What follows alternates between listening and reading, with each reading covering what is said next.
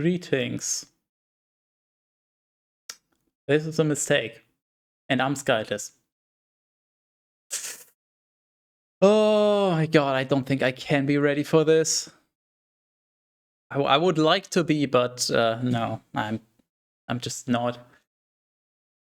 Just gonna sit here and stall for a little bit before I actually get into it.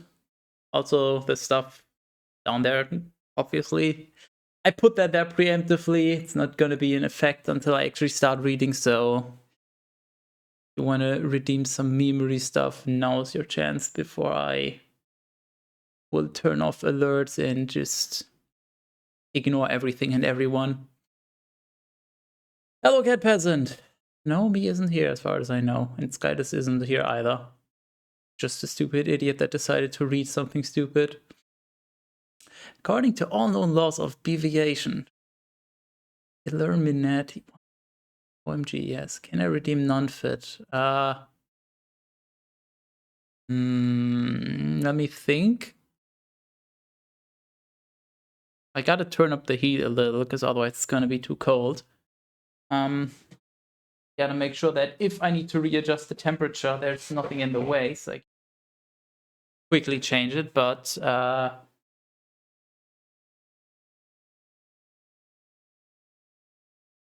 I don't see why not, so I guess.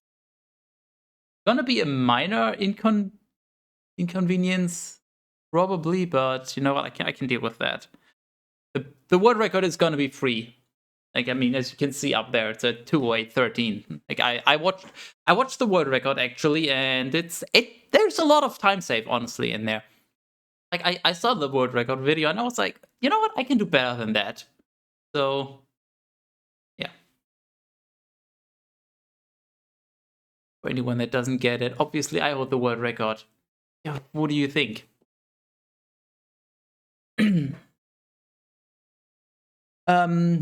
Well, let's see. Let's see what else I need to get out of the way. Yeah, so redemptions, do them now or you'll have to wait. Like, if you redeem something like a sound alert or something, it's just not going to trigger because I'm going to turn off the program, so you're wasting your points and there's no way I can refund, so get scammed, literally.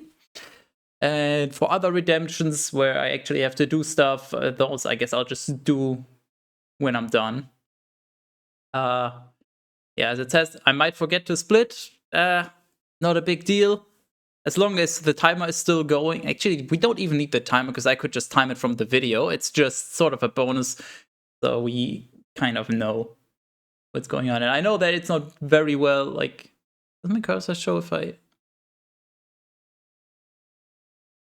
Yeah, my cursor shows. So, like, I know it's not very well readable, but I'm too lazy to adjust anything. It's just sort of a bonus, so get wrecked. Yeah, and also no alerts of anything, so I just don't want any distractions. Like, this is just gonna be pure reading. I'm not even gonna look at chat unless I maybe if I get confused. Oh my god. None, Pat.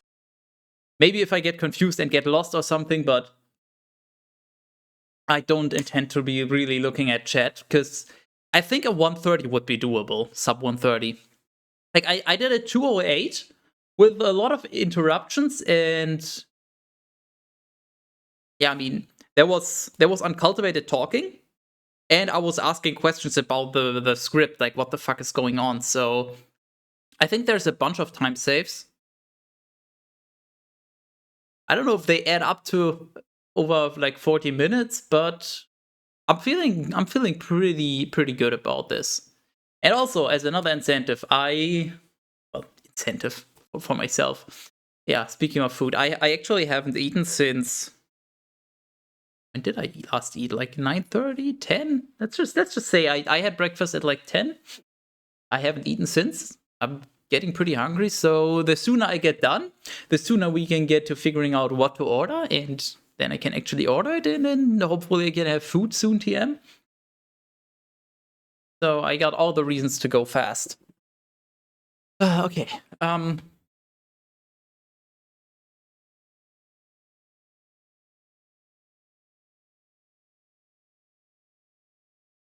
Okay, so turned up the heat a little, and I'm just gonna go and quickly convert to another religion.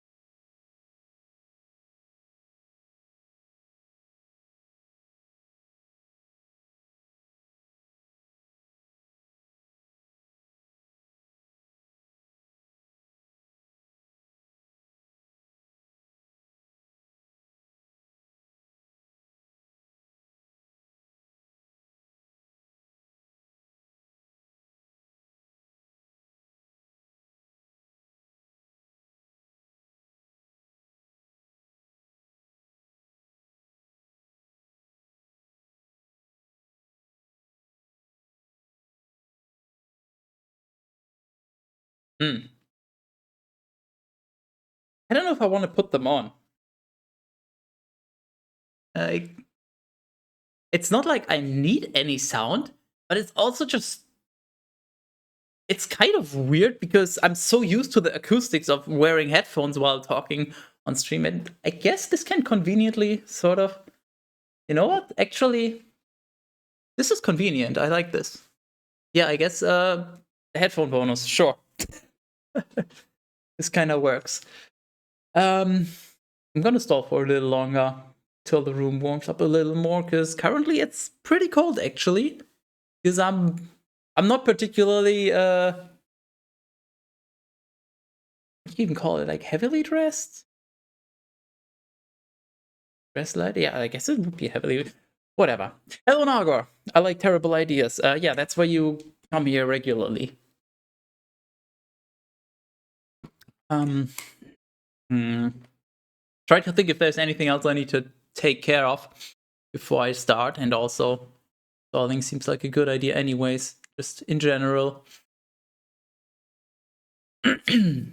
um, I also don't know if I want to zoom in on the script or not. I know that it's probably not very readable on stream. That's totally fine. I frankly don't really care. This is sort of just a bonus, so you know what I'm looking at. But if you want to read along, you know what?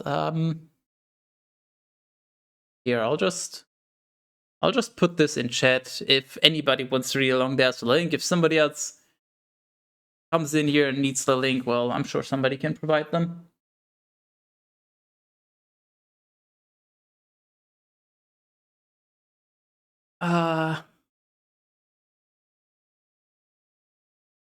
Hmm. Oh yeah, there's also a chance that like if I forget a split and then I want to skip a split and then I press the wrong button and then I just end up fucking up everything, and then I'll just like completely stop splitting from that point on maybe.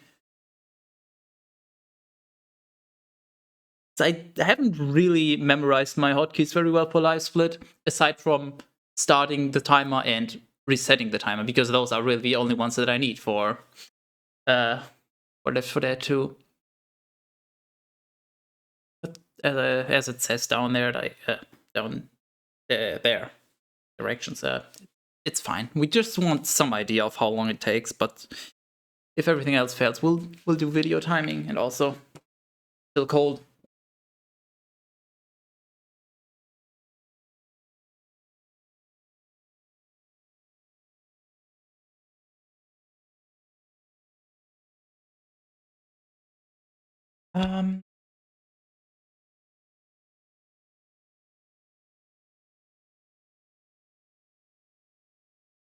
I think I'm ready. I don't want to be, but I think I am. Oh my god, my arm's fucking hurt.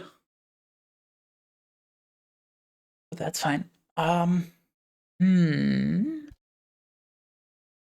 just gonna give it another minute of thinking or so, and then I guess we'll just start also.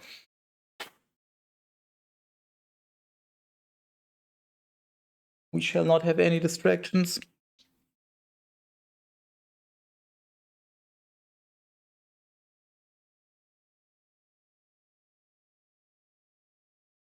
Oh yeah, also, I guess I should mention, when I'm done reading, I'm gonna figure out what type of pizza to order. So if you want a say in that, then you better be around when that happens. Although no promises that I'll actually like order what people want me to order, because I'm not gonna just order a pizza that contains stuff that I hate, because that's literally just wasting money and food. So there's no point in that. And to anyone who thinks that's a good idea, yeah, it's gonna be funny for about 1 minute, and then cool, we just wasted perfectly good food. So basically, we're gonna figure out what kind of pizza I'm gonna order, but it has to be something where that I think I can actually eat and enjoy. But other than that, I'll just sort of leave it up to anyone who's around then. Hello Nova, how's the script reading going? Not at all, fortunately. I'm still stalling. Because I don't want to start, and also it's kind of cold because somebody made me wear my amazing outfit. And, well, it's not particularly warm with this, so just waiting for the room to heat up a little more. I can be more comfortable when reading, but I think I'm good. I just looked at this. You know what? I'm gonna. Yes, I'm still stalling. Screw you. I'm gonna be better safe than sorry. I'm gonna refill this and then we can go.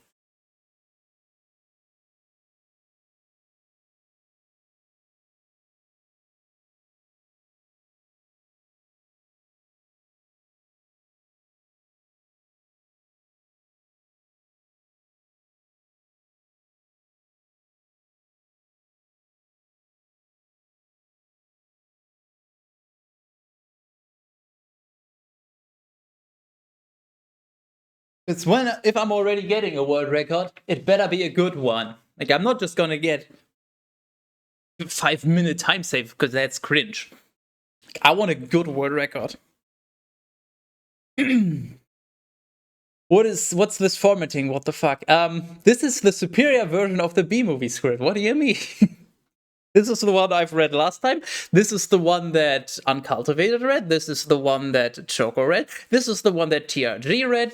This is the one that Egg read. And this is the one that Nova read. And, well, I think technically Leandra slightly reformatted it. But, yeah, basically this is the version that we've all read.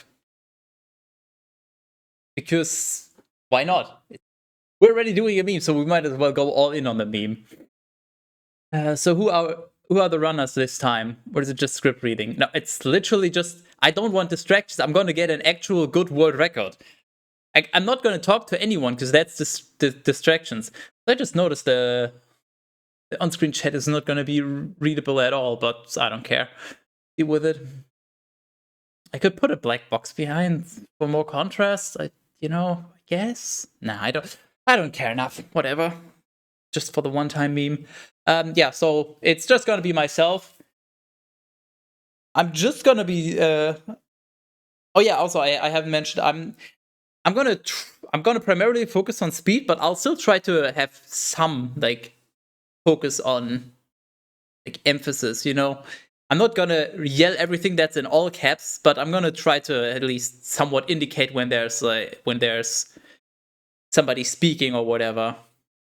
Instead of it, like, I'm not gonna be entirely monotonous with my reading, but primary focus is gonna be speed. And also, feel free, whoever wants to challenge this world record. You know, maybe you'll finish before me and get the world record before I do. Been there. Was so hard to read the whole script. I don't know what you mean. It only took me about 2 hours and 10 minutes. Don't regret. Put your phone on loud mode. Get wrecked. I already took care of it preemptively, and I already put it on silent mode. Yep. Because I don't want distractions. And you know what? I can also actually turn off all the Discord notifications. Everything. Is there a toggle to just turn off everything? Notifications. Do I? Okay, I guess I'll just turn them off individually. Incoming ring, I guess that one I need to. These. Yeah, I just need to remember to turn them on again at some point, but whatever. Okay, no distractions. Oh yeah, also time to turn off alerts. So I'll turn this program off and I will disable the alerts scene. So from now on, no more alerts. And if you redeem something, get scammed, basically. Unless it's something I can do later, but don't redeem stuff, you'll get scammed. Told you. I can't even refund you on that, by the way. There's literally no way. Because it's set to auto-complete. If you beat the record, I need to start training to beat it.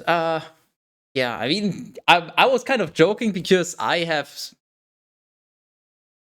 an advantage over most people because I actually read the Bible. So unlike many people nowadays, I kind of regularly read. So I'm good with that. And also lots of streaming, so lots of talking, and then also reading out Bible loud. So obviously I have an advantage here, but hey, I mean, I would like to see somebody actually challenge this world record that I'm about to get. Did it for the joke. Well, I hope that was worth your channel points.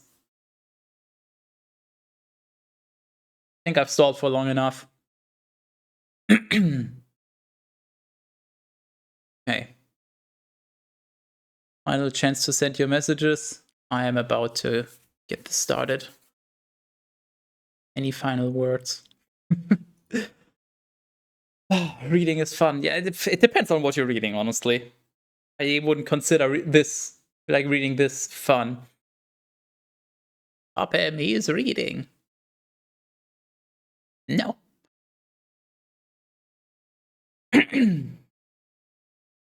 Okay, this is my split button. This is my reset. Skip split, undo split. Let's see. Oh, good thing I stalled. Amazing. I don't have any alerts. Hello, people. You came here at the perfect time. Quite literally. I was just about to start reading. I'll give you the quick rundown. This is the script of the B movie. With very nice formatting. I'm going to be reading this. The entirety of it. So, you know, this kind of tough to read, but you know what? You know what's even greater? I'm just gonna, so, you see, there's some text here, you don't need to read it, just you know, just take it in, and that's where it ends. I'm gonna be reading the entirety. I already did this once. As you can see up there, I have a PB of 2 hours, 8 minutes, 13 seconds.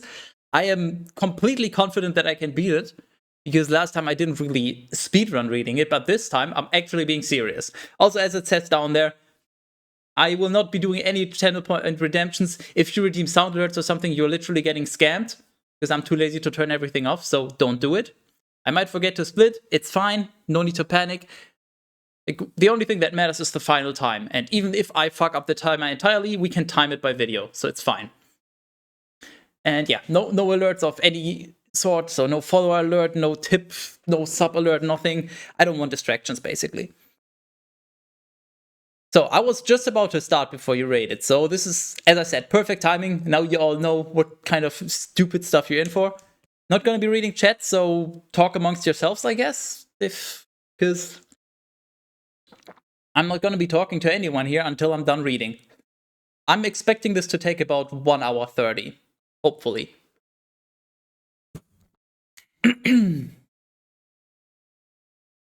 Okay, we start here. You're at for some fun. Let's see, in 30 minutes. I wish. I wish. The entire bee movie script. According to all known laws of aviation, there's no way that a bee should be able to fly. Its wings are too small to get its fat little body off the ground. The bee, of course, flies anyways, because bees don't care what humans think is impossible. Sequence 75. Intro to Barry. Interior Benson house. Day angle on. Sneakers on the ground. Camera pans up to reveal Benson's bedroom. Angle on. Barry's hand flipping through different sweaters in his closet. Barry. Yellow, black, yellow, black, yellow, black, yellow, black, yellow, black, yellow, black. Ooh, black and yellow. Angle on. Barry wearing the sweater he picked. Looking in the mirror. Barry continued, yeah, let's check it up a little. He picks up the black and yellow one. Then he goes to the sink. Takes the top of a container of honey and puts some honey into his hair. He squirts some in his mouth and gargles. Then he takes the lid off the bottle and rolls some on like deodorant. Cut to interior Benson house kitchen. Continues. Barry's mother, Janet Benson, yells up at Barry. Janet Benson, Barry, breakfast is ready. Cut to B-Movie JS Revisions 81307-1. Interior. Barry's room. Continues. Barry coming. SFX. Phone ringing. Barry's antennae vibrate as they ring like a phone. Barry's hands are wet. He looks around for a towel. Barry continued. Hang on a second. He wipes his hands on his sweater and pulls his antennae down to his ear and mouth. Barry continued. Hello? His best friend Adam Flayman on the other end. Adam. Barry. Adam? Adam, can you believe this is happening? Barry, can't believe it. I'll pick you up. Barry sticks his stinger in his sharpener. SFX, buzzing as his stinger is sharpened. He tests the sharpness with his finger. SFX, bing. Barry continued, looking sharp. Angle on. Barry hovering down the hall, sliding down the staircase banister. Barry's mom, Janet Benson, is in the kitchen. Janet Benson, Barry, why don't you use the stairs? Your father paid good money for those. B-Movie JS Revisions 81307-2. Barry, sorry, I'm excited. Barry's father, Martin Benson, enters. He's reading a newspaper with the headline, Queen gives birth to 1,000 tuplets. Resting comfortably. Martin Benson, here's the graduate. We are very proud of you, son. And a perfect report card. All B's. Janet Benson, mushing Barry's hair. Very proud. Barry, Ma, I've got a thing going on here. Barry readjusts his hair, starts to leave. Janet Benson, you've got some lint on your fuzz. She picks it off. Barry, ow, that's me. Martin Benson, wave to us. We'll be in row 118,000. Barry zips off. Barry, bye. Janet Benson, Barry, I told you, no, stop flying in the house. Cut to sequence 750. Driving to graduation. Exterior, B suburb. Morning, a garage door opens. Barry drives out in his car. B-Movie JS Versions 81307-3. Angle on. Barry's friend Adam Flayman, standing by the curb. He's reading a newspaper with the headline, Frisbee hits hive, internet down, B-stander. I heard a sound, and next thing I knew, whammo. Barry drives up, stops in front of Adam. Adam jumps in. Barry, hey Adam. Adam, hey Barry. Pointing at Barry's hair. Is that fuzz gel? Barry, a little. It's a special day. Finally graduating. Adam, I never thought I'd make it. Barry, yeah. 3 days of grade school, 3 days of high school. Adam, those were so awkward. Barry, 3 days of college. I'm glad I took off 1 day in the middle and just hitchhiked around the hive. Adam, you did come back different. They drive by a bee who's jogging. Artie, hi Barry. Barry to a bee pedestrian. Hey Artie, growing a mustache? Looks good. Barry and Adam drive from the suburbs into the city. Adam, hey, did you hear about Frankie? B-Movie JS Revisions 81307-4. Barry, yeah, Adam, you going to his funeral? Barry, no, I'm not going to his funeral. Everybody knows you sting someone, you die. You don't waste it on a squirrel. He was such a hothead. Adam, yeah, I guess he could have just gotten out of the way. The drive-through a loop-de-loop. Barry and Adam. Whoa, woo, wee. Adam, I love this incorporating the amusement park into our regular day. Barry, I guess that's why they say we don't need vacations. Cut to sequence 95. Radiation exterior ceremony continuous. Barry and Adam come to a stop. They exit the car and fly over the crowd to their seats. Barry, graduation ceremony. Boy, quite a bit of pomp under the circumstances. They land in their seats. Barry continued, well, Adam, today we are men. B-Movie Jazz Revenge 813-075. Adam, we are. Barry, B-Man. Adam, Amen. Barry, hallelujah. Barry hits Adam's forehead. Adam goes into the rapture. An announcement comes over the PA. Announcer, VO. Students, faculty, distinguished bees, please welcome Dean Buswell. Angle on. Dean Buswell steps up to the podium. The podium has a sign that reads, welcome graduating class with a train station style flipping number. Buswell. Welcome New Hive City graduating class of. The numbers on the podium changed to 915. Buswell continued, 915. He clears his throat. And that concludes our graduation ceremonies. And begins your career at Honix Industries. Barry, are we going to pick our job today? Adam, I heard that's just orientation. The rows of chairs change in transformer-like mechanical motion to Universal Studios type tour trams. Buswell walks off stage. Barry re-trammed war. Heads up. Here we go. B-Movie Jazz Revisions 813-076. Sequence 125. Factory. Female voice. VO. Keep your hands and antennas inside the tram at all times. In Spanish, dejen las manos y antenas adentro del tram a todos tiempos. Barry, I wonder what it's going to be like. Adam, a little scary. Barry shakes Adam. Barry and Adam. The tram passes under signs reading Honix, a division of Honesco, a part of the Hexagon Group. Trudy, welcome to Honix, a division of Honesco, and a part of the Hexagon Group. Barry, this is it. The Honix door opens. The Honix doors open, revealing the factory. Barry continued, wow, Trudy, we know that you, as a bee, have worked your whole life to get to the point where you can work for your whole life. Honey begins when our valiant pollen jocks bring the nectar to the hive, where our top secret formula is automatically color corrected, scent adjusted, and bubble contoured into this. Trudy grabs a test tube of honey from a technician. B-Movie J's Revisions 813-077. Trudy continued, soothing sweet syrup with its distinctive golden glow. You all know as everyone on the tram, like in unison, Honey. Trudy flips the flask into the crowd and laughs as they scramble for it. Angle on, a girl bee catching the honey. Adam Soto, that girl was hot. Adam Soto, she's my cousin. Adam, she is. Barry, yes, we're all cousins. Adam, you're right. Trudy, at Honix, we also constantly strive to improve every aspect of bee existence. These bees are stress testing a new helmet technology. Angle on, a stunt bee in a helmet, getting hit with a newspaper, then a shoe, then a fly swatter. He gets up and gives a thumbs up. The radiation bees applaud. Adam, stunt bee, what do you think he makes? Barry, not enough. Trudy, and here we have our latest advancement, the Krellman. B-Movie J's Revisions 813-078. Barry, wow. Wait, where the fuck was it? Wow, what does that do? Trudy catches the little strand of honey that hangs after you pour it. Saves us millions. Angle on the Krellman machine. Bees with hand-shaped heads on, rotating around the wheel to catch drips of honey.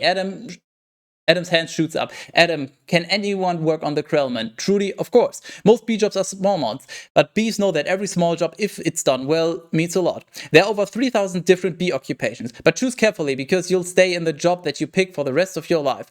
The bees cheer. Angle on. Barry's smile dropping slightly. Barry, the same job for the rest of our lives? I didn't know that. Adam, what's the difference? Trudy, and you'll be happy to know that bees as a species haven't had one day off in 27 million years. Barry, so you'll just work us to death? Trudy laughing, we'll sure try. Everyone laughs, except Barry. B-Movie JS Revisions 813-079. The tram drops like a long flume type steep drop. Tram drops a log flume type steep drop. Cameras flash as all the bees throw up their hands. The frame freezes into a snapshot. Barry looks concerned. The tram continues through two doors. Form dissolved to sequence 175. Walking the hive. Interior, Honix, lobby, angle on. The log flume photo. As Barry looks at it. Adam, wow, that blew my mind. Barry, annoyed, what's the difference? Adam, how could you say that? One job forever? That's an insane choice to make. Adam, well, I'm relieved. Now we only have to make one decision in life. Barry, but Adam, how could they never have told us that? Adam, Barry, why would Why would you question anything? We're beasts. We're the most perfectly functioning society on Earth. They walk by a newspaper stand with a sandwich board reading Bee goes berserk, stings 7 then self. Angle on, a bee filling his car gas tank with from a honey pump. He fills his car some, then takes a swig for himself. Newspaper bee to the bee guzzling gas. Hey! Barry and Adams begin to cross the street. B-Movie JS Revisions 8-13-07-10. Barry, yeah, but Adam, did you ever think that maybe things work a little too well around here? They stop in the middle of the street. The traffic moves perfectly around them. Adam, like what? Give me one example. Barry thinks, I don't know, but you know what I'm talking about. They walk off. Sequence 400. Meet the jocks. SFX. The sound of pollen jocks. Pan down from the Honex statue. J-Gate announcer, please clear the gate. Royal Nectar Force is on approach. Royal Nectar Force is on approach. Barry, wait a second. Check it out. Hey, those are pollen jocks. Adam, wow. 4 patrol bees fly in through the hive's giant gothic entrance. The patrol bees are wearing fighter pilot helmets with black visors. Adam continued, I've never seen them this close. Barry, they know what it's like to go outside the hive. Adam, yeah, but some of them don't come back. B-Movie JS Revisions 8-13-07-11. The nectar from the pollen jocks is removed from their backpacks and loaded into trucks on their way to Honex. A small crowd forms around the patrol bees. Each one has a pit crew that takes their nectar. Ludo Duca hurries a pit crew along. Ludo Duca, you guys did great. You're monsters. You're sky freaks. I love it. Schoolgirls are jumping up and down and squealing nearby. Barry, I wonder where those guys have just been. Adam, I don't know. Barry, their day's not planned. Outside the hive, flying who knows where, doing who knows what. Adam, you can't just decide one day to be a pollen jock. You have to be bred for that. Barry, right. Pollen jocks cross in close proximity to Barry and Adam. Some pollen falls off onto Barry and Adam. Barry continued, look at that. That's more pollen than you and I will ever see in a lifetime. Adam playing with the pollen. It's just a status symbol. I think bees make too big a deal out of it. Barry, perhaps. Unless you're wearing it, the ladies see you wearing it. Angle on 2 girl bees. B-Movie JS Revisions 8-13-07-12. Adam, those ladies, aren't they our cousins too? Barry, distant. Angle on 2 pollen jocks. Jackson, look at these two. Look at these two. Splits couple of hive Harrys. Jackson, let's have some fun with them. The pollen jocks approach. Barry and Adam continue to talk to the girls.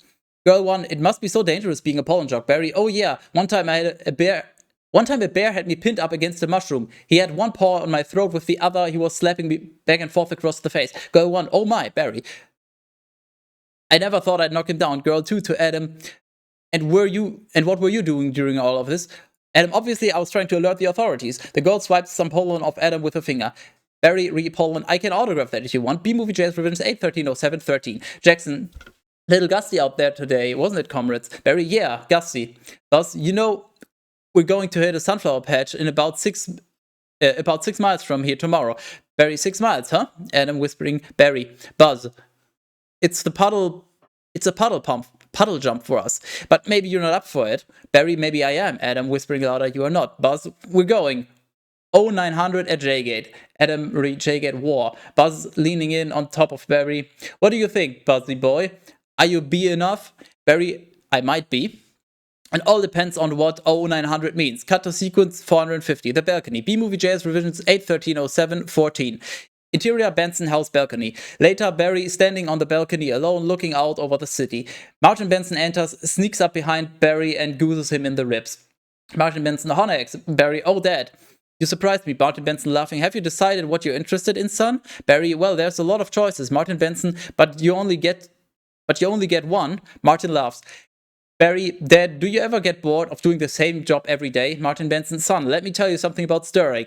Making the stirring motion. You grab that stick and you just move it around and you stir it around and you get yourself into a rhythm. A beautiful thing.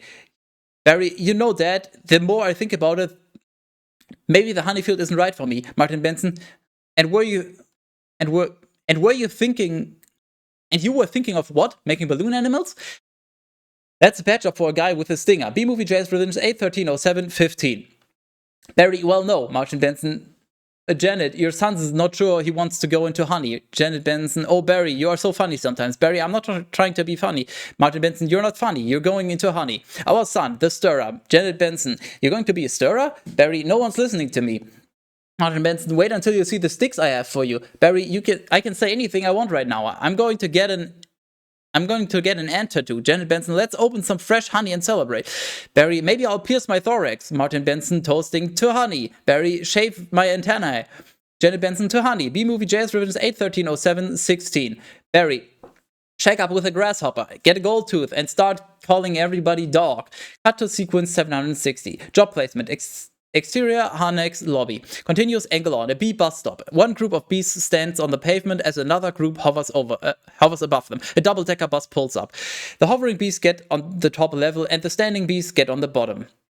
Barry and Adam pull up outside of Harnex. Adam, I can't believe we're starting work today. Barry, today's the day. Adam jumps out of the car. Adam, OC, come on. All the good jobs will be gone. Barry, yeah, right. Angle on. A board reading job placement board. Buswell, the B processor, is at the counter. Another B applicant, Sandy Shrimpkin, is exiting. Sandy Shrimpkin, is it still available? Buswell, hang on. He looks at changing numbers on the board. 2 left, and one of them's yours. Congratulations. Son, step to the side, please. B-Movie JS Revisions 8130717. Sandy Shrimpkin. Yeah, Adam. To Sandy. Yeah, Adam to Sandy leaving. What did you get? Sandy Shrimpkin picking the crud out. That is stellar. Adam, wow. Buswell to Adam and Barry. Couple of newbies. Adam, yes, sir. Our first day. We are ready. Buswell, well, step up and make your choice. Angle on. A chart listing the different sectors of Honix. Heating, cooling, viscosity, Krellman, pollen counting, stunt bee, pouring, stirrer, humming, regurgitating, front desk, hair removal, inspector number 7, chef. Lint coordinator, stripe supervisor, antennae, ball polisher, mite wrangler, swatting counselor, wax honey, wing brusher, hive keeper, restroom attendant. Adam to Barry, you want to go first? Barry, no, you go. Adam, oh my, what's available? Buswell, restroom attendant is always open, and not for the reasons you think. Adam, any chance of getting onto the Krellman, sir? Buswell, sure, you're on. B-Movie JS Revenge 8130718. He plops the Krellman head onto Adam's head. Angle on the job board. The columns read occupation, positions, available, and status. The middle column has numbers, and the right column has job openings flipping between open, pending, and closed. Buswell continued, oh, I'm sorry. The Krellman just closed. Adam, oh. He takes the head of Adam. Buswell, wax monkeys always open. The Krellman goes from closed to open. Buswell continue, and the Krellman just opened up again. Adam, what happened? Buswell, well, whenever a bee dies, there's an opening. Pointing at the board, see that? He's dead. Dead. And another dead one. Daddy, deadified, 2 more dead. Dead from the neck up, dead from the neck down. But that's life. Angle on Barry's disturbed expression. Adam feeling pressure to decide. Oh, this is so hard.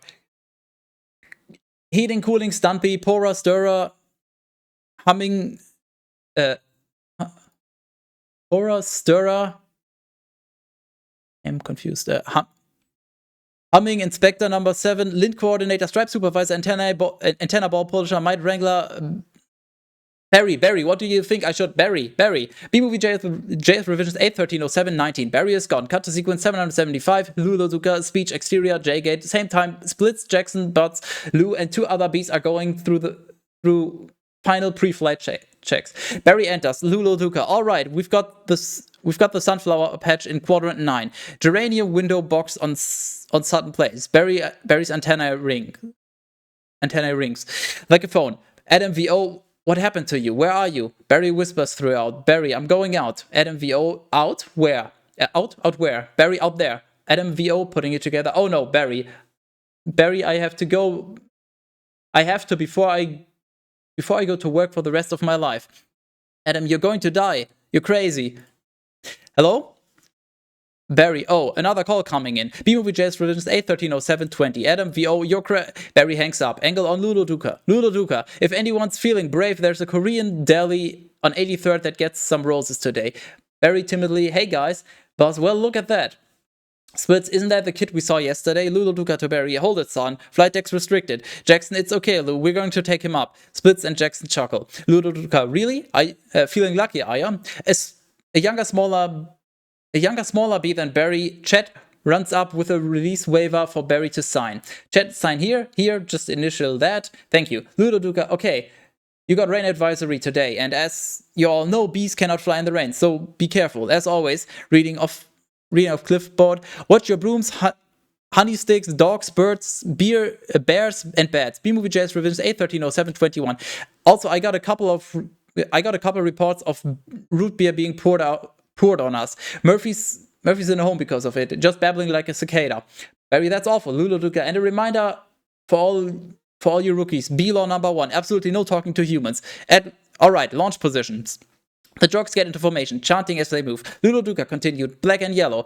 Jogs, hello, splits to Barry. Are you ready for this, hotshot? Barry, yeah, bring it on. Barry nods, terrified. Buzzwind, check. Jog 1, antennae, check. Jog 2, nectar pack, check. Jackson, wings, check. Splits, stinger, check. Barry, scared out of my shorts, check. Lulu Duca, okay, ladies, let's move it out. Everyone flips their goggles down. Pit crew bees crank their wings and remove the starting blocks. We hear loud humming. B-Movie JS Revisions 8/13/07/22.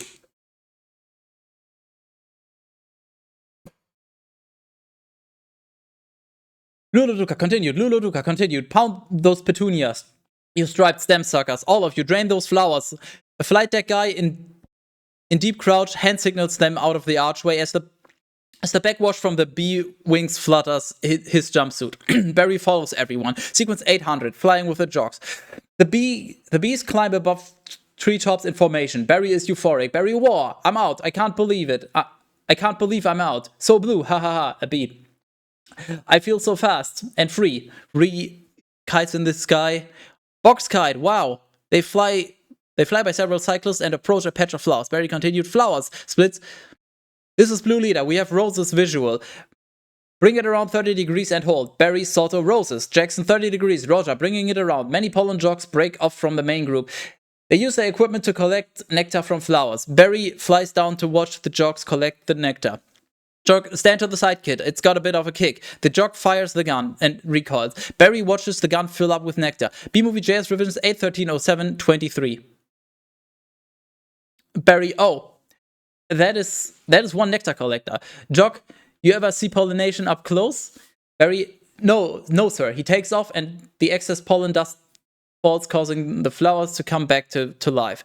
Jog, as he pollinates, I pick up some pollen over here and sprinkle it over here. Maybe a dash over there. Pinch on that one. See that? It's a little bit of magic, ain't it? The flowers perk up as he pollinates. Barry, wow, that's amazing. Why do we do that? Jog, that's pollen power, kid. More pollen, more flowers, more nectar, more honey for us. Barry, cool. The Jog winks at Barry. Barry rejoins the other Jogs in the sky. They swoop in over a pond, kissing the surface. We see their image reflected in the water. They're really moving. They fly over a fountain. But I'm picking up a lot. I'm picking up a bright yellow. Could be daisies. What the fuck? Why is there water here? Oh no. Could be daisies. Don't we need those? Splits, copy that visual. We see what appear to be yellow flowers on a green field. B-Movie JS Revisions 8/13/07/24. They go into a deep bank and dive. Buzz, hold on. One of these flowers seems to be on the move. Splits, say again, are you reporting a moving flower? Buzz, affirmative. Sequence 900, tennis game. The pollen Jogs land. It is a tennis court with dozens of tennis balls. A couple, Vanessa and Ken, plays tennis. The bees land right in the midst of a group of balls. Ken, OC, that was on the line. The other bees start walking around amongst the immense yellow globes. Splits, this is the coolest. What is it? They stop at a ball on a white line and look up at it. Jackson, I don't know, but I'm loving this color. Splits, smelling the tennis ball. Smells good. Not like a flower, but I like it. Jackson, yeah, fuzzy. Buzz, chemically. Jackson, careful guys. It's a little grabby. Barry lands on the ball and bees start walking and collapses. B-Movie JS Revisions 8/13/07/25. Barry, oh my sweet Lord of Bees. Jackson, hey Candy Brain, get off there. Barry attempts to pull his leg off, but they stick. Barry, problem, a tennis shoe and a hand enter frame. They pick up the ball with Barry underneath it. Barry continued, guys, Boss, this could be bad. Jackson, affirmative. Vanessa walks back to the service line, bounces the ball. Each time it bounces, the other bees cringe and gasp. Angle on. Barry, terrified. Pure dumb luck. He's not getting squished. Barry, with each bounce, very close. Gonna hurt. Mama's little boy. Spits. You're way out of position, rookie. Angle on. Vanessa serving. We see Barry and the ball up against the racket as she brings it back. She tosses the ball into the air. Barry's eyes widen. The ball is struck and the rally is on. Ken coming in at you like a missile. Amazing.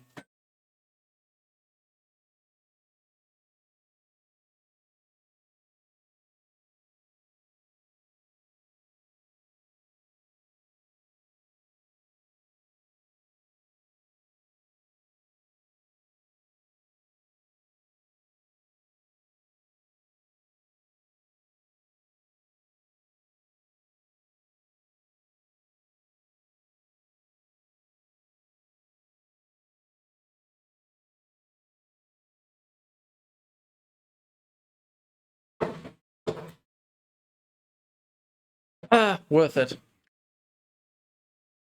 I have acquired food. Where the fuck was I? Fuck. I was somewhere around here. But I'm lucky he's not getting squashed. Barry with each bounce. Nope, I was already there. Fuck. Vanessa serving. We see Barry and the ball up against the wreckage as she brings it up. She tosses the ball into the air. Barry's eyes widen. The ball is struck and the rally is on. Ken coming in at you like a missile. Ken hits the ball. Barry feels the G-forces. Angle on. The Pollen jogs watching Barry pass by them in slow motion. B-Movie JS Revisions 8/13/07/26. Barry in slow motion, help me, Jackson. You know, I don't think these are flowers. The splits. Should we tell him? Jackson, I think he knows. Barry OS, what is this? Vanessa hits a high arcing lob. Ken waits, poised for the return. We see Barry having trouble maneuvering the ball from fatigue. Ken overly confident, match point, angle on. Ken running up. He has a killer look in his eyes. He's going to hit the ultimate overhead smash. Ken continued. You can start packing up, honey, because I believe you are about to eat it. Angle on, Pollen jacks. Jackson, ahem. Ken is distracted by the jog. Ken, what? No, he misses badly. The ball rockets into oblivion. Barry still hanging on, angle on, Ken berating himself. Ken continued, oh, you cannot be serious. We hear the ball whistling and Barry screaming. B-Movie JS Revisions 8/13/07/27. Barry Yowza, sequence 1000, SUV. The ball flies through the air and lands in the middle of the street. It bounces into the street again and sticks in the grill of an SUV. Interior car engine. Continues Barry's POV. The grill of the SUV sucks him up. He tumbles through a black tunnel whirling vanes and pistons. Barry, Barry gets chilled by the AC system and sees a frozen grasshopper. Barry continued, grasshopper, ew, gross. Cut to interior, car continues. The car is packed with a typical suburban family. Mother, father, 8-year-old boy, little girl in a car seat, and a grandmother. A big slobbery dog is behind a gate. Barry pops into the passenger compartment, hitting the mother's magazine.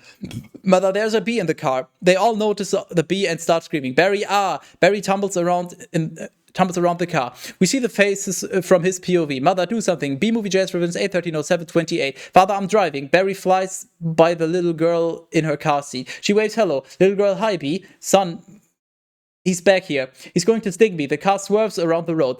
Barry flies into the back, where the slobbering dog snaps at him. Barry deftly avoids the jaws and grows flying spittle. Mother, nobody move. If you don't move, he won't sting you. Freeze! Everyone in the car freezes. Barry freezes. They stare at each other, eyes going back and forth, waiting to see who will make the next move. Barry blinks. Granny, he blinked. Granny pulls out a can of hairspray. Son, spray him. Son, spray him, Granny. Granny sprays the hairspray everywhere. Father, what are you doing? Granny, it's hairspray. Extra hold. Mother, kill it. Barry gets sprayed back by the hairspray, then sucked out of the sunroof. Cut to B-Movie JS Revenge 8/13/07/29. Exterior City Street continues. Barry, wow, the tension levels out there is unbelievable. I've got to get home. As Barry flies down the street, it starts to rain. He nimbly avoids the rain at first. Barry continued, whoa, I can't fly in the rain. Can't fly in the rain. Can't fly in the rain. Can't fly in. A couple of drops hit him. His wings go limp and he starts falling. Barry continued, mayday, mayday. B going down. Barry sees a window ledge and aims for it and just makes it. Shivering and exhausted, he crawls into an open window and as it closes. Sequence 1100. Vanessa saves Barry. Interior Vanessa's apartment continues. Inside the window, Barry shakes off the rain like a dog. Vanessa, Ken, Andy, and Anna enter the apartment. Vanessa, can you close the window, please? Ken, huh? Oh, to Andy, hey, check out my new resume. I made it into a fold-out brochure. You see, it folds out. Ken holds up his brochure with photos of himself and the resume in the middle. Angle on, Barry hiding behind the curtains as Ken closes the window. B-Movie JS Revisions 8130730. Barry, oh no, more humans. I don't need this. Barry hovers up into the air, then throws himself into the glass. Barry continued, dazed. Ow, what was that? He does it again, and then multiple more times. Barry continued, maybe this time. Barry jumps onto the drapes. Barry continued, out of breath. Drapes, then re-glass. That is diabolical. Ken, it's fantastic. It's got all my special skills, even my top 10 favorite movies. Andy, what's your number one? Star Wars? Ken, I don't go for that. Makes Star Wars noises, kind of stuff. Angle on Barry. Barry, no wonder we're not supposed to talk to them. They're out of their minds. Ken, when I walk out of a job interview, they're flabbergasted. They can't believe the things I say. Barry looks around and sees a light bulb fixture in the middle of the ceiling. B-Movie JS Revisions 8130731. Barry, light bulb. Oh, there's the sun. Maybe that's a way out. Barry takes off and heads straight for the light bulb. His POV. The 75-watt label grows as he gets closer. Barry continued, I don't remember the sun having a big 75 on it. Barry hits the bulb and is knocked silly. He falls into a bowl of guacamole, holy shit. Andy dips his chip in the guacamole and taking Barry with it. Angle on Ken and Andy. Ken, I'll tell you what. You know what? I predicted global warming. I could feel it getting hotter. At first, I thought it was just me. Barry's POV, giant human mouth opening. Ken continued, wait, stop, B! Anna, kill it. They all jump up from their chairs. Andy looks around for something to use. Ken comes in for the kill with a big Timberland boot on each hand. Ken, stand back. These are winter boots. Vanessa enters and stops Ken from squashing Barry. Vanessa grabs Ken's arm. Wait, don't kill him. Close up on Barry's puzzled face. Ken, you know I'm allergic to them. This thing could kill me. B-Movie JS Revisions 8130732. Vanessa, why does his life have any less value than yours? She makes a glass tumbler and places it over Barry. Ken, why does his life have any less value than mine? Is that your statement? Vanessa, I'm just saying, all life has value. You don't know what he's capable of feeling. Barry looks up through the glass and watches this conversation, astounded. Vanessa rips Ken's resume in half and slides it under the glass. Ken, wistful, my brochure. There's a moment of eye contact as she carries Barry out to the window. She opens it and sets him free. Vanessa, there you go, little guy. Ken, OC, I'm not scared of them, but you know, it's an allergic thing. Ken, OC, hey, why don't you put that on your resume brochure? Ken, OC, it's not funny. My whole face would puff up. Andy, OC, make it one of your special skills. Ken, OC, you know, knocking someone out is also a special skill. Cut to B-Movie JS Revisions 8130733. Exterior window sill continues. Barry stares over the window frame. He can't believe what's just happened. It is still raining. Dissolve to sequence 1200. Barry speaks. Exterior window sill later. Barry is still staring through the window. Inside, everyone's saying their goodbyes. Ken, Vanessa, next week? Your good night? Vanessa, yeah, sure, Ken. You know, whatever. Ken, you can put carob chips on there. Vanessa, good night. Ken, as he exits, supposed to be less calories or something. Vanessa, bye. She shuts the door. Vanessa starts cleaning up. Barry, I've got to say something. She saved my life. I've got to say something. All right, here it goes. Barry flies in. B-Movie JS Revisions 8130734. Interior Vanessa's apartment continues. Barry hides himself on different products placed along the kitchen shelves. He hides on a Bumblebee tuna can and a Greetings from Coney Island Muscleman postcard on the fridge. Barry on the fridge, what would I say? Landing on a bottle, I could really get in trouble. He stands looking at Vanessa. Barry continued, it's a B-law. You're not supposed to talk to a human. I can't believe I'm doing this. I've got to. Oh, I can't do it. Come on. No, yes, no, do it. I can't. How should I start it? You like jazz? No, that's no good. Here she comes. Speak, you fool. As Vanessa walks by, Barry takes a deep breath. Barry continued, cheerful, hi. Vanessa drops a stack of dishes and hops back. Barry continued, I'm sorry. Vanessa, you're talking. Barry, yes, I know. Vanessa, you're talking. Barry, I know. I'm sorry. I'm so sorry. Vanessa, it's okay. It's fine. It's just, I know I'm dreaming, but I don't recall going to bed. B-Movie JS Revisions 8130735. Barry, well, You know, I'm sure this is very disconcerting. Vanessa, well, yeah, I mean, this is a bit of a surprise to me. I mean, you're a B. You're a B. Barry, yeah, I'm a B. And you know, I'm not supposed to be doing this, but they were all trying to kill me if it wasn't for you. I mean, I had to thank you. It's just the way I was raised. Vanessa intentionally jabs her hand with a fork. Vanessa, ow. Barry, that was a little weird. Vanessa to herself, I'm talking to a bee. Barry, yeah. Vanessa, I'm talking to a bee. Barry, anyway. Vanessa, and the bee is talking to me. Barry, I just want you to know that I'm grateful, and I'm going to leave now. Vanessa, wait. How did you learn to do that? Barry, what? B-Movie JS versions 8.13.07.36. Vanessa, the talking thing. Barry, the same way you did, I guess. Mama, Dada, honey, you pick it up. Vanessa, that's very funny. Barry, yeah, bees are funny. If we didn't laugh, we'd cry with what we have to deal with. Vanessa laughs. Barry continued, anyway. Vanessa, can I get you something? Barry, like what? Vanessa, I don't know. I mean, I don't know. Coffee. Barry, well, I don't want to put you out. Vanessa, it's no trouble. Barry, unless you're making anyway. Vanessa, oh, it takes 2 minutes. Barry, really?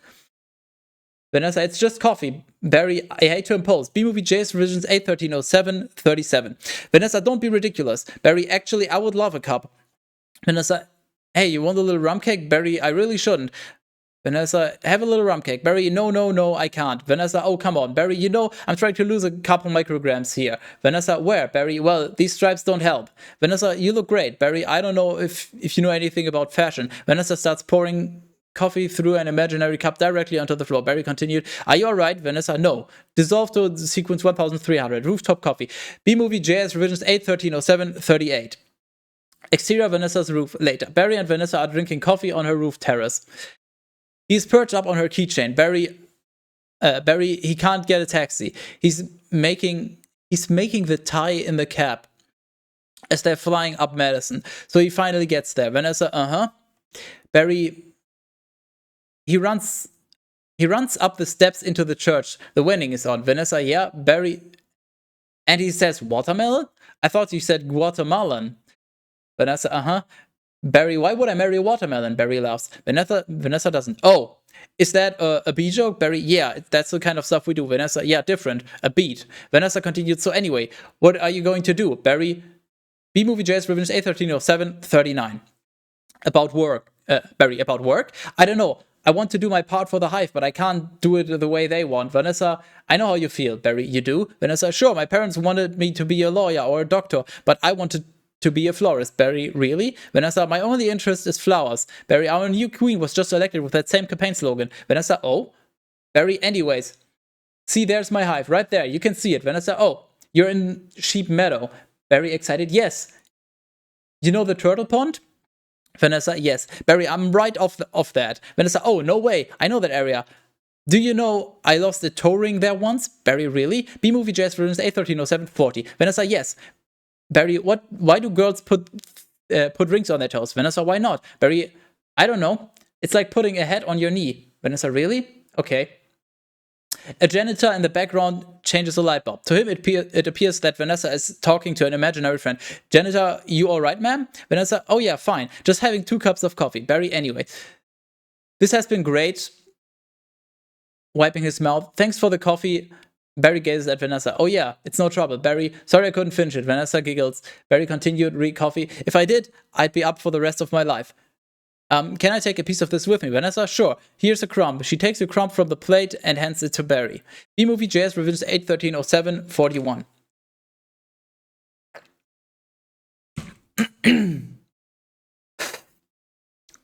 Barry, a little dreamy. Oh, thanks. Vanessa, yeah. That was an awkward pause. Barry, all right, well then. Well then, I guess I'll see you around, or not. Vanessa, okay, Barry. Barry, and thank you so much again for before. Vanessa, oh, that? Barry, yeah. Vanessa, oh, that was nothing. Barry, well, not nothing, but anyway. Vanessa extends her hand and shakes Barry's gingerly. The janitor watches the light bulbs short out. The janitor falls. Cut to sequence 1400. Hanex interior, Hanex building. Next day angle on a test bee wearing a parachute in a wind tunnel, hovering through increasingly heavy winds. Signs under a flashing light read test in progress and hurricane survival test. 2 bees in a lab coat are observing behind the glass. B-Movie JS revisions 8.13.07.42. Lab coat B1. This can't possibly work. Lab coat B2. Well, he's all set to go. So we may as well He's all set to go. May as well try it. We may as well try it. Holy shit. Into the mic. Okay, Dave, pull the chute. The test B opens his parachute. He's instantly blown against the rear wall. Adam and Barry enter. Adam, sounds amazing. Barry, oh, it was amazing. It was the scariest and happiest moment of my life. Adam, humans. I can't believe you were with humans. Giant scary humans. What were they like? Barry, huge and crazy. They talk crazy. They eat crazy giant things. They drive around real crazy. Adam, and do they try to kill you like on TV? Barry, some of them, but some of them don't. Adam, how'd you get back? Barry, poodle. Adam, look, you did it. And I'm glad. You saw whatever you wanted to see out there, and you had your experience, and now you're back. You can pick out your job, and everything can be normal. B-Movie JS Revisions 8130743. Angle on lab bees examining a candy corn through a microscope. Barry, well. Adam, well. Barry, well. I met someone. Adam, you met someone. Was she beeish? Barry, Adam, not a wasp. Your parents will kill you. Barry, no, not a wasp. Adam, spider. Barry, you know I'm not attracted to spiders. I know everyone else, I know to everyone else it's like the hottest thing with the 8 legs and all. I can't get by that face. Barry makes a spider face. Adam, so who is she? Barry, she's a human. Adam, oh no.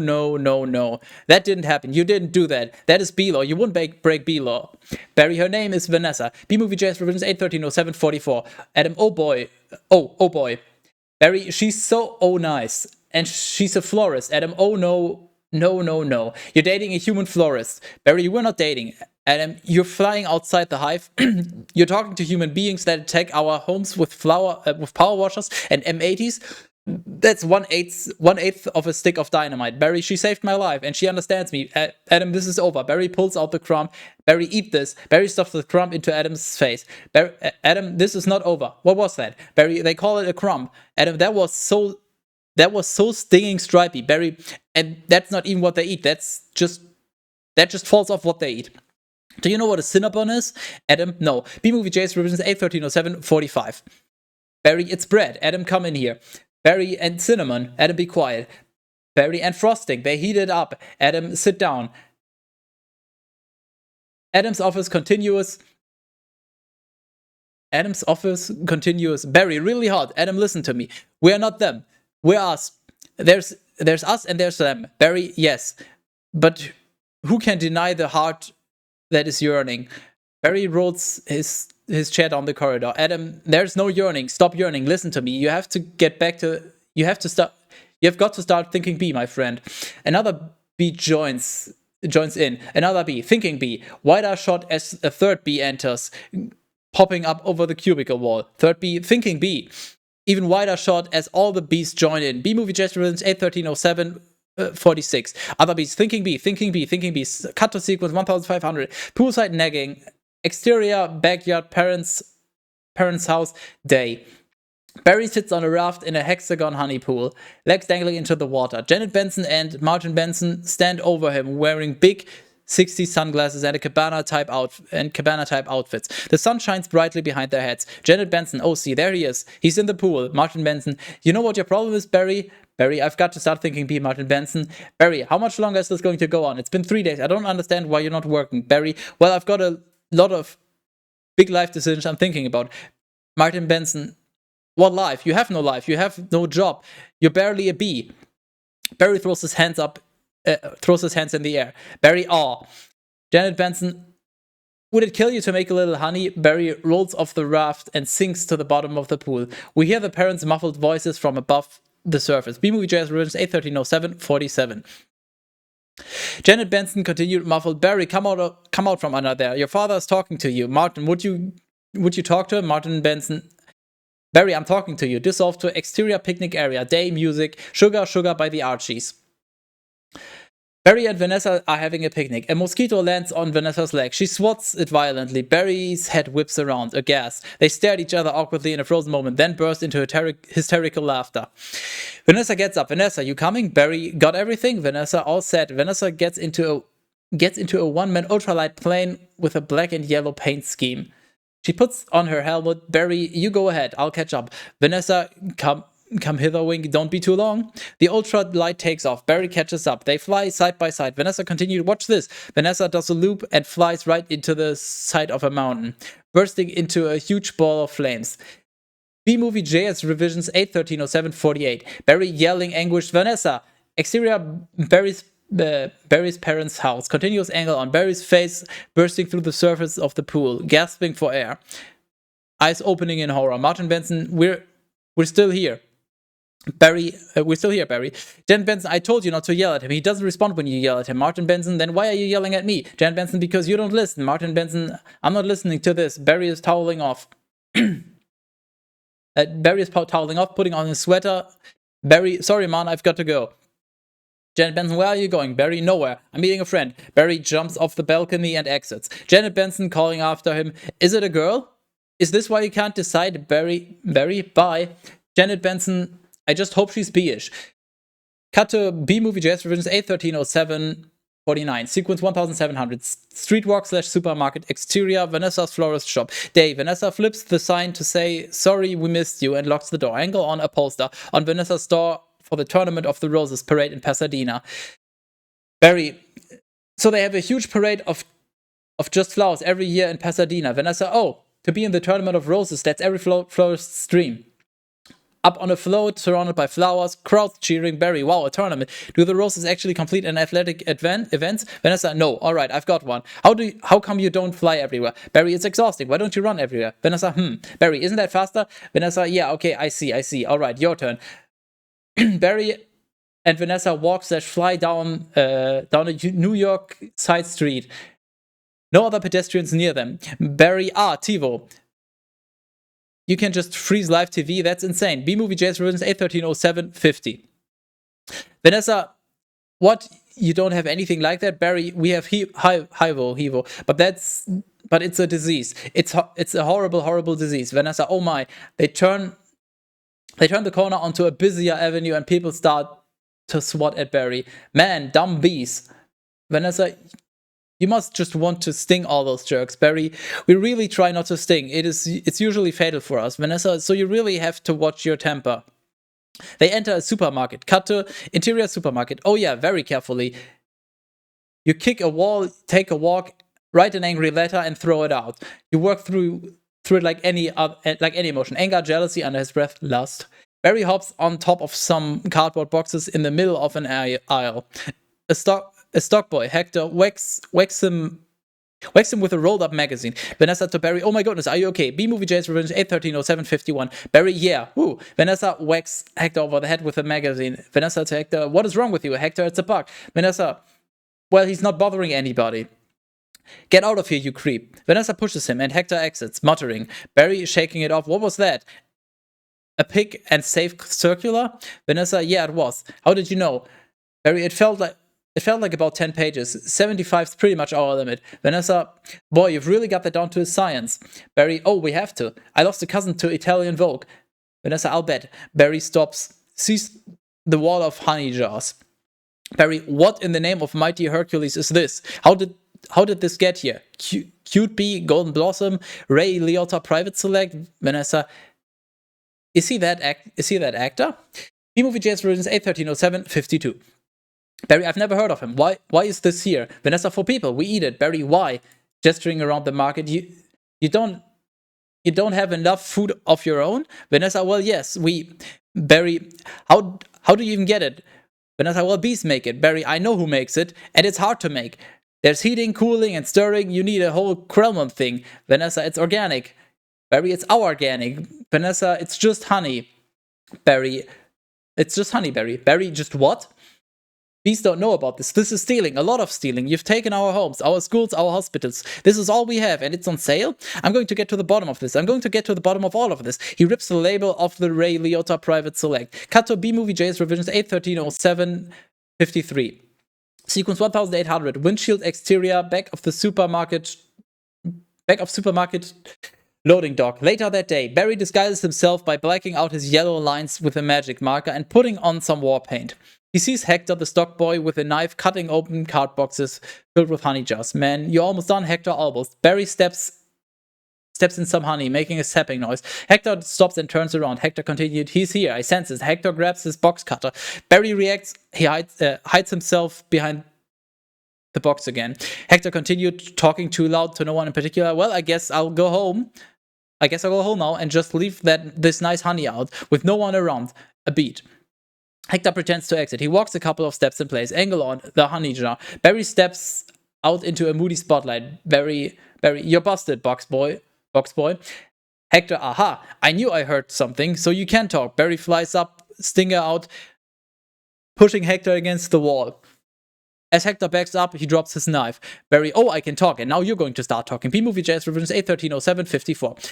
Where are you getting all the sweet stuff? Who's your supplier? Hector, I don't know what you're talking about. I thought we were all friends. Last thing we want to do is upset any of you bees. Hector grabs a push pin. Barry fences with his stinger. Hector continued, you're too late. It's ours now. Barry, you, sir, have crossed the wrong sword. Hector, you, sir, are about to be lunch for my iguana, Ignacio. Barry and Hector get into a cross swords, nose-to-nose confrontation. Barry, where's the honey coming from? Barry knocks the pushpin out of his hand. Barry puts his stinger up to Hector's nose. Barry continued, tell me where. Hector pointing to a truck. Honey Farms. It comes from Honey Farms. Angle on a Honey Farms truck leaving the parking lot. Barry turns, takes off after the truck through an alley. He follows the truck onto a busy street, dodging a bus and several cabs. Cabby, crazy person. He flies through a metal pipe on top of the truck. Barry, ooh. B-Movie JS Revisions 8130755. Barry continued. Barry grabs onto a bicycle messenger's backpack. The Honey Farms truck starts to pull away. Barry uses the bungee cord to slingshot himself towards the truck. He lands on the windshield where the wind plasters him to the glass. He looks up to find himself surrounded by what appear to be dead bugs. He climbs across, working his way around the dead bodies. Barry, oh my. Barry continued, oh my, what horrible thing has happened here? Look at these faces, they never knew what hit them, and now they're on the road to nowhere. A mosquito opens his eyes. Mooseblood, psst, just keep still. Barry, what? You're not dead, Mooseblood? Do I look dead? Hey man, they will wipe anything that moves. Now, where are you headed? Barry, to Honey Farms. I'm onto something huge here. Mooseblood, I'm going to Alaska. Mooseblood. Crazy stuff. Blows your head off. Ladybug, I'm going to Tacoma. Barry, to fly. What about Barry, to fly? What about you, Mooseblood? He really is dead. Barry, all right. The Viper comes towards them. B-Movie JS Revisions 8130756. Mooseblood, uh-oh, Barry, what is that? Mooseblood, oh no, it's a Viper. Triple blade, Barry, triple blade. Mooseblood, jump on. It's your only chance, B. They hang on as the Viper goes back and forth. Mooseblood continued, yelling to the truck driver through the glass. Why does everything have to be so doggone clean? How much do you people need to see? Open your eyes, stick your head out the window. Cut to interior truck cab, SFX, radio voice for NPR News in Washington. I'm Carl Castle. Exterior truck windshield, Mooseblood, but don't kill no more bugs. The mosquito is flung off of the Viper. Mooseblood continued. B, Barry, Mooseblood guy. B-Movie JS Revisions 8130757. Barry slides toward the end of the Viper, is thrown off, but he grabs the aerial and hangs on for dear life. Barry looks across and sees a Cricket on another vehicle in the exact same predicament. They look at each other and scream in unison. Barry and Cricket, another bug, grabs onto the aerial and screams as well. Interior truck cab, same time. Driver, you hear something? Trucker, passenger, like what? Driver, like tiny screaming. The passenger, truck passenger, Truck passenger, turn off the radio. The driver reaches down and presses a button, lowering the aerial. Exterior truck windshield, same time. Barry and the other bug do a choose up to the bottom. Barry wins. Barry, aha. Then he finally has to let go and gets thrown into the truck horn atop cab.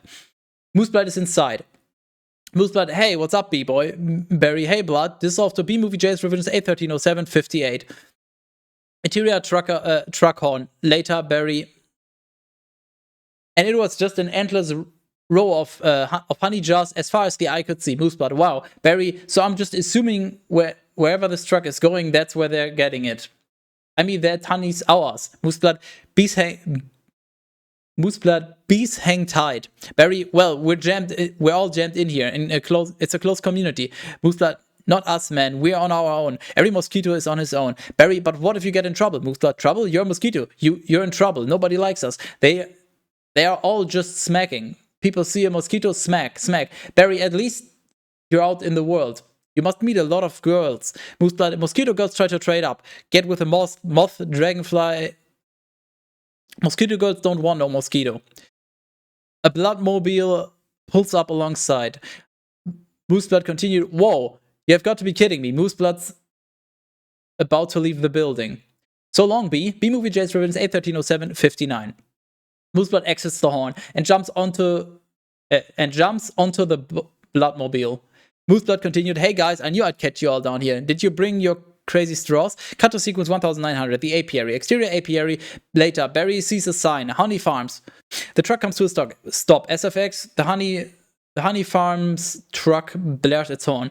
Barry flies out, lands on the hood. Angle on. Two beekeepers, Freddy and Elmo, walking around to the back of the gift shop. Barry follows them and lands in a nearby tree. Freddy, then we throw it in some jars, slap a label on it, and it's pretty much pure profit. Barry, what is this place? Elmo, Bee's got a brain of the size of a pinhead. Freddy, they are pinheads. They both laugh. Angle on. Barry reacting. They arrive at the back of the shop where one of them opens a smoker box. Freddy continued, hey, check out the new smoker. B-Movie JS Revisions 8130760. Elmo, oh sweet, that's the one you want. Freddy, the Thomas 3000. Barry Smoker. Freddy, 90 puffs a minute. Semi-automatic. Twice the nicotine, all the tar. They laugh again, nefariously. Freddy continued. Couple of breaths of this and it knocks them right out. They make the honey and we make the money. Barry, they make the honey and we make the money. We make the money? Barry climbs out onto the netting of Freddy's head. He climbs up to the brim and looks over the edge. He sees the apiary boxes as Freddy smokes them. Barry continued, oh my. As Freddy turns around, Barry jumps into an apiary box and into an apartment. Howard and Fran are just coming up from the smoking. Barry continued, what's going on? Are you okay, Howard? Yeah, it doesn't last too long. He coughs a few times. Barry, how did you two get here? Do you know you're in a fake hive with fake walls? Howard, pointing to a picture on the wall. B-Movie J's Revisions 8130761. Our queen was moved here. We had no choice. Barry looking at the picture on the wall. This is your queen? That's a man in woman's clothes. That's a drag queen.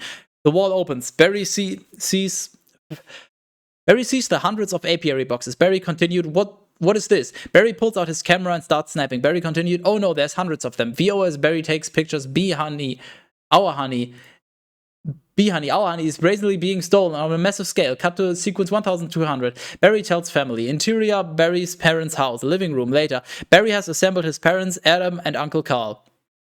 Barry, this is worse than anything the bears have done to us, and I intend to do something about it. Janet Benson, oh Barry, stop. Martin Benson, who told you that humans are taking our honey? That's just a rumor. Barry, do these look like rumors? Barry throws the pictures on the table. Uncle Carl, cleaning his glasses with his shirt tail, digs through a bowl of nuts with his fingers.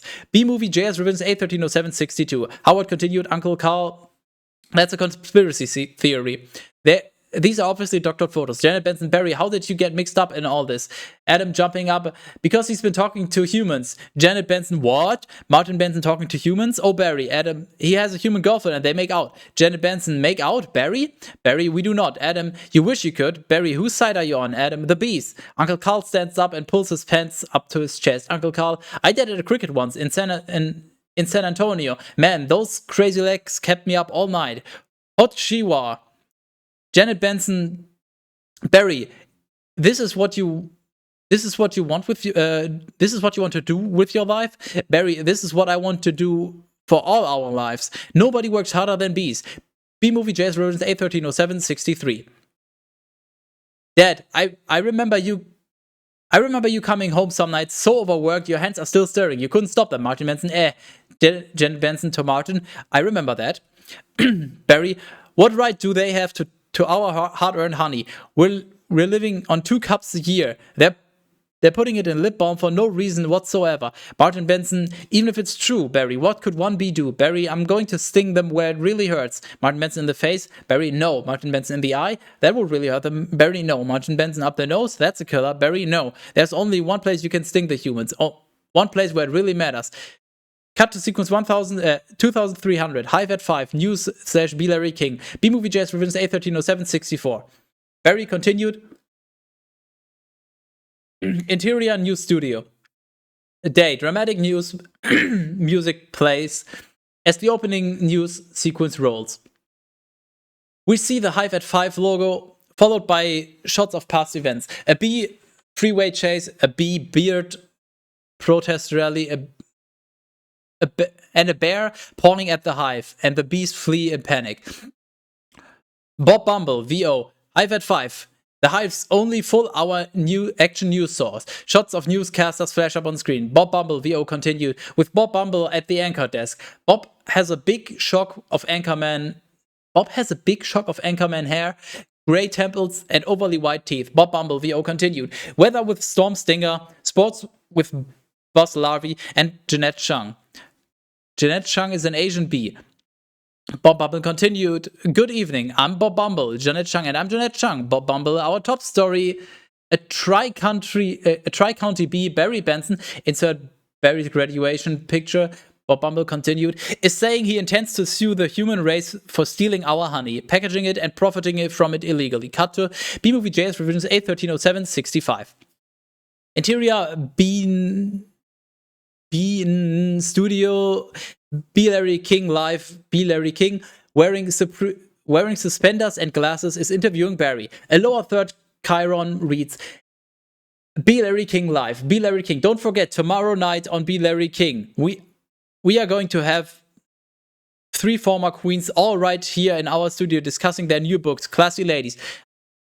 Out this week on Hexagon. To Barry, tonight we are talking to Barry Benson. Did you ever think, I'm just a kid from a hive, I can't do this? Barry, Larry, bees have never been afraid to change the world. I mean, what about B. Columbus, B. Gandhi, B. Jesus? Larry, what? B. Larry King. Well, where I'm from, you wouldn't think of suing humans. We were thinking more like stickball candy stores. Barry, how old are you? B. Larry King. I want to know that the entire I want you to know that the entire bee community is supporting you in this case, which is certain to be the trial of the bee century. Barry, thank you, Larry. You know that they have a Larry King in the human world too. B. Larry King. It's a common name. Next week on B. Larry King. B movie JS revisions A130766. No, I mean he looks like you, and he has a show with suspenders and different colored dots behind him. B. Larry King. Next week on B. Larry King. Barry old guy glasses, and there's quotes along the bottom from the guest you're watching, even though you just heard them. B. Larry King. Bear Week next week. They're scary, they're hairy, and they're live, and they're here live. B. Larry King exits. Barry always leans forward, pointy shoulders, squinty eyes, lights go out. Very Jewish. Cut to sequence 2400. Flower shop interior, Vanessa's flower shop. Night. Stacks of law books are piled up. Legal forms, etc. Vanessa is talking with Ken in the other room. Ken, look in tennis. You attack at the weak point. Vanessa, but it was my grandmother, Ken. She's 81. Ken, honey, her backhand's a joke. I'm not going to take advantage of that. B movie JS revisions A130767. Barry OC, quiet please. Actual work's going on here. Ken, is that the same B? Barry OC, yes it is. Vanessa, I'm helping him to sue the human race. Ken, what? Barry enters. Barry, oh hello. Ken, hello B. Barry flies over to Vanessa. Vanessa, this is Ken. Barry, yeah, I remember you. Timberland, size 10.5. Vibram Soul, I believe. Ken, why does he talk again, hon? Vanessa to Ken, sensing the tension. Listen, you'd better go because we're really busy working. Ken, but it's our yogurt night. Vanessa pushing him out the door. Oh, bye-bye. She closes the door. Ken, why is yogurt night so difficult? B-movie JS revisions A130768. Vanessa enters the back room carrying coffee. Vanessa, oh, you poor thing. You two have been at this for hours. Barry, yes, and Adam has been a huge help. Angle on, an empty Cinnabon box with Adam asleep inside, covered in frosting. Vanessa, how many sugars? Barry, just one. I try not to use the competition. So why are you helping me anyway? Vanessa, bees have good qualities. Barry rowing on the sugar cube like a gondola. C. Certo. Vanessa, and it feels good to take my mind off the shop. I don't know why instead of flowers, people are giving balloon bouquets now. Barry, yeah, those are great if you're 3. Vanessa, and artificial flowers. Barry, plastic flowers. Oh, they really just get me psychotic. Vanessa, yeah, me too. Barry, the bent stingers, the pointless pollination. B-Movie J's revisions 8, 13, 07, 69. Nice. Vanessa, bees must hate those fake plastic things. Barry, there's nothing worse than a daffodil that's had work done. Vanessa, holding up the lawsuit documents. Well, maybe this can make up for it a little bit. Cut to exterior Vanessa's florist shop. They exit the store and cross to the mailbox. Vanessa, you know, Barry, this lawsuit is a pretty big deal. Barry, I guess. Vanessa, are you sure you want to go through with it? Barry, am I sure? Kicking the envelope into the mailbox. When I'm done with the humans, they won't be able to say, honey, I'm home without paying a royalty. Cut to sequence 2700. Meet Montgomery. Exterior Manhattan courthouse. Day POV shot. A camera feed turns on, revealing a news person. B-Movie JS revisions 8130770. Press person number 2 talking to camera Sarah. It's an incredible scene here in downtown Manhattan where all eyes and ears of the world are anxiously waiting. Because for the first time in history, we're going to hear for ourselves if a honeybee can actually speak. Angle on. Barry, Vanessa, and Adam getting out of the cab. The press spots Barry and Vanessa and pushes in. Adam sits on Vanessa's shoulders. Interior courthouse continues. Barry, Vanessa, and Adam sitting at the plaintiff's table. Vanessa turns to Barry. What have we gotten into here, Barry? Barry, I don't know, but it's pretty big, isn't it? Montgomery. Adam, I can't believe how many humans don't have to be at work during the day. Barry, hey, you think these billion-dollar multinational food companies have good lawyers? Cut to exterior courthouse steps. Continues. A big black car pulls up. Angle on. The grill filling the frame. We see the LTM monogram on the hood ornament. The defense lawyer, Leighton T. Montgomery comes out, squashing a bug on the pavement. Cut to B-Movie JS revisions 8130771. Interior courthouse continues. Barry shudders. Vanessa, what's the matter? Barry, I don't know. I just gotta chill. Montgomery enters. He walks by Barry's table, shaking a honey packet. Montgomery, well, if it isn't the B team. Read the honey packet. Any of you boys work on this? He chuckles. The judge enters. Sequence 3000. Witnesses. Bailiff, arise. All right. The Honorable Judge Bumbleton presiding. Judge shuffling papers. All right. Case number 4475. Superior Court of New York. Barry B. Benson versus the honey industry is now in session. Mr. Montgomery, you are representing the 5 major food companies collectively. Angle on. Montgomery's briefcase, it has an embossed emblem of an eagle, holding a gavel in one talon and a briefcase in the other. Montgomery, a privilege. Judge, Mr. Benson, Barry stands. Judge continued. You are representing all bees of the world. B-Movie JS revisions 8130772. Montgomery, the stenographer and the jury lean in. Cut to exterior courthouse continues. The spectators outside freeze. The helicopters angle forward to listen closely. Cut to interior courthouse. Barry. I'm kidding. Yes, Your Honor, we are ready to proceed. Angle on. Courtroom hubbub. Judge and Mr. Montgomery, your opening statement, please. Montgomery rises. Montgomery grumbles, clears his throat. Ladies and gentlemen of the jury, my grandmother was a simple woman, born on a farm. She believed it was man's divine right to benefit from the bounty of nature God put before us. If we were to live in the topsy-turvy world Mr. Benson imagines, just think of what it would mean. Maybe I would have to negotiate with the silkworm for the elastic in my breeches. Talking B. How do we know this isn't some sort of holographic motion picture capture Hollywood wizardry? They could be using laser beams, robotics, ventriloquism, cloning. For all we know, he could be on steroids. Montgomery leers at Barry, who moves to the stand. B-Movie JS revisions 8130773. Judge, Mr. Benson. Barry makes his opening statement. Barry, ladies and gentlemen of the jury, there's no trickery here. I'm just an ordinary bee. And as a bee, honey's pretty important to me. It's important to all bees. We invented it, we make it, and we protect it with our lives. Unfortunately, there are some people in this room who think they can take whatever they want from us because we're the little guys. And what I'm hoping is that after this is all over, you'll see how by taking our honey, you're not only taking away everything we have, but everything we are. Angle on, Vanessa smiling. Angle on, B gallery. the B gallery wiping tears away. Cut to interior Benson house. Barry's family is watching the case on TV. Janet Benson, oh, I wish he would dress up like that all the time. So nice. Cut to interior courtroom. Later, judge, call your first. Later. Judge, call your first witness. Cut to B movie JS Revenge 8130774. Interior courthouse. Later, Barry. So Mr. Klaus Vanderhayden of Honey Farms. Pretty big company you have there, Mr. Vanderhayden. I suppose so, Barry. And I see you also own Honey Burton and Honron, Mr. Vanderhayden. Yes, they provide beekeepers for our farms. Barry, beekeeper. I find that to be a very disturbing term, I have to say. I don't imagine you employ any bee freers, do you, Mr. Vanderhayden? No. Barry, I'm sorry, I couldn't hear you. Mr. Vanderhayden, louder. No. Barry, because you don't free bees, you keep bees. And not only that, it seems you thought a bear would be an appropriate image for a jar of honey. Mr. Vanderhayden, well, they're lovable creatures. Yogi Bear, Fozzie Bear, Build-A-Bear. Barry, yeah, you mean like this? Vanessa and the superintendent from her building enter with a giant, ferocious grizzly bear. He has a neck collar and chains extending from either side. B-Movie JS Revisions 8130775. By pulling the chains, they bring him directly in front of Vanderhayden. The bear lunges and roars. Barry continued, bears kill bees. How would you like his big, hairy head crashing into your living room, biting into your couch, spitting out your throw pillows? Roar, roar. The bear reacts. Bear, roar. Barry, okay, that's enough. Take him away. Vanessa and the superintendent pull the bear out of the courtroom.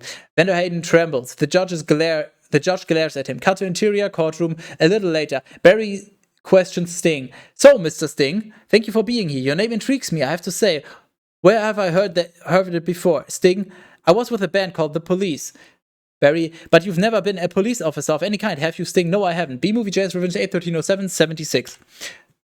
Barry, no, you haven't. And so, here we have yet another example of culture being casually stolen by a human for nothing more than a rants-about stage name. Sting, oh please, Barry, have you ever been stung, Mr. Sting? Because I'm feeling a little stung, Sting. Or should I say, looking in the folder, Mr. Gordon M. Sumner? The jury gasps. Montgomery to his asides. That's not his real name, you idiots. Cut to interior courthouse. Later, Barry, Mr. Liotta. First, may I offer my belated congratulations on your Emmy win for a guest spot in ER in 2000. For a guest spot on ER in 2005. Liotta, thank you. Thank you, Liotta. Liotta laughs maniacally. Barry, I also see from your resume that you're devilishly handsome, but with a churning inner turmoil that's always ready to blow. Liotta, I enjoy what I do. Is that a crime? B-Movie JS Runes 8130777. Barry, no, not yet it isn't, but is this what it's come to for you, Mr. Liotta? Exploiting tiny helpless beasts so you don't have to rehearse your part and learn your lines, sir? Liotta, watch it, Benson. I could blow right now. Barry, this isn't a good fella. This is a bad fella. Liotta exploding, trying to smash Barry with the Emmy. Why doesn't someone just step on this little creep and we can all go home? You're all thinking it. Say it. Judge, order. Order in this courtroom. A montage of newspaper headlines follows. New York Post. Bees to humans, buzz off. New York Telegram. Sue bees. Daily Variety. Studio dumps Liotta project. Slams door on unlawful entry to Cut to sequence 3175. Candlelight dinner. Interior, Vanessa's apartment. Barry and Vanessa having a candlelight dinner. Visible behind Barry is a little missy set box with the flaps open. Barry, well, I just think that was awfully nice of the bear to pitch in like that. B-Movie JS Revisions 8130778. Vanessa, I'm telling you, I think the jury's on our side. Barry, are we doing everything right? You know, legally? Vanessa, I'm a florist. Barry, right. Barry raises his glass. Barry continued, well, here's to a great team. Vanessa, to a great team. They toast. Ken enters. Ken, well, hello. Vanessa, oh, Ken. Barry, hello. Vanessa, I didn't think you were coming. Ken, no, I was just late. Tried to call, but holding his cell phone, the battery. Vanessa, I didn't want all this to go to waste. I didn't want all this to go to waste, so I called Barry. Luckily, he was free. Barry, yeah. Ken, gritting his teeth. Oh, that was lucky. B-Movie JS Revisions 8130779. Vanessa, well, there's still a little left. I could heat it up. Yeah, heat it up. Sure, whatever. Vanessa exits. Ken and Barry look at each other as Barry eats. Barry, so I hear you're quite a tennis player. I'm not much for the game myself. I find the ball a little grabby. Ken, that's where I usually sit, right there. Vanessa, oh, see. Ken, Barry was looking at your resume and he agreed with me that eating with chopsticks isn't really a special skill. Ken, to Barry, you think I don't see what you're doing? Barry, hey, look, I know how hard it is trying to find the right job. We certainly have that in common. Ken, do we? Barry, well, bees have 100% employment, of course, but we do jobs like taking the crud out. Ken, that's just what I was thinking about doing. Ken holds his table knife up. It slips out of his hands. He goes under the table to pick it up. B-Movie JS Revisions 8130780. Vanessa, Ken, I let Barry borrow your razor for his fuzz. I hope that was alright. Ken hits his head on the table. Barry, I'm going to drain the old stinger. Ken, yeah, you do that. Barry exits to the bathroom, grabbing a small piece of Variety magazine on the way. Barry, oh, look at that. Ken slams the champagne down on the table. Ken closes his eyes and buries his face in his hands. He grabs a magazine on the way to the bathroom. Sequence 2800. Barry fights Ken. Interior bathroom continues. Ken enters, closes the door behind him. He is not happy. He's not happy. Barry's washing his hands. He glances at Ken. Ken, you know, I've just about had it with your little mind games. Barry, what's that? Ken, Italian Vogue. Barry, Mamma Mia, that's a lot of pages. Ken, it's a lot of ads. Barry, remember what Van said? Why is your life any more valuable than mine? B-Movie JS Revisions 8130781. Ken, it's funny. I just can't seem to recall that. Ken whacks at Barry with the magazine. He misses and knocks everything off the vanity. Ken grabs a can of air freshener. Ken continued, I think something stinks in here. He sprays at Barry. Barry, I love the smell of flowers. Ken, yeah? How do you like the smell of flames? Ken lights the stream. Barry, not as much. Barry flies in a circle. Ken tries to stay with him. Spins in place. Angle on. Flames outside the bathroom door. Ken slips on the Italian Vogue, falls backwards into the shower, pulling down the shower curtain. The can hits him in the head, followed by the shower curtain rod and the rubber duck. Ken reaches back, grabs the handheld shower head. He whips around looking for Barry. Angle on, a water bug near the drain. Water bug, not taking sides. Barry is on the toilet tank. He comes out from behind a shampoo bottle, wearing a chapstick cap as a helmet. Barry, Ken, look at me. I'm wearing a chapstick hat. This is pathetic. Angle on. Ken turning the hand shower nozzle from gentle to turbo to lethal. B-Movie JS Revisions 8130782. Ken, I've got issues. Ken fires up the water at Barry, knocking him into the toilet. The items from the vanity, emery board, lipstick, eye curler, etc. are on the toilet seat. Ken looks down at Barry. Ken continued, well, a royal flush. Ken, you're bluffing. Ken, am I? Ken flushes the toilet. Barry grabs the emery board and uses it to surf. He puts his hand in the water while he's surfing. Some water splashes on Ken. Barry surfs up, dude. Ken, oh, poo water. He does some skateboard style half-pipe riding. Barry surfs out of the toilet. Barry, that bowl's gnarly. Ken tries to get a shot at him with the toilet brush. Ken, except for those dirty yellow rings. Vanessa enters. Vanessa, Kenneth, what are you doing? Ken, you know what? I don't even like honey. I don't eat it. Vanessa, we need to talk. B-Movie JS Revisions 8130783. She pulls Ken out by his ear. Ken glares at Barry. Cut to interior hallway, continues Vanessa. He's just a little bee, and he happens to be the nicest bee I've met in a long time. Ken, long time? What are you talking about? Are there other bugs in your life, Vanessa? No, but there are other things bugging me in life, and you're one of them. Ken, fine. Talking bees, no yogurt night. My nerves are fried from riding on this emotional roller coaster. Vanessa, goodbye, Ken. Ken, aw. Vanessa, who? Vanessa, who? Ken puts his hands in his pockets. I couldn't overcome it. Oh well. Vanessa, are you going to be okay for the trial tomorrow? Oh, I believe Mr. Montgomery is about out of ideas. Cut to sequence 3300. Adam stings Monty. Interior courtroom next day, angle on. Medium shot of Montgomery standing at his table. Montgomery, we would like to call Mr. Barry Benson to the stand. Adam whispering to Vanessa. Now that's a good idea. To Barry, you can really see why he's considered one of the best lawyers. Barry rolls his eyes. He gets up, takes the stand. A juror in a striped shirt applauds. Mr. Gamble whispering, Leighton, you've got to weave some magic with this jury, or it's going to be all over. Montgomery is holding a book. The Secret Life of Bees. B-Movie J's Revisions 81307-85. Montgomery confidently whispering, "Oh, don't worry, Mr. Gamble. The only thing I have to do to turn this jury around is to remind them of what they don't like about bees." To Gamble, "You've got the tweezers?" Mr. Gamble nods and pats his breast pocket. Mr. Gamble, "Are you allergic, Montgomery?" "Only to losing, son. Only to losing." Montgomery approaches the stand. Montgomery continued, "Mr.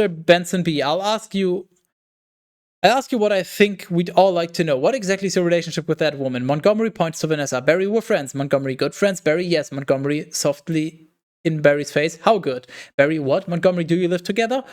Barry, "Wait a minute. This isn't about B-Movie J's Revisions 81307-86. Montgomery, "And are you her little clearing throat bedbug?" Barry, flustered, "Hey, that's not the kind of..." Montgomery, "I've seen a bee documentary or two. Now, from what I understand, doesn't your queen give birth to all the bee children in the hive?" Barry, "Yeah, but..." Montgomery, so those aren't even your real parents." Angle on Barry's parents, Martin Benson. "Oh, Barry, yes, they are. Adam, hold me back." Vanessa holds him back with a coffee stirrer. Montgomery points to Barry's parents. Montgomery, "You're an illegitimate bee, aren't you, Benson?" Adam, "He's denouncing bees." All bees in the courtroom start to hum. They're agitated. Montgomery, "And don't y'all date your cousins?" B-Movie J's Revisions 81307-87. Vanessa standing and letting go of Adam. Objection. Adam explodes from the table and flies towards Montgomery. Adam, "I'm going to pin caution this guy." Montgomery turns around and positions himself by the judge's bench. He sticks his butt out. Montgomery winks at his team. Barry, "Adam, don't do it. It's what he wants." Adam shoves Barry out of the way, and Adam stinks Montgomery in the butt. The jury reacts aghast. Montgomery, "Ow, I'm hit. Oh lordy, I am hit." The judge bangs her gavel. Judge, order, please, Mr. Montgomery." Montgomery, the venom is coursing through my veins. I have been felled by a winged beast of destruction. You see, you can't treat them like equals. They're striped savages. Judge, please, I will have order on the court. Order, please. Fate to sequence 3400. Adam at hospital. Interior hospital, street level room. Day press person number 1, VO. The case of the honeybees versus the human race took a pointed turn against the bees yesterday when one of their legal teams stung Leighton T. Montgomery. Now here's Don with the 5-day. A nurse lets Barry into the room. Barry carries a flower. Barry, thank you, Barry. Thank you. Barry stands over Adam in a bed. Barry lays the flower down next to him. The TV is on. Barry continued, "Hey, buddy." Adam, "Hey." Barry, "Is there much pain?" Adam has a B-sized painkiller honey button near his head that he presses. Adam pressing the button. "Yeah, I blew the whole case, didn't I?" B-Movie J's Revisions 81307-89. What the fuck? "Oh, it doesn't matter. The important thing is that you're alive. You could have died." Adam, "I'd be better off dead. Look at me." Adam throws the blanket off his lap, revealing a green sandwich sword stinger. Adam continued, voice cracking, "They got it from the cafeteria. They got it from downstairs. It's a tuna sandwich. Look, there's a little celery still on it." Barry, "What was it like to sting someone?" Adam, "I can't explain it. It was all adrenaline and then ecstasy." Barry looks at Adam. Barry, "All right." Adam, "You think that was all a trap?" Barry, "Of course. I'm sorry, I flew us right into this. What were we thinking? Look at us. We're just a couple of bugs in this world." Adam, "What do you think the humans will do to us if they win?" Barry, "I don't know." Adam, I hear they put the roaches in motels. That doesn't sound so bad." B-Movie JS Revisions 81307-90. Adam, Barry, "Adam, they check in, but they don't check out." Adam gulps. Adam, "Oh my." Angle on the hospital window. We see 3 people smoking outside the sidewalk. The smoke drifts in. Adam coughs. Adam continued, "Say, could you get the nurse to close that window?" Barry, "Why?" Adam, "The smoke. Bees don't smoke." Barry, "Right. Bees don't smoke. Bees don't smoke. But some bees are smoking." Adam, "That's it. That's our case." Adam starts putting his clothes on. Adam, it is? It's not over?" Barry, "No, get up. Get dressed. I've got to go somewhere." "You get back to the court and stall."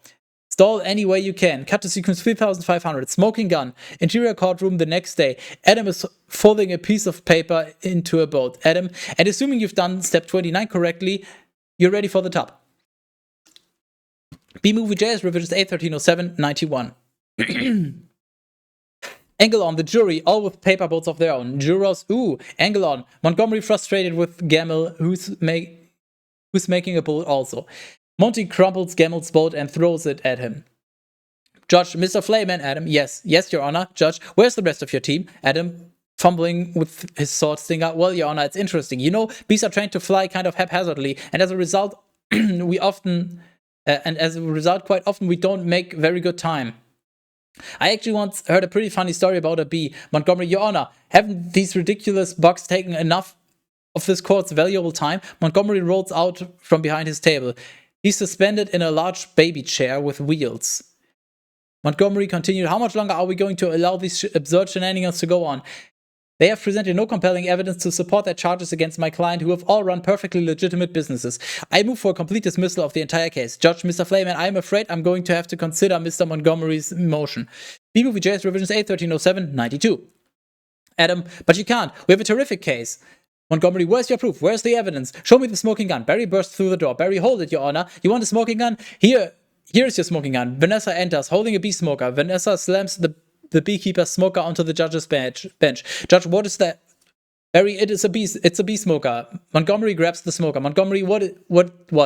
This harmless little contraption? This couldn't hurt a fly, let alone a bee. He unintentionally points it towards the bee gallery, knocking them all out. The jury gasps. The press snaps pictures of them. Barry, members of the jury, look what has happened to bees who have never been asked, smoking or non. Is this what nature intended for us? To be forcibly addicted to these smoking machines in man-made wooden sled work camps? Living out our lives as honey slaves to the white man, Barry gestures dramatically towards Montgomery's racially mixed table. The black lawyer slowly moves his chair away. Gamble, what are we going to do? B-Movie JS revisions 8/13/07/93. Montgomery to Pross. He's playing the species card. Barry lands on the scale of justice by the judge's bench. It balances as he lands. Barry, ladies and gentlemen, please free these bees. Angle on, jury chanting, free the bees. Judge, the court finds in favor of the bees. The chaos continues. Barry flies over to Vanessa with his hands up for a high five. Barry, Vanessa, we won. Vanessa, yay, I knew you could do it. High five. She high fives Barry, sending him crashing to the table. He bounces right back up. Vanessa continued, oh, sorry, Barry, ow. I'm okay. Vanessa, do you know what this means? All the honey is finally going to belong to the bees. Now we won't have to work so hard all the time. Montgomery approaches Barry, surrounded by press. The cameras and microphones go to Montgomery. Montgomery, waving a finger. This is an unholy perversion of the balance of nature, Benson. You'll regret this. Angle on. Barry's deer in headlights expression as the press pushes microphones in his face. B-Movie JS revisions 8/13/07/94. Press person 1. Barry, how much honey do you think is out there? Barry, all right, one at a time. Sarah, Barry, who are you wearing? Barry, my sweater is Ralph Lauren, and I have no pants. The press follows Barry as he exits. Angle on and Adam and Vanessa. Adam putting his papers away. What if Montgomery's right? Vanessa, what do you mean? We've always been living the bee way a long time. We've been living the bee way a long time. 27 million years. Dissolve to sequence 3600. Honey roundup exterior. Honey farms apiary. Montage. Sarah VO, congratulations to your victory. What are you going to demand as a settlement? Barry VO over Montage. First, we're going to demand a complete shutdown of all bee work camps. Then we want to get back all the honey that was ours to begin with. Every last drop. We demand an end to the glorification of the bear as anything more than a filthy, smelly, big-headed, bad-breath stink machine. B-Movie JS revisions 8/13/07/95.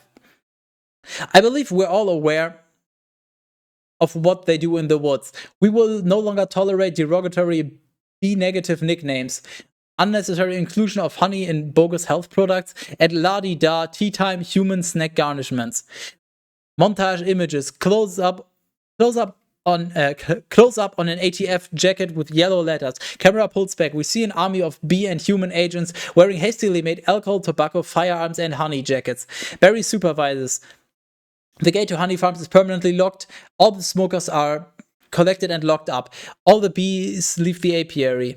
Cut to exterior ATF outside of the supermarket. Montage. Agents begin yanking honey off the supermarket shelves and out of shopping baskets. Cut to exterior New Hive City. Montage. The bees tear down a honey bear statue. Cut to exterior Yellowstone Forest. Montage. POV of a sniper's crosshairs. An animated agent to the bear's pig girlfriend. An animated bear character lookalike turns his head towards the camera. Barry, wait for my signal. Angle on Barry lowering his binoculars. Barry, continue, take him out. The sniper shoots the bear. It hits him in the shoulder. The bear looks at it. He gets woozy, and the honey jar falls out of his lap. The ATF and H agent catches it. B-Movie J's Revenge 8/13/07/96. Barry VO continued. ATF and H agent to the bear's pig friend. He'll have a little nausea for a few hours, but then he'll be fine. Cut to exterior Sting's house. Montage. ATF and H agent slaps cuffs on Sting, who is meditating. Sting, but it's just a prance about stage name. Cut to interior, a woman's shower. Montage. A woman taking a shower and using honey shampoo. An ATF and H agent pulls the shower curtain aside and grabs her bottle of shampoo. The woman screams. The agent turns to the other three agents and Barry. Angle on Barry looking at the label of the shampoo bottle, shaking his head and writing in his clipboard. Cut to exterior supermarket cafe. Montage. Another customer, an old lady having her tea with a little jar of honey, gets her face pushed down onto the table and turned to the side by two agents. One of the agents has a gun on her. Old lady can't breathe. Cut to exterior Central Park. Montage. An oil drum of honey is connected to Barry's hive. B-Movie J's Revenge 8/13/07/97. Barry, bring it in, boys. Cut to sequence 3650. No more work. Interior Honex. Interior Honex. Montage. Angle on. The honey goes past the 3-cup hash mark and begins to overflow. A worker bee runs up to Boswell. Worker bee 1. Mr. Boswell, we just passed 3 cups and there's gallons more coming. I think we need to shut down. Keychain B to Boswell. Shut down? We've never shut down. Angle on. Boswell overlooking the factory floor. Boswell, shut down honey production. Stop making honey. Angle on. 2 bees, each with a key. Boswell, continue. Turn your key, sir. They turn the keys simultaneously, war game style, shutting down the honey machines. Angle on. The taffy pole machine, centrifuge, and Krellman all slowly come to a stop. The bees look around, bewildered. Worker B5, what do we do now? A beat. Worker B6, cannonball. He jumps into the honey vat, doesn't penetrate the surface. He looks around and slowly sinks down to his waist. B-Movie J's Revisions 8/13/07/98. Exterior Honex factory. The whistle blows and the bees all stream out the exit. Cut to interior J-Gate continues. Lulu Duca gives orders to the pollen jobs. Lulu Duca, we're shutting down honey production. Mission abort. Cut to exterior Central Park. Jackson receives the orders mid-pollination. Jackson aborting pollination and nectar detail. Returning to base. Cut to exterior New Hive City. Angle on. Bees putting suntan lotion on their noses and antennae and sunning themselves on the balconies of the gyms. Cut to exterior Central Park. Angle of the flowers starting to droop. Cut to interior J-Gate. J-Gate is deserted. Cut to B-Movie J's Revisions 8/13/07/99.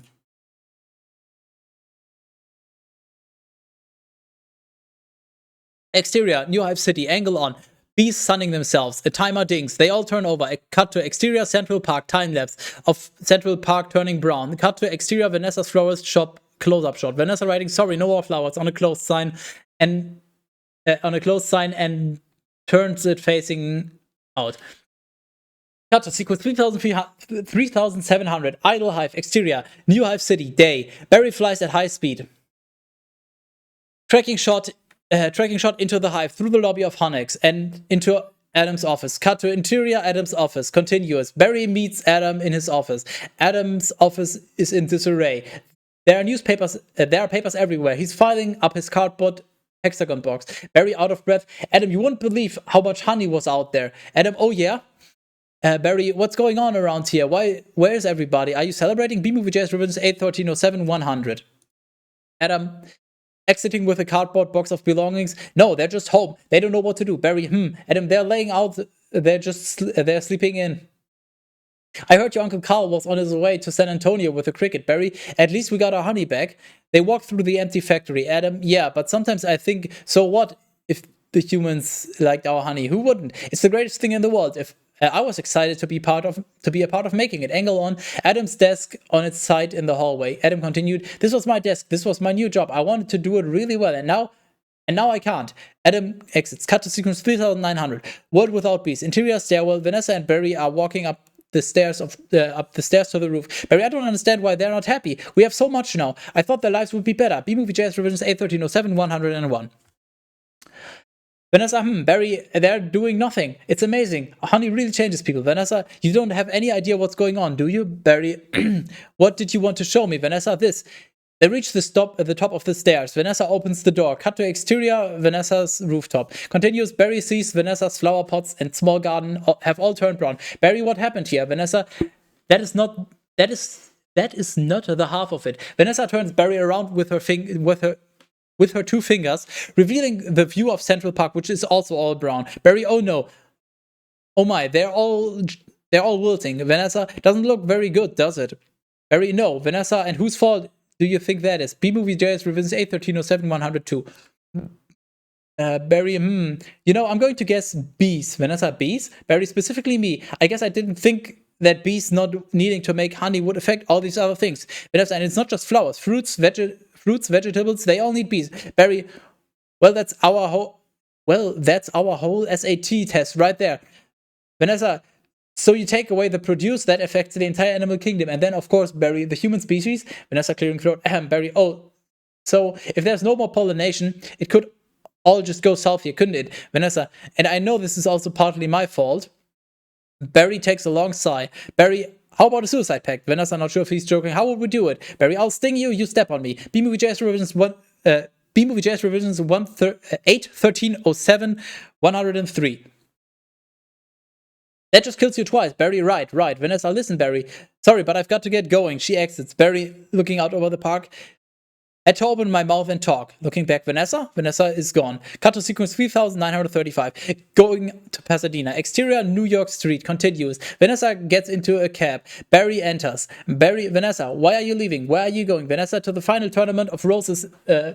Parade in Pasadena. They moved it up to this weekend because all the flowers are dying. It's the last chance I'll ever have to see it. Barry, Vanessa, I just wanted to say I'm sorry. I never meant to turn out like this. Vanessa, I know. Me neither. Vanessa cab drives away. B-Movie JS Revisions 81307 104. Barry chuckling to himself. Tournament of Roses. Roses can't do sports. Wait a minute, Roses? Roses! Vanessa! Barry follows shortly after. He catches up to it and he pounds on the window. Barry follows shortly after Vanessa's cab. He catches up to it and he pounds onto the window. What the fuck? Interior taxi continues. Barry motions for her to roll down the window. Motions for her to roll the window down. She does so. Barry, roses? Vanessa, Barry? Barry, as he flies next to the cab. Roses are flowers. Vanessa, yes, they are. Barry, flowers. Bees, pollen. Vanessa, I know. That's why this is the last parade. Barry, maybe not. The cab starts pulling ahead of Barry. Barry continued, driver. Could you ask him to slow down? Vanessa, could you slow down? The cab slows down. Barry flies in the window and lands in the change box, which closes on him. B-Movie JS Revisions 81307 105. Vanessa continued. Barry, Vanessa lets him out.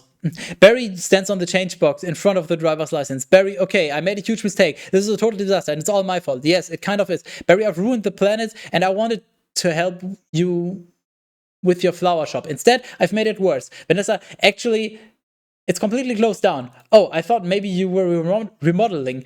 Nonetheless, I have another idea, and it's greater than all my previous great ideas combined. Vanessa, I don't want to hear it. Vanessa closes the change box on Barry. Barry opening it again. All right, here's what I'm thinking. They have roses. The roses have pollen. I know every bee, plant, and flower bud in this park. All we've got to do is get what they've got back there here with... All we've got to do is get what they've got back there here with what we've got. Vanessa, bees. Barry, park. Vanessa, pollen. B-Movie JS Revisions 81307 106. Barry, flowers. Vanessa, repollination. Barry, on luggage handle going up across the nation. Cut to sequence 3950. Rose Parade. Exterior Pasadena. Pasadena Parade. Barry VO. Alright, Tournament of Roses. Pasadena, California. They've got nothing but flowers, floats, and cotton candy. Security will be tight. Vanessa, I have an idea. Cut to exterior float staging area. Angle on. Barry and Vanessa approaching. A heavily armed guard in front of the staging area. Vanessa Bloom, FTD, official floral business. He leans in to look at her badge. She snaps it shut. Vanessa continued. Oh, it's real. Heavily armed guard. Sorry, ma'am. That's a nice brooch, by the way. Vanessa, thank you. It was a gift. B-Movie JS Revisions A1307 107. They enter the staging area.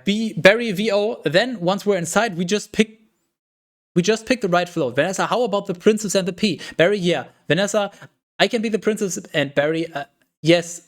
I think, Vanessa, you could be Barry Ive, Vanessa the P. Barry got it. Cut to exterior float staging area a few moments later. Barry, dressed as a P, flies up and hovers in front of the princess on the princess and the P float.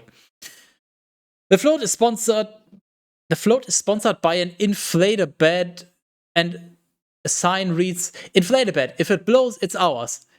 Barry, I'm sorry I'm late. Where should I sit? Princess, what are you? Barry, I believe I'm the P. Princess the P? It's supposed to be under the mattress. B-Movie JS Revisions A1307 108. Barry, not in this fairy tale, sweetheart. Princess, I'm going to talk to the marshal. Barry, you do that. This whole parade is a fiasco. She exits. Vanessa removes the step ladder. The princess falls. Barry and Vanessa take off in the float. Barry continued, let's see what this baby will do. Angle on. Guy with a headset talking to the mattresses. B-Movie JS Revisions. What the fuck? Guy with a headset talking to driver. Headset guy. Hey, the float zooms by. A young child in the stands. Timmy cries. Cut to exterior float staging area. A few moments later, angle on. Vanessa putting the princess hat on. Barry VO. Then all we do is blend in with traffic without arousing suspicion. Cut to exterior. The parade route continues. The floats go flying by the crowds. Barry and Vanessa's float crashes through the fence. Cut to B-Movie JS Revisions A1307 109. Exterior LA freeway. Vanessa and Barry speed dodging and weaving down the freeway. Barry VO, and once we're at the airport, there's nothing stopping us. Cut to exterior LAX airport. Barry and Vanessa pull up to the curb in front of an TSA agent with clipboard. TSA agent, stop, security. Did you and your insect pack your own float? Vanessa, OC, yes.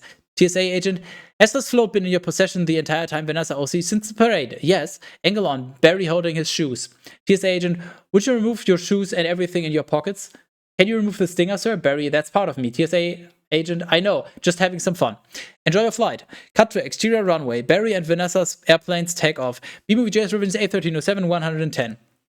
Barry OC, then if we're lucky, we'll have just enough pollen to do the job. Dissolve to sequence 4025. Cockpit fight.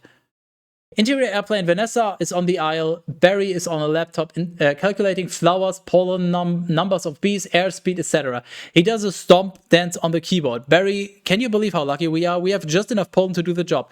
I think this is going to work. Vanessa, it's going to work. Pilot VO, attention passengers, this is Captain Scott. I'm afraid we have a bit of bad weather in the New York area, and it looks like we're going to be experiencing a couple of hours delay. Vanessa, Barry, these are cut flowers with no water. They'll never make it, Barry. I've got to get up there and talk to these guys. Vanessa, be careful. Barry flies up to the cockpit door. Cut to interior cockpit continues. A female flight attendant, Angela, is in the cockpit with the pilots. B-Movie JS Revisions A1307 111. There's a knock at the door. Barry CO. Hey, can I get some help with this Sky Mall magazine? I'd like to order the talking inflatable travel pool filter. And as to the pilots, irritated, excuse me. Cut to exterior cabin continues. Angela opens the cockpit door, looks around. She doesn't see anyone. Angle on. Barry hidden on the yellow and black caution stripe. As Angela looks around, Barry zips into the cockpit. Cut to interior cockpit. Barry, excuse me, Captain. I am in a real situation here. Pilot pulling an earphone back to the co-pilot. What did you say, Hal? Co-pilot, I didn't say anything, pilot. He sees Barry. B. Barry, no, don't freak out. There's a chance my entire species. Co-pilot taking off his earphones. B movie jazz ruins A1307 112. The pilot grabs a dustbuster vacuum cleaner. He aims it around, trying to vacuum up Barry. The co-pilot faces camera as the pilot tries to suck Barry up. Barry is on the other side of the co-pilot, as they do. The toupee of the co-pilot begins to come up, still attached to the front. Co-pilot continued, "What are you doing? Stop!" The toupee comes off the co-pilot's head and sticks in the dustbuster. Barry runs across the bald head. Barry, wait a minute. I'm an attorney. Co-pilot, who's an attorney? Pilot, don't move. The pilot uses the dustbuster to try and mash Barry, who is hovering in front of the pilot's nose, and knocks out the co-pilot, who falls out of his chair, hitting the life raft release button. The life raft inflates, hitting the pilot, knocking him into the wall and out cold. Barry surveying the situation. Barry. Cut to interior plane cabin. Vanessa studies her laptop, looking serious. SFX, PA crackle. Barry VO in captain voice. Good afternoon, passengers. This is your captain speaking. Would Miss Vanessa Bloom in 24F please report to the cockpit? And please hurry. B-Movie Jazz Revisions A1307 113. Angle on. The aisle and Vanessa head popping up. Cut to interior cockpit. Vanessa enters. Vanessa, what happened here? Barry, I tried to talk to them, but then there was a dustbuster, a toupee, a life raft exploded. Now one's bald, one's in a boat, and they're both unconscious. Vanessa, is this another B-joke? No one's flying the plane. The air traffic controller, but speaks over the radio. But this is JFK control tower. Flight 356, what's your status? Vanessa presses a button and the intercom comes on. Vanessa, this is Vanessa Bloom. I'm a florist from New York, but where's the pilot? Vanessa, he's unconscious, and so is the co-pilot, but not good. Is there anyone on board who has flight experience? A B. Barry, as a matter of fact, there is. B-Movie Jazz Revisions A1307 114. But who's that? Vanessa, Barry Benson, but from the honey trial? Oh, great. Barry, Vanessa, this is nothing more than a big metal bee. It's got giant wings, huge engines. Vanessa, I can't fly a plane. Barry, why not? Isn't John Travolta a pilot? Vanessa, yes.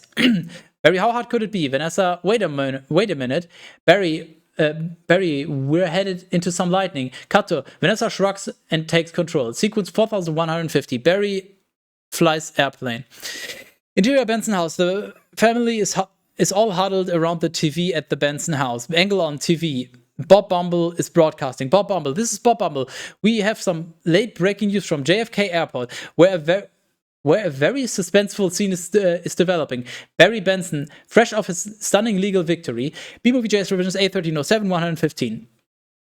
Adam sprays a can of honey whip into his mouth. Adam, that's Barry. Bob Bumble is now attempting to land a plane loaded with people, flowers, and an incapacitated flight crew. Everyone, flowers. Cut to interior air traffic controls tower. But, well, we have an electrical storm in the area and two individuals at the controls of a jumbo jet with absolutely no flight experience. Jeanette Chung, just a minute, Mr. Ditchwater. There's a honeybee on that plane. But, I'm quite familiar with Mr. Benson's work and his no-account compadres.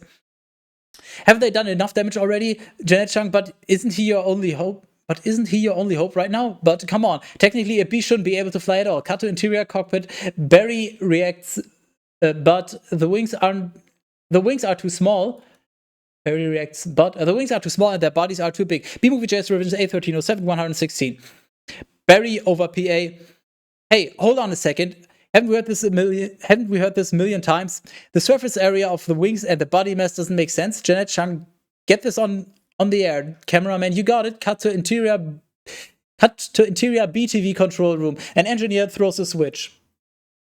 B engineer, stand by. We're going live. The on-air side illuminates. Cut to interior, various shots of New Hive City. The news report plays on TV. The Pollen jocks are sitting around playing paddleball Wii-O, and one of them is spinning his helmet on his finger. Boswell is in an office cubicle playing computer solitaire. Barry's family and Adam watch from their living room. Be sitting on the street curb, turn around to watch the TV. Barry, Mr. Ditchwater, the way that we work may be a mystery to you because making honey takes a lot of bees doing a lot of small jobs. But let me tell you something about a small job. If you do it really well, it makes a big difference, more than we realize. To us, everyone. That's why I want to get bees back to doing what we do best. B Movie J's Revisions 81307 117. Working together. That's the bee way. We're not made of jello. We get behind a fellow. Black and yellow. Crowd of bees. Hello! Cut to interior cockpit. Barry giving orders to Vanessa. Barry left, right, down, hover. Vanessa hover. Barry forget hover. Vanessa, you know what? This isn't so hard. Vanessa pretends to honk the horn. Vanessa continued. Beep, beep, beep. A bolt of lightning hits the plane. The plane takes a sharp dip. Vanessa continued. Barry, what happened? Barry, noticing control panel. Wait a minute. I think we were on autopilot the whole time. Vanessa, that may have been helping me. Barry, and now we're not. Vanessa, VO, folding her arms. Well, then it turns out I cannot fly a plane. B Movie JS Revisions 81307 118. Barry continued. Vanessa struggles with the yoke. Cut to exterior airplane. The airplane goes into a steep dive. Cut to sequence 4175. Crash landing. Interior J-gate. An alert sign reading hive alert. We need. Then the signal goes from 2 bees, some bees, every bee there is. Ludoduca gathers the pollen jogs at J-gate. Ludoduca, all of you, let's get behind this fellow. Move it out. The bees follow Ludoduca and exit J-gate. Cut to interior airplane cockpit. Barry. Cut to interior airplane cockpit. Barry, our only chance is if I do what I would do and you copy me with the wings of the plane. Vanessa, you don't have to yell. Barry, I'm not yelling. We happen to be in a lot of trouble here. Vanessa, it's very hard to concentrate with this panicky tone in your voice. Barry, it's not a tone. I'm panicking. Cut to B Movie JS Revisions 81307 119. Exterior JFK airport angle on. The bees arriving and massing the airport. Cut to interior cockpit. Barry and Vanessa alternately slap each other in the face. Vanessa, I don't think I can do this. Barry, Vanessa, pull yourself together. Listen to me. You have got to snap out of it. Vanessa, you snap out of it. Barry, you snap out of it. Vanessa, you snap out of it. Barry, you snap out of it. Vanessa, you snap out of it. Exterior airplane, gigantic swarm of bees flies in to hold the plane up. Cut to interior cockpit continues. Barry, you snap out of it. Vanessa, you snap out of it. B Movie JS Revisions 81307 120. Barry, you snap. Vanessa, hold it. Barry, about to slap her again. Why? Come on, it's my turn. Vanessa, how is the plane flying? Barry's antennae ring. Barry, I don't know. Answering, hello. Cut to exterior airplane angle on. The underside of the plane. The pollen jogs have massed all around the underbelly of the plane and are holding it up. Ludoduca, hey Benson, have you got any flowers for a happy occasion in there? Cut to interior cockpit. Lou, Buzz, Splits, and Jackson coming up alongside the cockpit. Barry, the pollen jogs. Vanessa, they do get behind a fellow. Barry, black and yellow. Ludoduca over headset. Hello. People with JS Revisions 81307 121. Alright, you two. What do you say we drop this tin can on the blacktop? Vanessa, what blacktop? Where? I can't see anything. Can you? Barry, no, nothing. It's all cloudy. Cut to exterior runway. Adam shouts, Adam, come on. You've got to think B. Barry, you've got to think B, Barry. Thinking B. Angle on.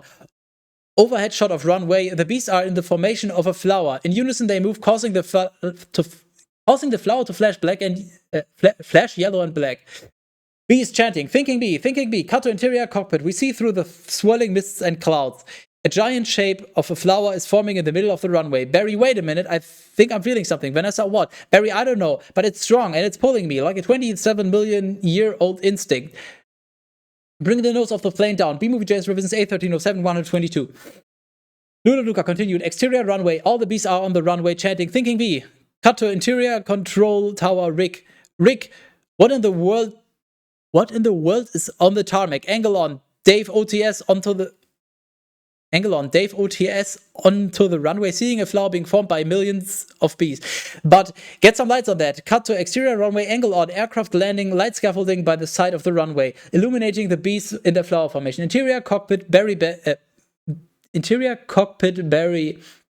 Vanessa, aim for the flowers. Vanessa, oh, okay. Barry, cut the engines. Vanessa, cut the engines. Barry, we're going in on B power. Ready, boys? Ludoduca, affirmative. Cut to B Movie JS Revisions 81307 122. Interior airplane, cockpit, Barry, good, good. Easy now. Land on that flower. Ready, boys? Give me full reverse. Ludovica, spin it around. The plane attempts to land on top of a lower airlines plane with flowers painted on it. Barry, VO, I mean the giant black and yellow pulsating flower made of millions of bees. Vanessa, which flower? Barry, that flower. Vanessa, I'm aiming at the flower. The plane goes after a fat guy in a Hawaiian shirt. Barry, VO, that's a fat guy in a flowered shirt. The other flower, the big one. He snaps a photo and runs away. Barry continued full forward. Ready, boys? No sound. Bring your tail up. Rotate around. Rotate around it. Vanessa, oh, this is insane. Barry. This is insane, Barry. Barry, this is the only way I know how to fly. Cut to B movie JS Revenge 81307 124. Air traffic control tower, but am I cuckoo Kachu? Or is this plane flying like in an insect-like pattern? Cut to exterior runway. Barry, get your nose in there. Don't be afraid of it. Smell it. Full reverse. Easy. Just drop it. Be part of it. Aim for the center. Now drop it in. Drop it in, woman. The plane hovers and maneuvers, landing in the center of the giant flower like a bee. The flowers from the cargo hold spill out onto the runway. Interior plane cabin. The passengers are motionless for a beat. Passenger, come on already. They hear the ding ding and all jump out to grab their luggage out of the overhead. Sequence 4225. Runway speech. Exterior. Runway continuous. The inflatable slides pop out the side of the plane.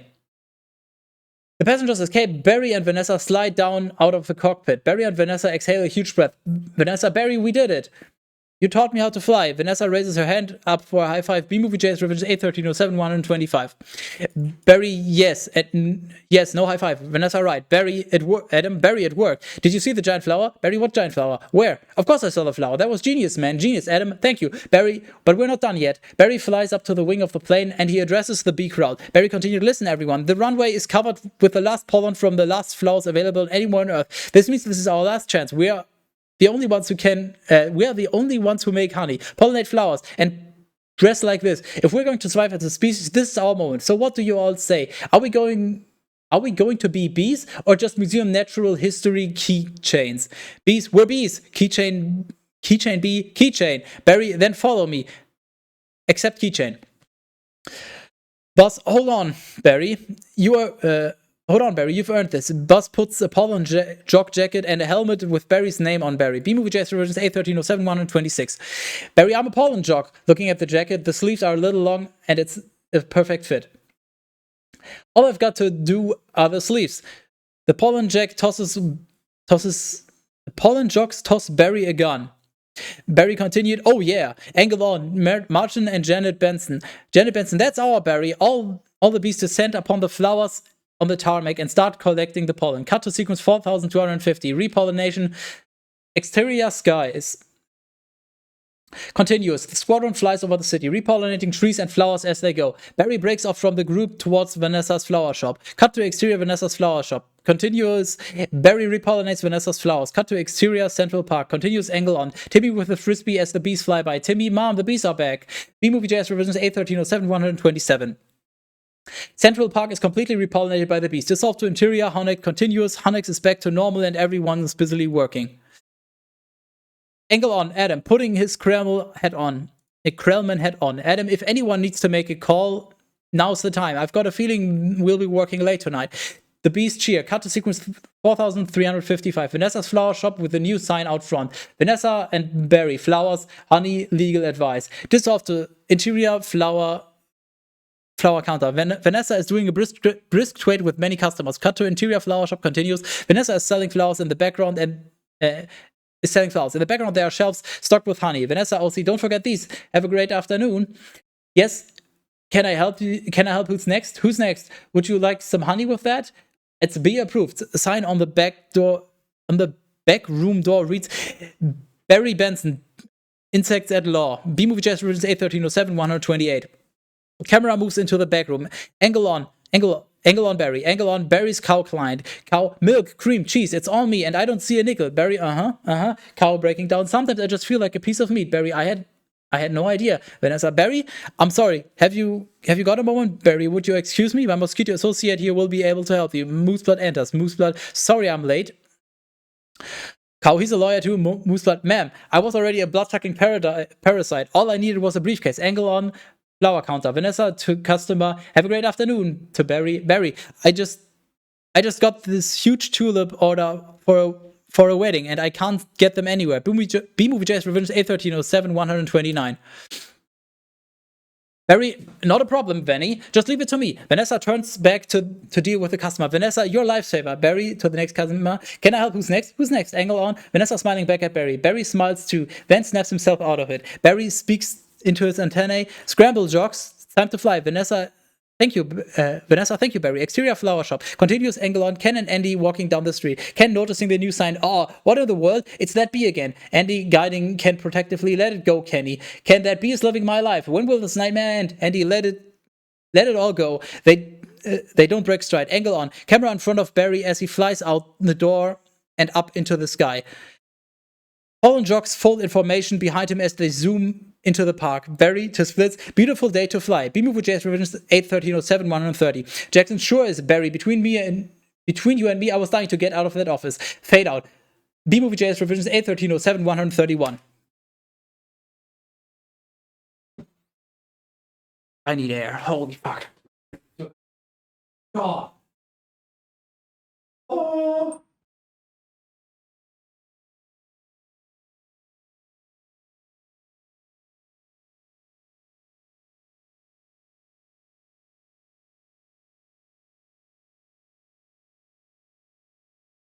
I don't remember the last time I felt this lightheaded. Like, it started about halfway through, but I just decided, you know what? Either I finish this or I pass out. On the one hand, we have content. On the other hand, we have content. Ooh, I'm kind of disappointed, honestly. Like, very disappointed. I'm not sure if I just messed something up and didn't. You know what? Let's check. Oh my god. Okay, you know what? First of all, put this on. Put alerts on. Okay. Redemptions are a thing again. Blitz, who cares? No alerts, gone. Okay.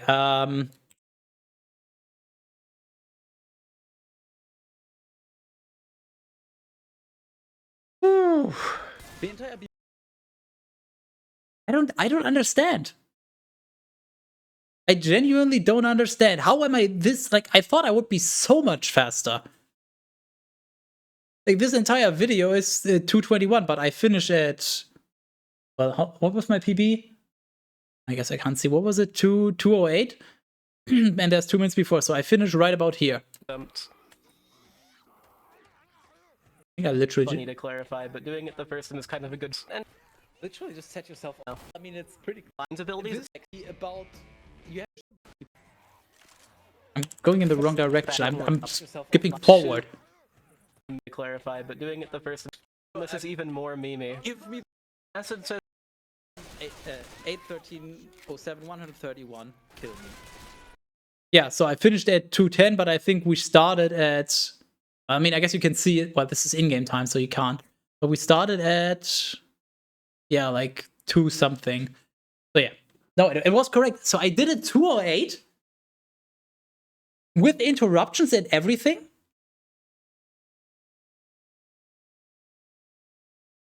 And now I'm actually trying to speedrun it, and I PB by fucking 9 minutes only. I don't know. I thought I would be much faster, honestly. Like, at least we got the sub 2 hours, so, you know, fancy number and all that, but I'm kind of disappointed. I was expecting a lot better. This is kind of a shame. Okay, chat.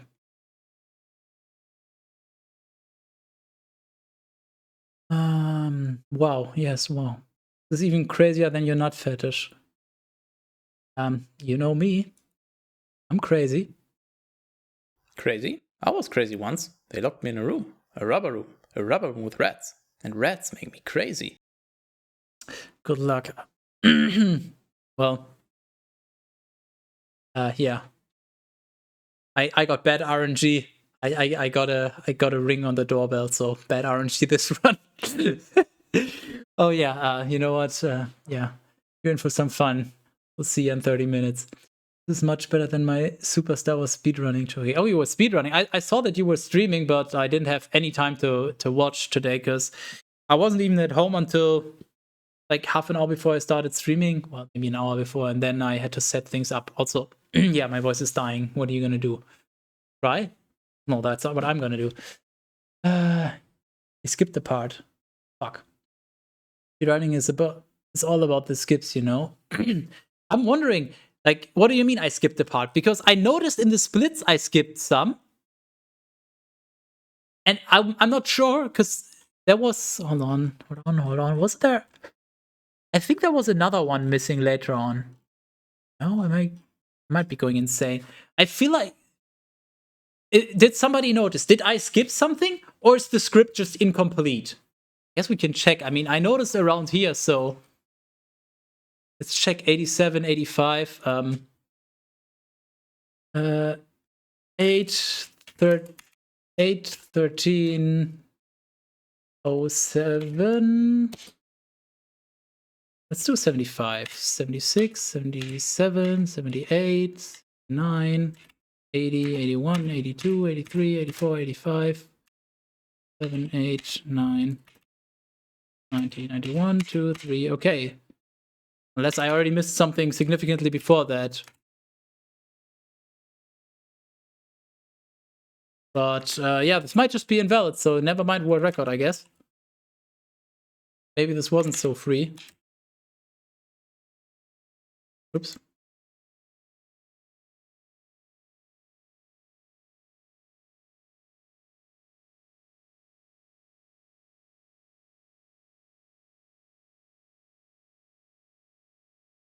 Yeah, I... Nope, invalid. Fake PB.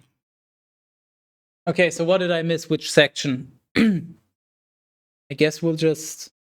It's now a segmented run. 87?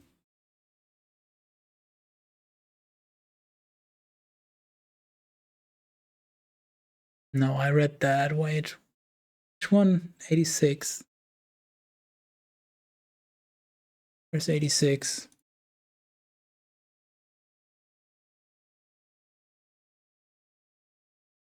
No, I read that. You're a bad bug, queens, blah. Yep, I am hit. Oh, I'm hit. Where's 88? Mercy, will you... Did I read this one?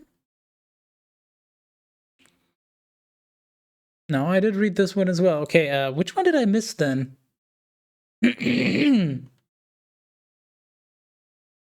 One is 85. 8, 13, 7, 85. Don't worry. Yep, I did definitely read that. I know it's got an aftertaste. I skipped that one, didn't I? 83? Games. Pulls Ken out by his ear. Did that.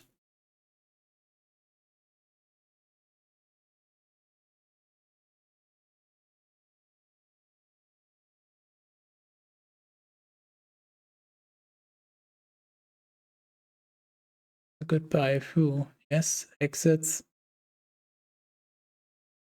Oh, yeah, I think I skipped this line.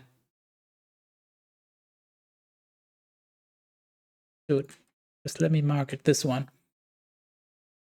Okay, you know what? I'll just... Where does it start? Well, I guess I'll just time it from the video afterwards. 8:13:07:83. She pulls Ken out by his ear. Ken glares at Barry. Cut to interior hallway. Continues Vanessa. He's just a little bee, and he happens to be the nicest bee I've met in a long time. Ken, a long time? What are you talking about? Are there other bugs in your life, Vanessa? No, but there are other things bugging me in life, and you're one of them. Ken, fine. Take talking bees. No, you're gonna. My nerves are fried from this. from riding on this emotional roller coaster. Vanessa, goodbye. Ken, oh, Vanessa, Ken exits. Then re-enters the frame. Ken, and for your information, I prefer sugar-free artificial sweeteners made by man. He exits again. The door stands behind him. Vanessa to Barry, I'm sorry about all that. Ken re-enters. B-Movie JS revisions A130784. Ken, I know it's got an aftertaste. I like it. Barry, Ken, I always felt there was some kind of barrier between Ken and me. Puts his hands in his pockets. I couldn't overcome it. Oh well, Vanessa, are you going to be okay for the trial tomorrow? Oh, I believe Mr. Montgomery is about out of ideas. Cut to sequence 3300.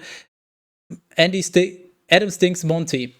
Interior courtroom, next day angle on medium shot of Montgomery standing at the stable. Montgomery, we would like to call Mr. Barry Benson B to the stand. Adam whispering to Vanessa, now that's a good idea. Okay, I had that part, so I think I just missed this in the middle. So this is probably still, if we count the stitch together, it's still sub 2 hours. But if, like, let's go with this. It's sub 2 hours in-game time. Load remove to whatever you want to call it. But RTA, yeah, I whiffed that. I mean, the rules don't say you have to read it in order. I just decided to keep this level for last. Okay, where was I?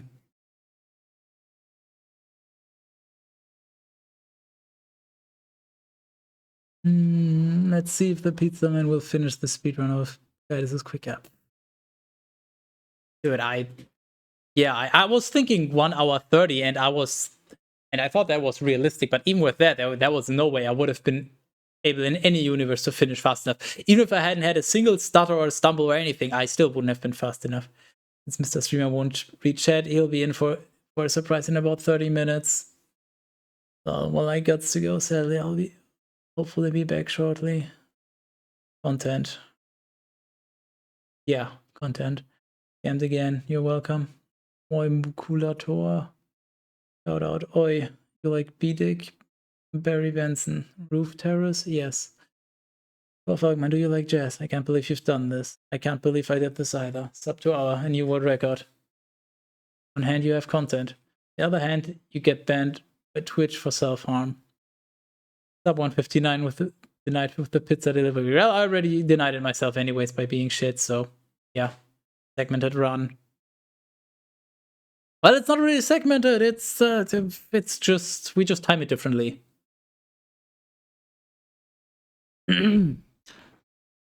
Okay, so why did I get interrupted?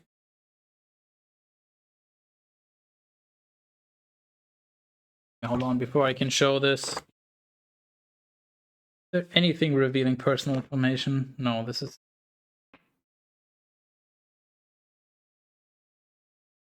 just a flyer thingy with the pizzas they have available, and I got I got myself some free pizza dip.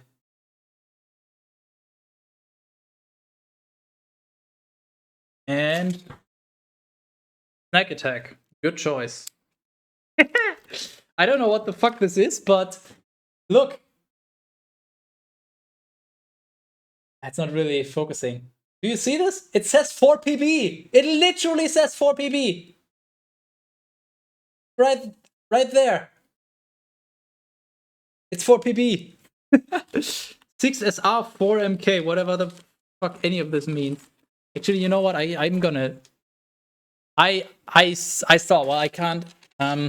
Yeah, I can't show it. I see it on the receipt. I noticed, but I don't have any. I didn't have any time to react to it. I'm gonna take a toilet break before I take a look. How about that? I gotta pee.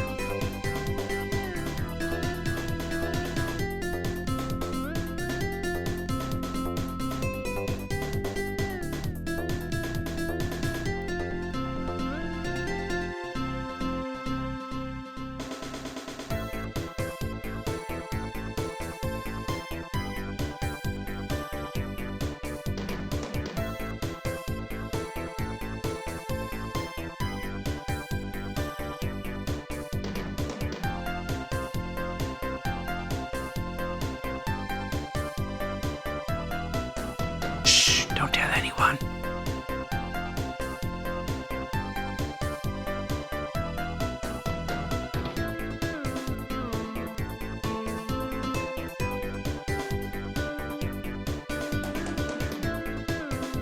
Just gonna pretend the streamer's still AFK.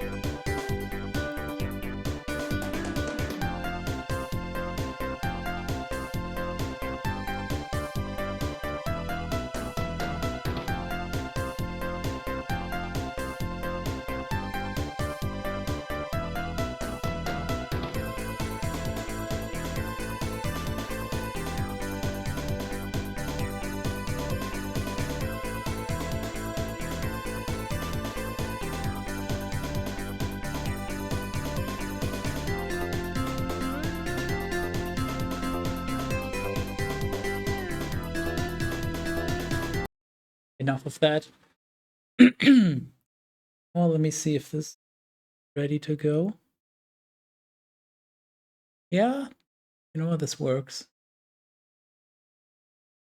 Thank you for the food. What the fuck is a pizza dip? Well, I guess you're about to find out. I don't know either.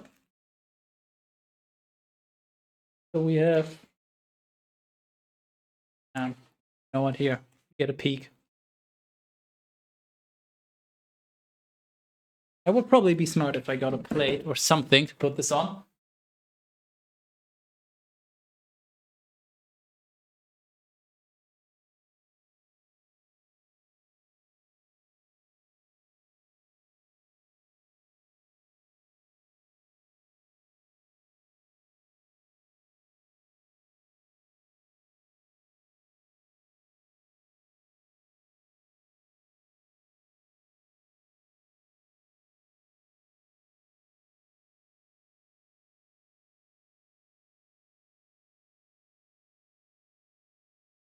Okay, let's see. So we have assuming these are pizza rolls. So I'm assuming that's a dip for the pizza rolls, but who the hell knows?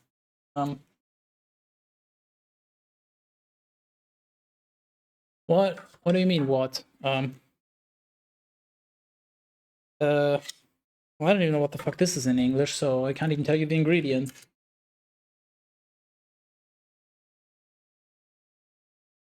Canola oil, right. Canola oil, water, sugar. What the fuck this is? I don't know that's...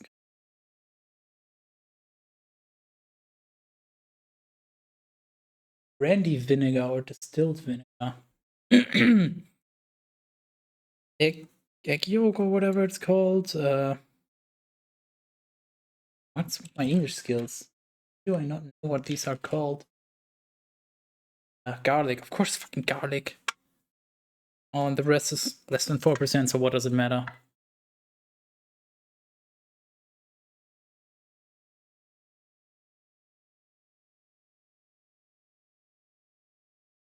Reminds me of like salad dressing a little bit, smell wise. Well, this is gonna be awkward. I'm gonna have to move away from the microphone. Keep this.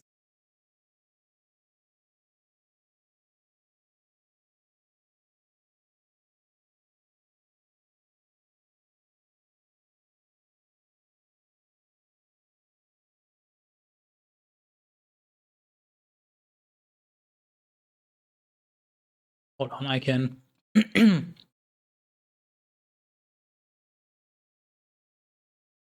Not quite sure what's in there. It's edible, I can tell you that much.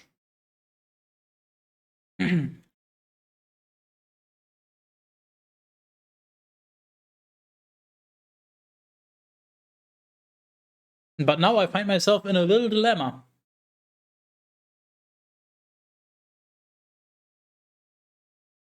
So I said that I would order pizza and eat it on stream, but now I already have food. So do I still order pizza? Or do I just do this another time? Because this is neither pizza. This is neither pizza nor did I order it. So technically, This does not fulfill the requirements. And of course we have to be technically correct here.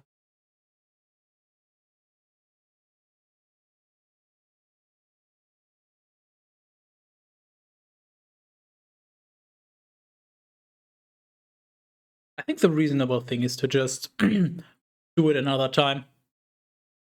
Otherwise, I'm just ordering more food that I'm not even going to eat right now. So I guess you'll get a pizza roll eating stream, and then maybe next weekend you'll get another one. So actually, you know, you're getting free value, basically. Just like I'm getting free value right here.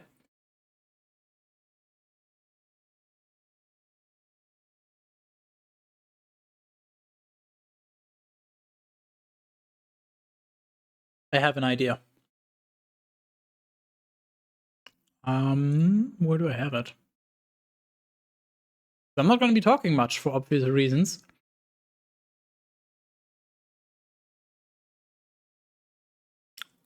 Fuck, what did I call it? Oh no. Wait. This?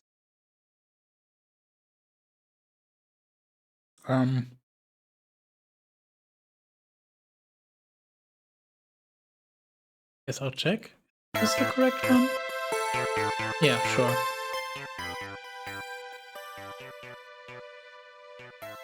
There you go. Background music.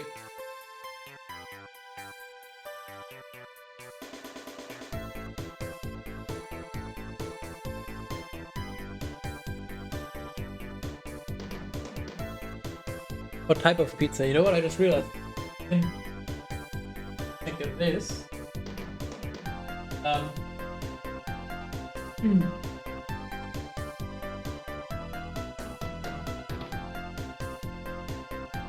So there's neck rolls with what's with my English today? And my brain is fried from reading B-movie script. Which one is with turkey? That's it. I'm forgetting the most basic words. So it's snack rolls with turkey.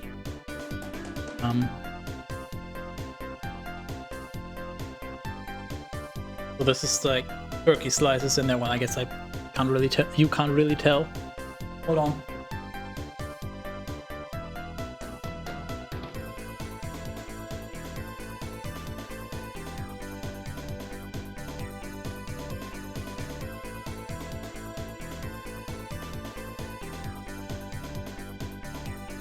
So yeah, I'm assuming they just put turkey slices on dough and just rolled it up. That's what this essentially is.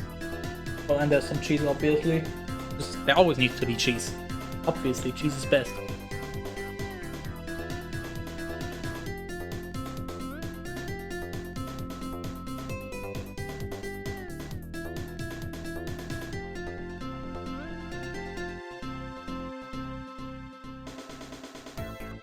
Nice. They included a coupon sheet for free. You get no additional cost. It's still gonna be valid next weekend. Okay, well, I can't show this part, obviously.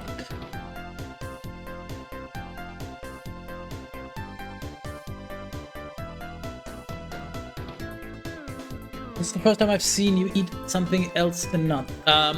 Weren't you? I don't remember. Were you around for the 50th Bible reading? Because I've eaten plenty of things there. I don't even remember what it was.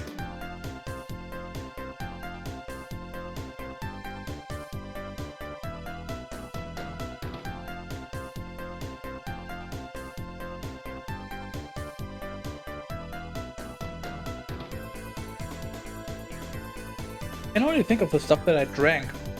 I had ice cream. I definitely had ice cream. I don't remember what ice cream it was.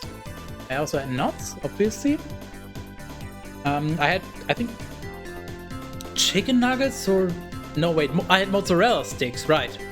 Mozzarella sticks.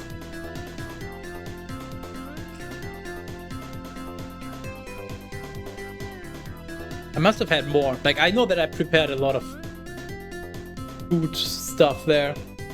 I could be Sky just constantly eating. So it must have been quite a bit more.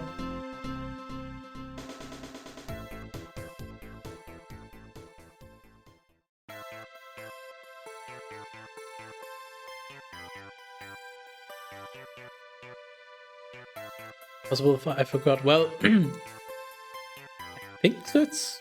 I don't think I was wearing the outfit during any other Bible stream. So, do you remember a Bible stream where I was wearing the outfit and where Terrace was attempting to read?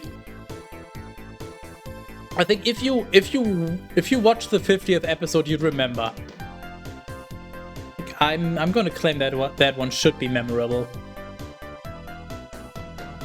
There was so much chaos and weird stuff.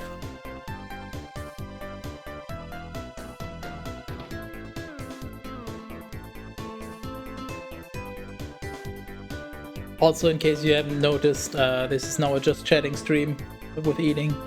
So, if you don't chat, then I don't talk. Simple as that. You go make the content now, because I'm busy.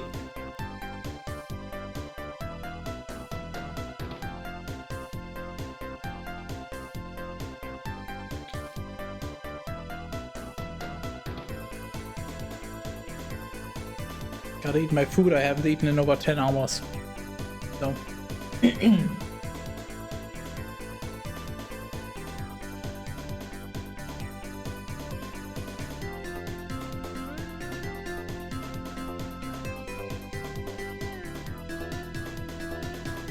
Oh, this is now multiplayer eating.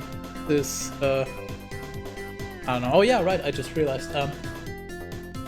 Now that I'm done, we can go here. How bad is it? This? I'm liking it. I'm a fan of, what is it called, like white meat? No anything chicken, turkey, that direction, so. I mean, imagine if you just put turkey on bread, but instead of bread, it's like the pizza bread. You have cheese in there.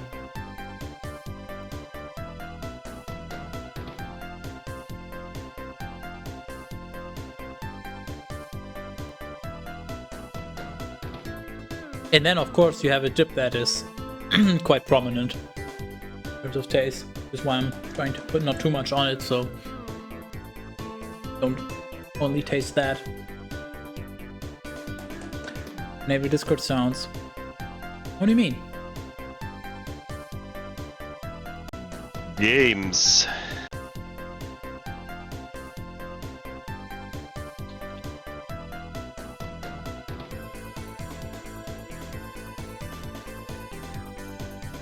All the Discord sounds aside from the ones for receiving a message are enabled. Actually, there's two more, I think. Which ones are at the top?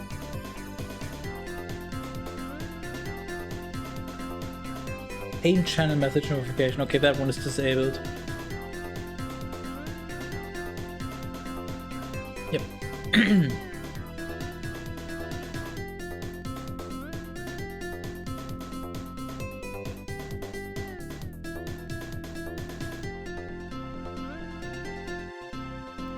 What's the time actually? It's 9 PM.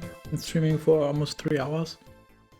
Probably gonna do a little bit more. Warhammer 40k after this.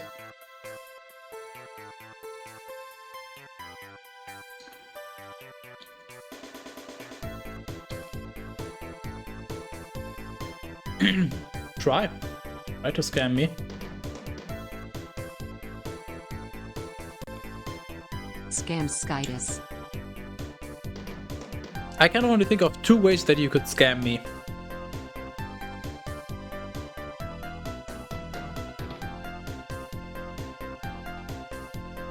Put it that way.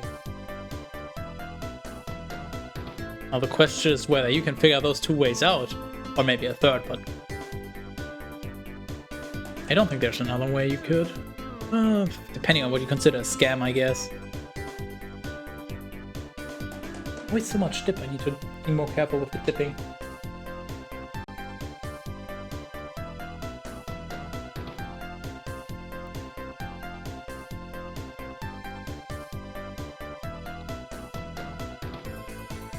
I think Discord text-to-speech only works when you are also in that same voice channel.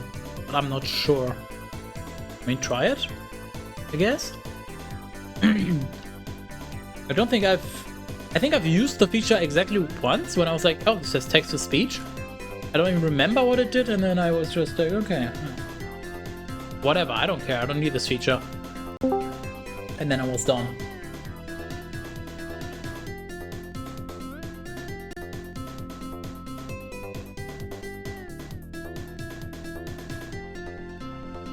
You need to unmute as well? I don't know, ask the internet.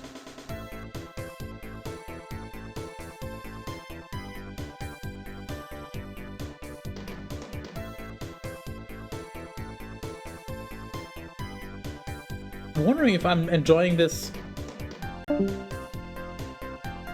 totally mainly because I'm hungry, or because it's actually good.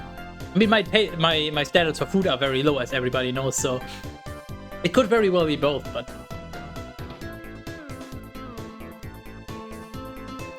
not sure.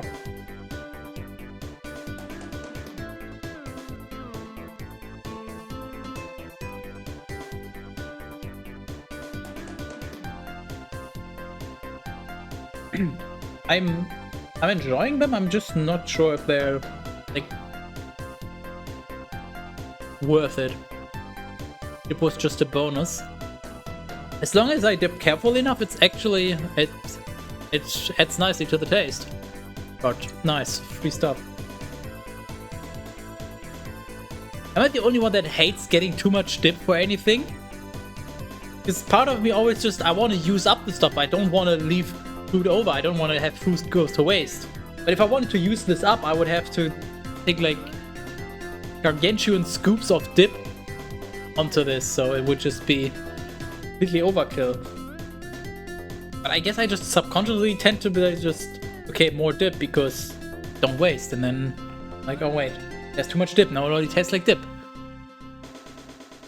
No clue how people use full scoops, make everything taste like dip. Yeah, it's it's weird. Goes for basically everything where you have some sort of dip or sauce or whatever added. I'd rather have too much than too little.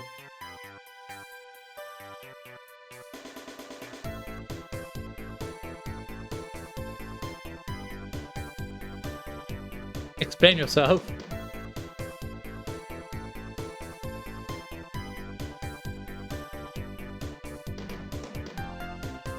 Oh, I thought you meant on the have on this one just have too much. Yeah, yeah. I mean that's a fair point. You can still use it. True. I thought you meant like I'd rather have too much on one bite of the food, which sounds crazy.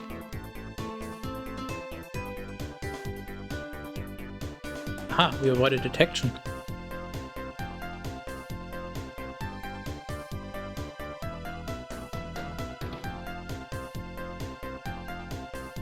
Yes, that was the plan. So because of a sub goal in September, I was gonna be ordering pizza and eating it on stream. And well, plans changed. I guess we're doing it next weekend probably. The plan was to do it after the reading though, but I already got my food, so I guess I'm good.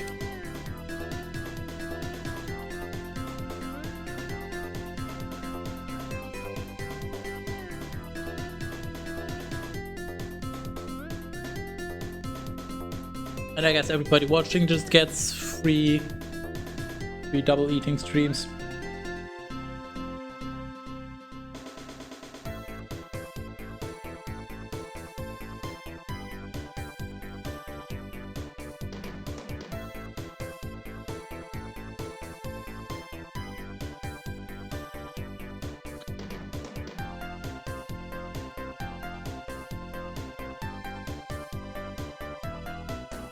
Never believed in less is less, less is more. I guess it depends on context.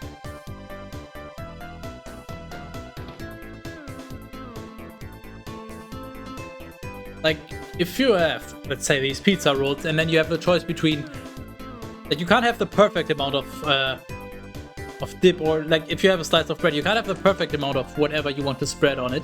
I would rather have too little than too much, generally speaking.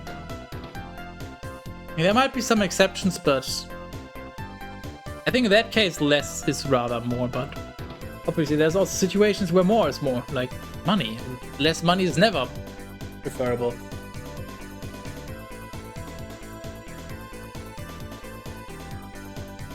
Unless we're talking about money owed, then less is more.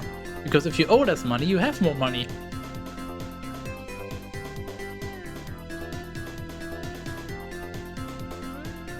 Pizza rolls is the cheapest, most satisfying thing on the menu. IMO, love it. Interesting. But they're definitely nice, but I don't know. I guess for the right price, sure, but I'm not too sure how I feel about them. Like as an alternative to other things. Yes. Greebelings. What was your final time? Who was that? We don't know. Okay. Probably just barely sub 2 hours. But I skipped the part that I had to reread afterwards, so I'm gonna have to retime it. So you were, I think you were saying something like it's gonna take an hour. I was hoping. I was hoping that I'll be doing it in 1.5 hours. Because my previous PP was 208.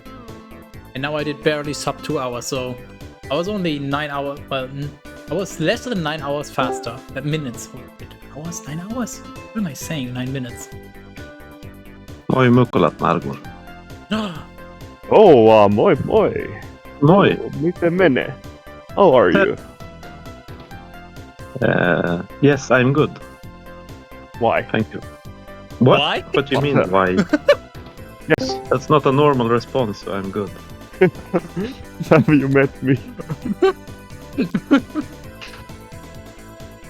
It is on the Why are you scale having a of good 0 day? to... Stop it. Yeah. Go back to misery and suffering. Yeah, I guess that's a fair point. I'm more likely to have like a okay day or a bad day than a good day. I mean, there was a Toa stream and a Skyder stream today. Obviously, you're having a good day. What more could one ask for? Well, Peasant stream. well, but that supposes that I have a good time when I'm streaming. I think, to be actually honest here, I think I more meant that like, if something could happen to you, you could tell it to us and it could be an inspiration for us to have a better day also. Good things never happen to me. Why not? No. Well, no, but I'm doing quite. I'm all right. I'm good. Thank you. I'm gonna claim that you must at least sometimes enjoy streaming, so it's generally a more positive than negative thing overall, because otherwise you wouldn't still be streaming. Oh yeah, that's true. Oh no, I like it. It's fun, but I know. Don't bring logic into this. Just wanted to prove my point. Introduces guide to debt-based economy. Owing more money equals having more money. No, being owed more money. That peasant doesn't understand money. What's new? no, I've been speedrunning Super Star Wars now. I don't even know what that is actually. Where are you going? I've never heard of it. I know what Star Wars is. I know there's games, but like Super Star Wars? Well, it's for the Super Nintendo, so it's super. Oh, yeah. There's like 50 games on Super Nintendo that's called something with Super. And why is it called Super Smash Brothers if it's for the Nintendo 64? Was it originally intended for the Super Nintendo, maybe? It's like a weird name. I don't know. I've never thought about that. I didn't either until now. but you know, but like Nargor said, Super Mario was called Super Mario before Super Nintendo, so. But I guess maybe Super Nintendo got a bit inspired from Super Mario. The name, maybe.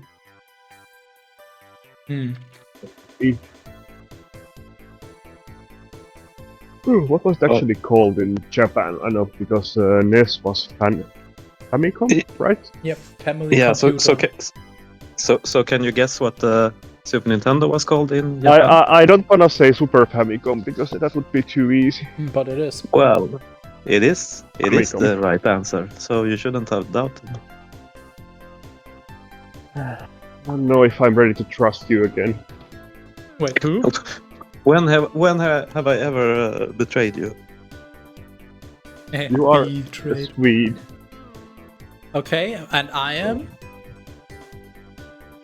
Attorney. So I'm also not trustworthy, huh? Depends. Depends. You are very trolly, so You're a troll. on general, you are not very trustworthy. But Well, you are kinda trustworthy. we're not in Like general. on surface level, you are not trustworthy, but on deeper level, you are. Like I would not have sex with you, but I would marry you that way.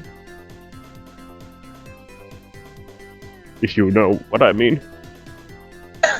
You want to play Sonic Golem, I get it. No, that's the third part. Like it's Fuck, like Mary play Sonic Golem with? yes. Ah, yes, my favorite hypothetical. You understood completely. What am I Well hearing? Finnish derangement. No. Well, so it's a Star Wars game on Super Nintendo, and it's a good game. It's a very good game. It's very fun. It's very entertaining, but it's also very difficult and very sort of janky and weird. And That sounds like Yeah. pretty much every Super Nintendo game. well, I'm pretty much all of them difficult because back then they couldn't make a bigger game with more content, so they just had to make it more difficult to get your playtime. No, or not you just had to. Mostly, at least. necessarily true, but yes, the games generally were harder back then. Yes, I would say. So what is your current time there, Toa? Like your PB? It's 30 minutes and 2 or 3 seconds or something. Okay. What's I the world just- record? I just missed sub 30 today because of well, I messed up bad nerves, so I had like a bad mistake in one of the last stages. But Okay. What kind of world records are we talking here? well, Are we world record is like 24:30. That's not So that's not so that far sounds- away actually. Pretty good. well, yeah. I mean, it's to get down to like to those times, I would have to be a lot better, of course. But yeah, but it's a still, in decent time terms for of, being like the a noob. percentage differences, it's not that far off. Like if you look at my No. Left 4 Dead 2 PB and compare to world record or the other one, then that's much bigger gap. Yeah, but I think those are perhaps also more competitive speedruns or games. This one is, well, I guess it's also because they are longer games, or maybe. I don't think I would call the other one competitive. I mean, currently Okay. there's 3 active runners, I think. Yeah, You know. well, So- this game. Well, I mean, well, you can look on speedrun.com I'm if you want literally to. doing Super this Star Wars, right but now. it's. Oh, you are. Super.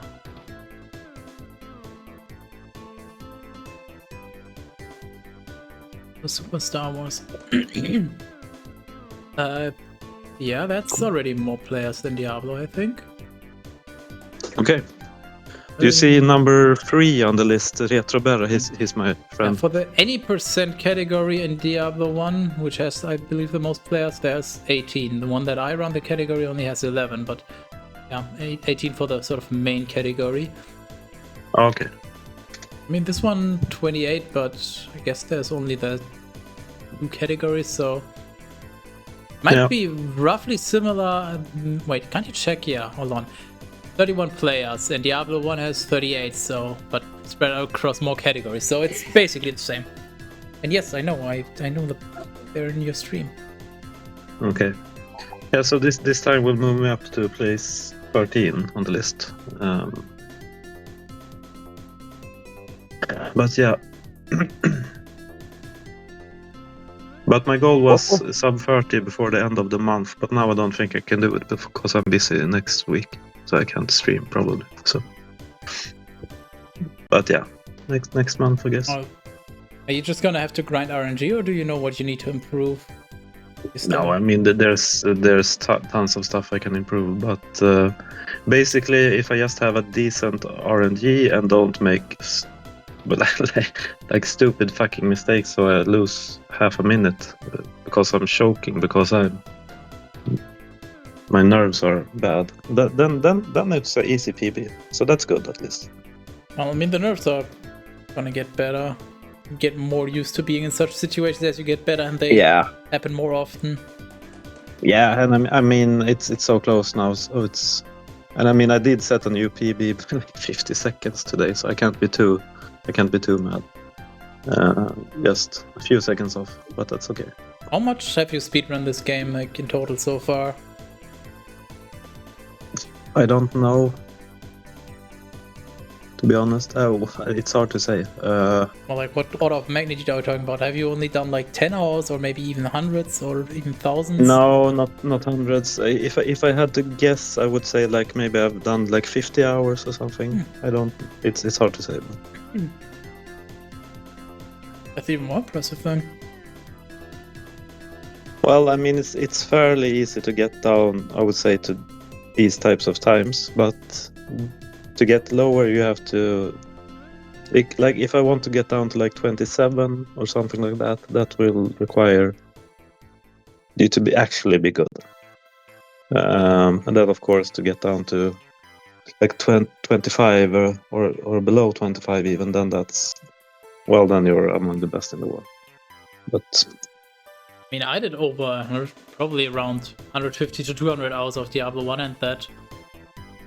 Yeah. I mean, where am I now? Well, where am I sitting now? I'm now I'm number 4 still. Well, number 5 if we count Xavier's run. But there's such a big gap now. Like, I'm at 1 hour 7 minutes, and then Tanker's next one at 46 minutes. Actually, kind of insane. Yeah. Like that I would say that's the difference. If you get like a sub 55, sub 50 or so, that's the people who are actually really good at the game, and I would say I'm like okay, and I happen to get a really lucky run. Yeah, exactly. I guess there's just well, and this is the first Star Wars game casually. Yeah, I mean this is the first time I've ever speedrun anything, so it's I mean it's fun just to sort of do it, but it can also be very, very frustrating sometimes, but that's part of it, I guess. Depends on your expectations, what you're trying to get out of it. Like if you're expecting to get a PB every time, then you will get mad because things won't go your way. You're just expecting to have some fun with the game in a more unique way instead of just playing it casually and just hoping you get better and just sort of going with whatever you get, then you're probably gonna have a lot more fun. Yeah, I know, and I've tried this, like today I tried to have more of a attitude of not trying to force it. But yeah, I guess what I got frustrated with was just that sort of bad mistake that's well, I can handle like bad RNG or like normal type mistakes or the game kind of fucking you over, but when it feels like you're choking, that's a bit harder to swallow, I guess. But maybe it's part of the game. But the good thing is, if you look at that, that's something where in the future you know you'll just be doing better. Whereas if you just get unlucky, well, what are you gonna do? If you're in that situation again, you're gonna get lucky? No, that's not how it works. So that's definitely a point of improvement. You just gotta look at the positives. Yeah, exactly. I know, and it's. I guess that's also could be like a good learning experience to try to, I don't know, handle setbacks or mistakes better. One of the biggest parts of speedrunning is just not tilting. Yeah. You know, everybody can only speedrun for so long. Some people can speedrun for hours, and some people only do like 1 hour, and then they're just like Riot explained it kind of with an interesting analogy. It's like a mana bar when you speedrun, and each reset or each time something goes wrong, it gets depleted, and at some point you just don't have energy to do more. Some people might have a bigger mana pool, but at the end of the day, that's what dictates how many runs you can do, and how many runs you can do largely dictates how good you get at the game. So if you never get tilted, you can play more and thus have a lot more time to improve. Yeah, and today I had a good like 3 hours before I called it, but usually it's even less than that, I would say. And it's not with this game. It's not only the mental side or like the stamina or mana pool, but because my thumb gets fucked up too, because you have to.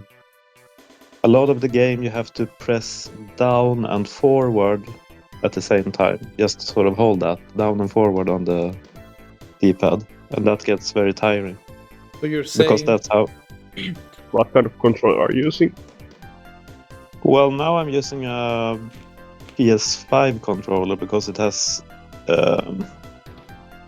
It has the sort of segmented D-pad thing where separate buttons instead of like a D-pad. So it's good for 2D games, I think. But before I used a normal SNES controller, Super Nintendo controller. So you're saying at some point, like when you play too much, the fun turns into farm? Yeah, Yes. pretty good. Yeah. But I know he even said the same thing, and also Berra, that that just for the thumb, it's kind of a thumb killer. It's not sort of the tip of the thumb, but more down, sort of the big muscle where it connects to the hand. I guess it's hard to explain. But I guess you have to find different techniques of pressing the button that are less taxing. But obviously, it's very hard to break the habit of holding the controller in a certain way. Yeah. So that's also a challenge because, I guess basically you have, rather than just moving forward normally like walking or running, you do like a glide forward on the floor. That's much faster. What if you use both? So I think Celeste speedrunners, they use keyboard and controller. They use keyboard because it's more precise in one way, and then they use a controller, like one hand on keyboard and one hand on controller, because it's like the best of both worlds. What if you did something like that? Well, I don't know, but I think another option could be sort of remapping the controls a bit. I actually tried that once, where I could sort of hold the trigger instead of holding down or something like that. But it didn't work very well with my emulator. If you're on an emulator, is it possible to have like a toggle button? So like it continually sends the input, but you only have to press it once? I'm not sure. Yeah, like I guess also I would have to be careful, so it's not something that would be considered cheating. But first you gotta find out if it's possible, and then you just ask on the Discord or speedrun.com forum and see. Yeah. Well, for now I'm just going to keep grinding away with my thumb on the weird D-pad thing.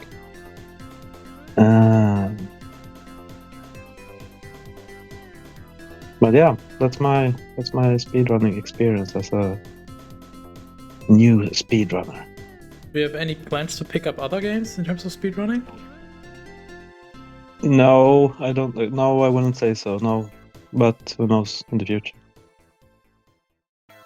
I think for now I just want to focus. Well, my original plan was to. Well, I said that I'm going to reach sub 30, and then I'll see. Basically, I'll maybe quit or just take a break for a while, at least. But then we'll have to see if I want to keep going now. It's a lot of time invested. Well, it's not too much time now, but speedrunning takes a lot of time. I mean, it's like any competition. You need to invest some time to get good. Whether that's like PvP games like Dota, CS, or whatever, or speedrunning. Just that this one doesn't require you to have opponents. You know, you could also just speedrun Yeah, against yourself. that's true. The And I benefit. guess the one thing I've enjoyed is, well, I guess the challenge of it, or you're actually you're actively trying to, you're working towards a goal and you're trying to get better at something, and you have to sort of perform under pressure. And like I said, I had a bad choke today, but I've also had, well, there were many times in the runs today also that I didn't choke, that I performed very, very well. So it's good to, I don't know, you're sort of training yourself to perform under pressure and things like this. It's a cool and unique way to experience gaming in general, but I also really like the community aspect of it. You know, just having like-minded people that suffer from the same problems or maybe found solutions for it. There's a certain camaraderie, because you're not, I mean, sure, you're competing for a better placement, but it's not like that head-to-head where it's, you know, something like Dota or Counter-Strike. There's only one winner, and there's only one world record holder, but you could PB and somebody else could also PB, and none of you would be upset. No, exactly. And like Retroberra, he's helped me, and also, well, I don't know if you saw, he even has a time also. Yeah. I'm trying to get Ivan to do more runs, because he could set a much better time than he has, because it's not even deathless on his PB. It's but I don't know, he doesn't want to maybe. But anyway, Retro Berra has helped us a lot with sort of giving us tips and pointers and things. So I mean, that's the only reason I got so high on the Diablo leaderboard. Like when I started streaming Diablo, like before I even started speedrunning, I had Chris and Xavier come by, both very knowledgeable about the game and just explaining mechanics to me I didn't even know. And then when I was speedrunning, they were also just helping out on the fly. That's where I got most of my knowledge from, I would say. Yeah, and also before I started, I watched many hours of Berra, of his speedrunning streams of this game. So he's been running it for years. So I guess in some way I had a pretty good sort of idea on how to play the game before I even started it. But yeah. Same was the case for me with Left 4 Dead 2. I've been watching people speedrun that for quite a while, but playing that game and watching that game is a very different experience. Yeah, I can imagine. I gotta go close the window and well stuff elsewhere.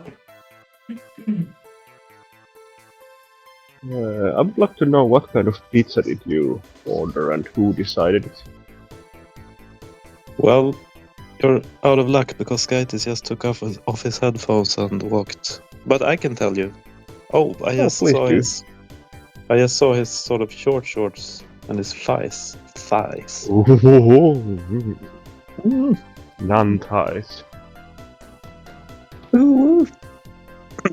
That was my impression of Skytis saying ooh. Nice. But well, it was. I guess that quality content.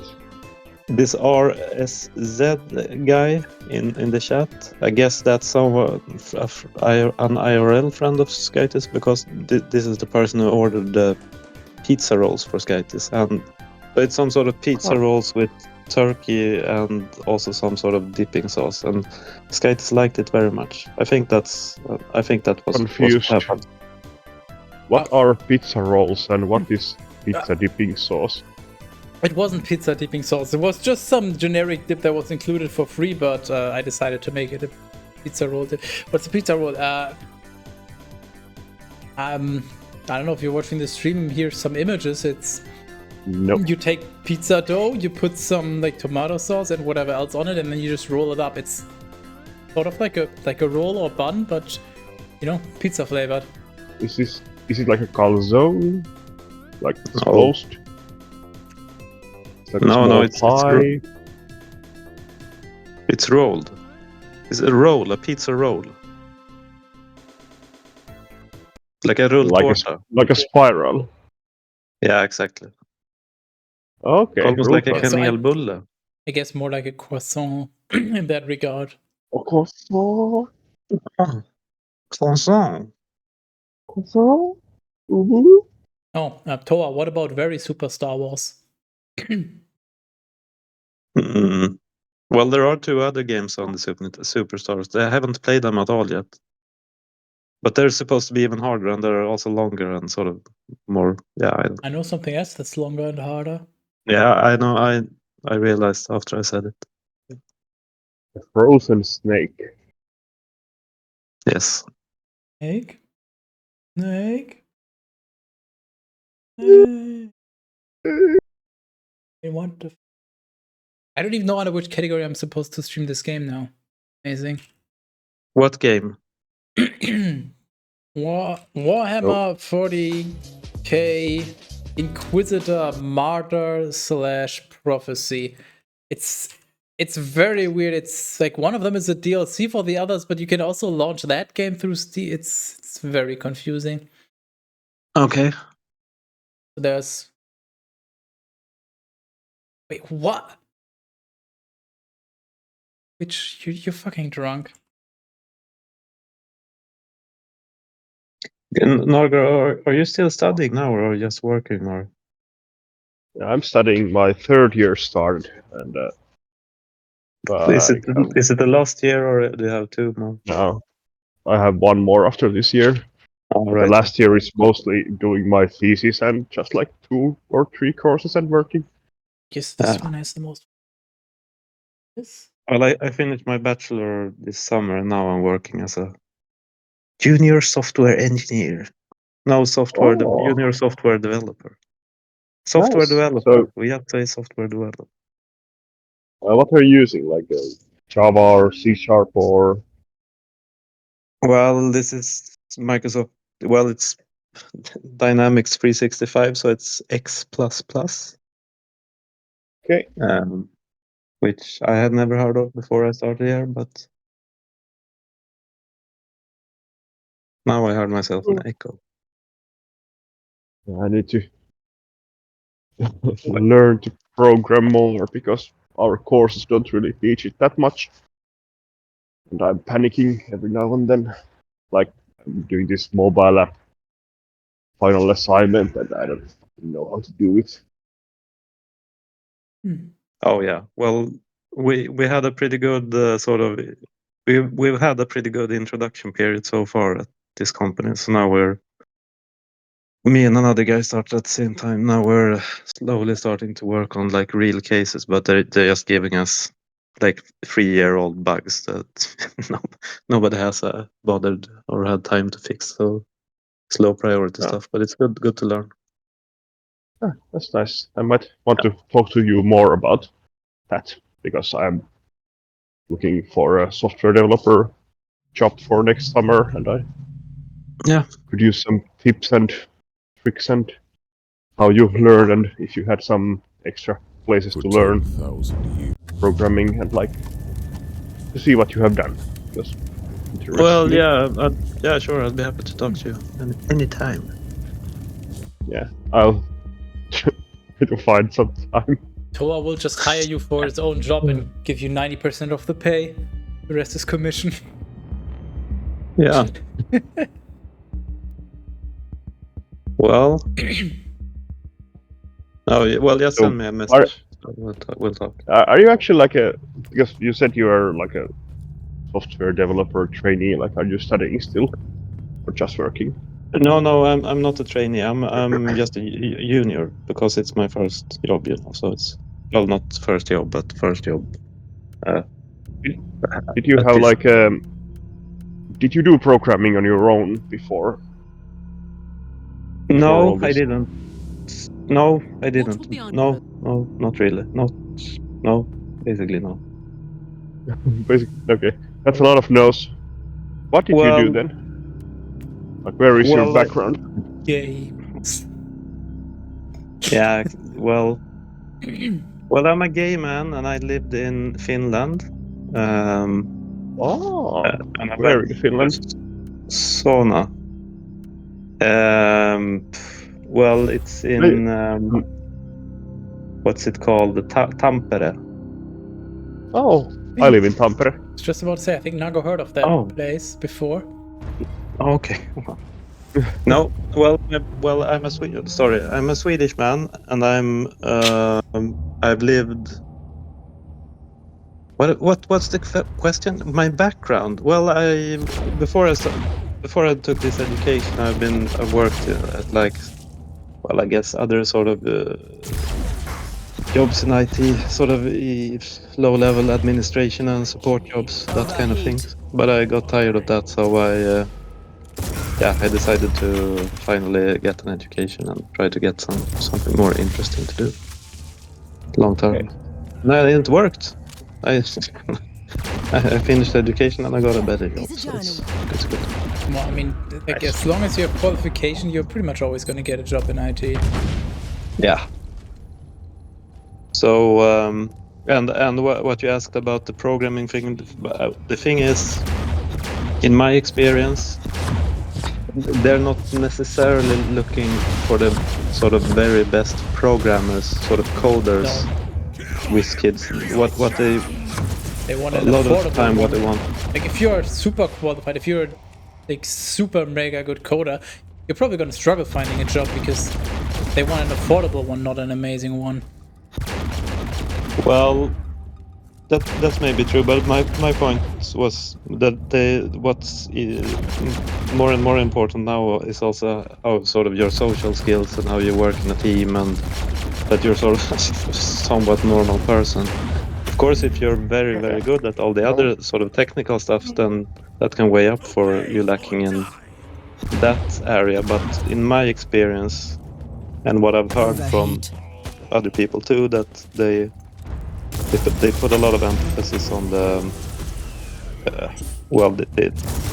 other sort of skills too, I would say, not just the sort of purely technical in that sense, and that you will learn on the job also, because I also felt a lot like that during my education, and when I was finished, that okay, we learn some stuff, but we don't know anything, and we can't sort of, it's going to be very hard to get into a real job, but nobody expects you to come into a job and be productive right away. It's always going to be a very long learning curve, no matter what. So it's the same for everyone, but yeah, so don't worry about that, I would say.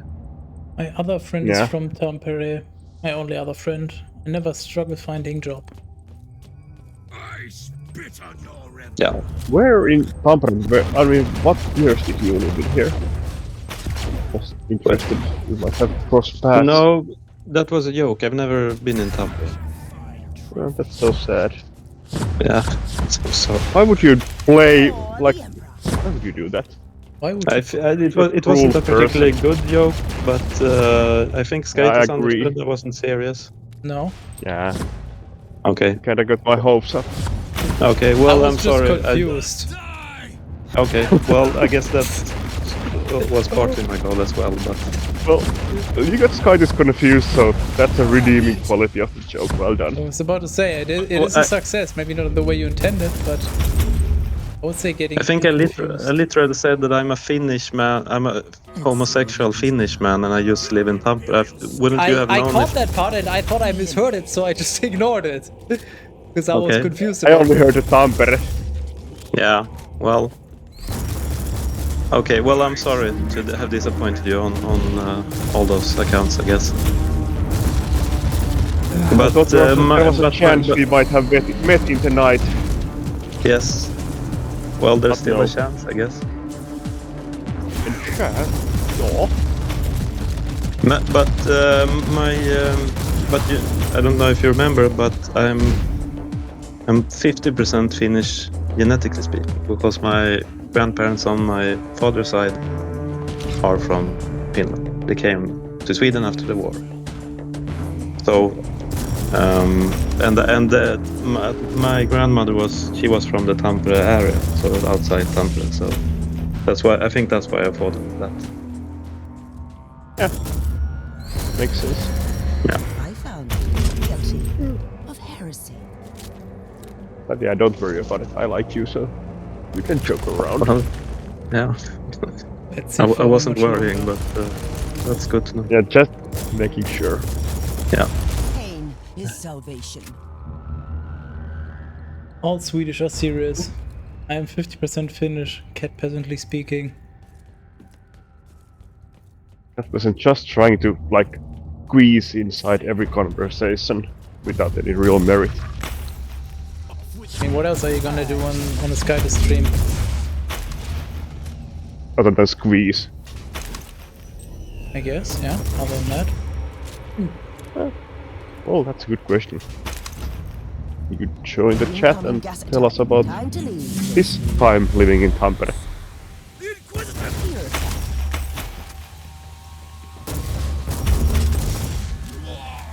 It's getting cold in here. It's like -3 or almost 4 degrees already. Have you had any snow? We had some a few days ago in the morning, but it melted in like 3 hours. I Yeah, it think was snowing there's here supposed for to like be 10 some minutes, tomorrow. but it's yeah. We just had pretty much non-stop rain the past 2 or 3 days. Loading. Not particularly fun. Yeah, we had like 2 weeks of rain that ended earlier this week, so glad it's been dry for a few days now.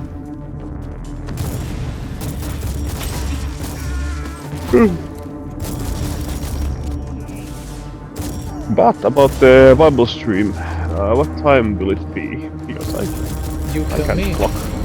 As long as it's not too late, we basically don't care.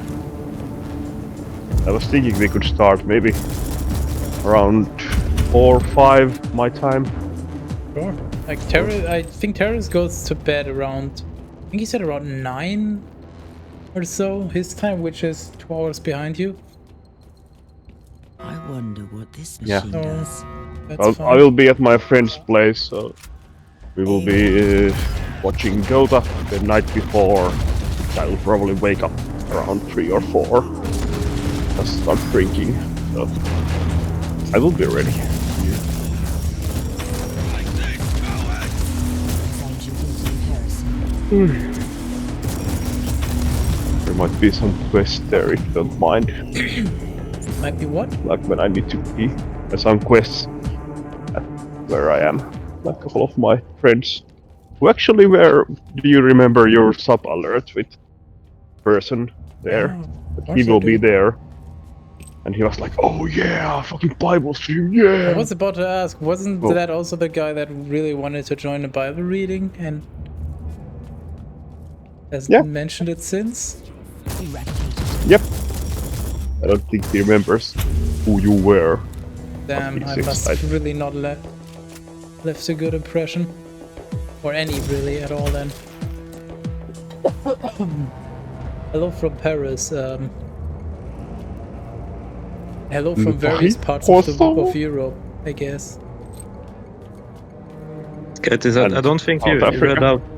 I don't think you read the Cat Peasant's message there. Yeah, I tend to just skip them. And speaking of squeezing, I have to go and masturbate. Thank you. Was that the message? That's how I wanted to read out loud. Yeah, that was the message I wanted to hear. You're a weird person, even for a Swede. He's a sweet guy. I don't think you're probably not wrong, but I don't think it was weird of me wanting to hear that message, to read that message. Really? Yeah, Okay. I think it was Cat Peasant's best message. I mean, let me put it this way. You're talking about sauna golem and trying to fuck me in the sauna, and you are talking about weird? You are in no No! position to Nobody speak. fucks in the sauna! You don't fuck in the sauna! That's weird. Well, who made you the authority on weirdness? You? What are you, soldier boy? The only thing I know about that is the console. Well, he made music. I would rather have my tech Rather. dealing with Your this. music. He covered music more like. Does anybody remember the details? What's the crank that's by Soldier Boy? Or am I confusing it with someone else. Wasn't that like just a sample or cover or something of another song? I have no idea what you're talking about. I vaguely remember sort of there being an artist named Soulja Boy, but I couldn't tell you any more about it. He's probably a hip-hop artist. Yep. I remember seeing a video about the gaming console he made. One of his... He made a gaming console? Yep. Yes. Okay. It was literally just a Game Boy ripoff or something? And he even got into legal trouble? Yeah. Yeah. Okay. The most, I would say one of the most memorable things is one of his songs has like a you in it. Which is why when anybody just doesn't say you but more like you, then I think of that. Which is why I made a clip on me stream where he opened a chest and then he got a town product scroll that he wanted much earlier. And then he said it you, and then he just said you. Something along those lines. Right. I remember because that's important. Yeah. Needler sniper rifle. Is any one of you a Warhammer expert? What expert? Warhammer. Well, 40k specifically. No. I have some friends who are, but they're not here. I don't know. I don't know anything almost about Warhammer. I got +1 bloodlust point, whatever the fuck that is. That sounds great. I don't know. I unlocked a new weapon type. It's a needler sniper. So Oof. as opposed to a normal sniper. I don't know what the difference is, but I guess. You need it. 3% crit chance when the... Sounds good. Depression damage bonus on crit. Oh, let's take that. Okay, so where's my blood something point? Not this. Oh yeah, perk. Perk. Can't have a second perk. Surprise status. Good chance on kill? I'm sure something will light up glory. Yes. Wait, why is... Oh, claim reward. Wow. This UI is stupid. Ah, yes, an Artificer long-last rifle. Because I know what that is. The weapon. TM. Hello from Cat Peasant Land. Ooh, he was Soldier Boy. She said see you later, boy. The Needler is a unique. I've seen it on me stream. Okay, Cat Peasant is just continuing to be very useful. As always. Somebody is trying. Trying? I was trying once. You put me on a jury. Yeah, you are very tiring, I understand that.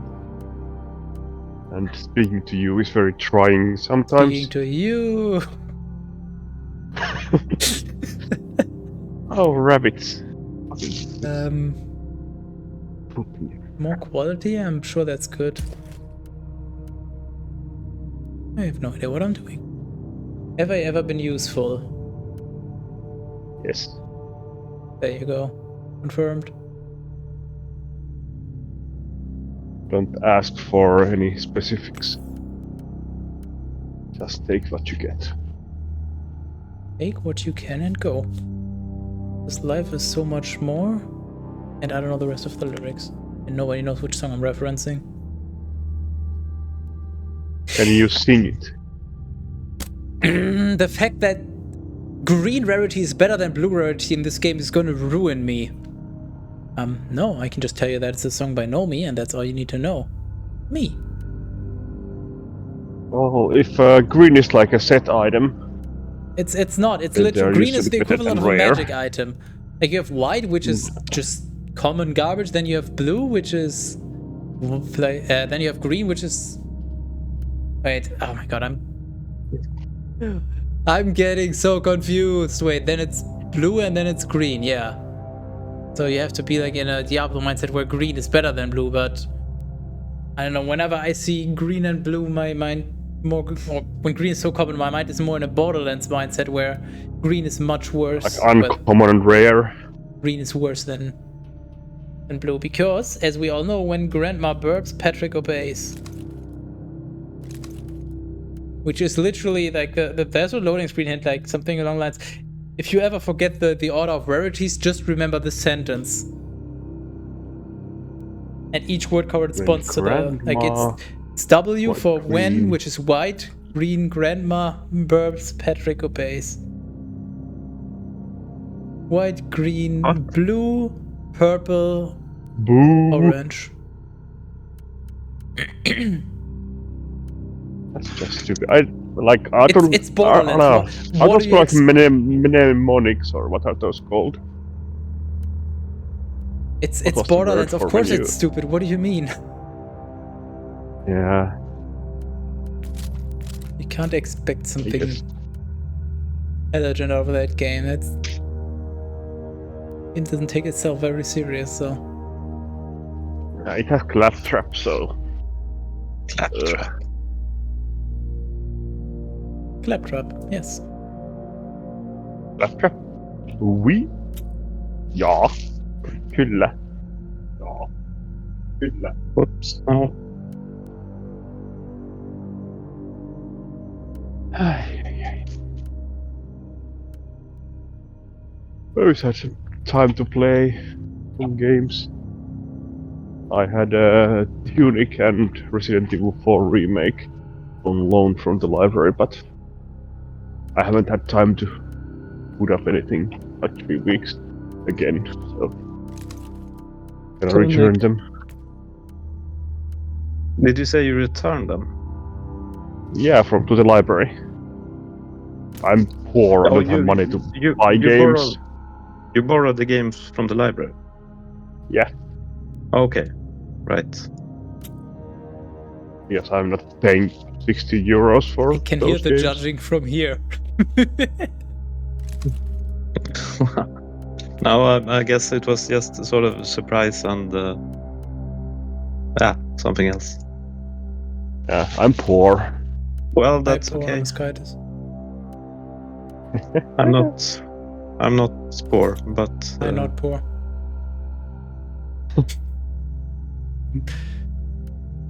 I mean, even if you weren't poor, it's just smart. Like, if you can get the game from there, why wouldn't you? Like, why spend the money? Well, yeah, sure. That's fine. That's great. It's the economical choice, I guess.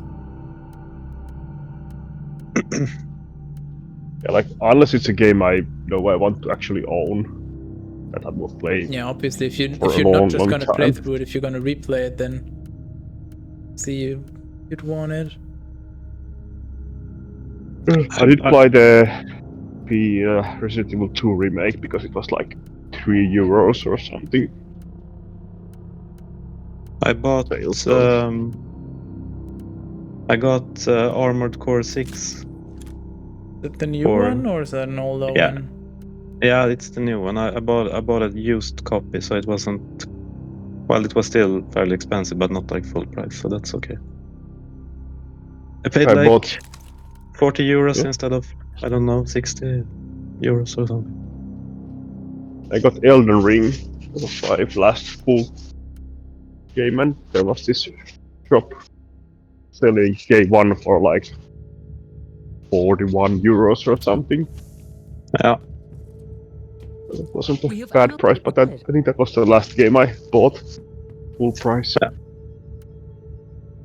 Yeah, I don't usually do that either. That's quite rare. 200 games in my backlog, so yeah. I really need games. Games. But I do know that when Elden Ring DLC drops, I will probably be getting it and replaying it. Yeah. My backlog is actually sitting at a pretty stable size. Like, I finish off a game and then I find a new one that I kind of might want to play. Roughly at the same rate. At least right now, but I don't know what I'm gonna do once I run out of new games I want to play. I guess I'll just have to play less games. or broaden the games you play? I mean, I'm not actively gonna seek that out, but if somebody talks me into like playing something with them and I end up liking it, obviously, that's a possibility.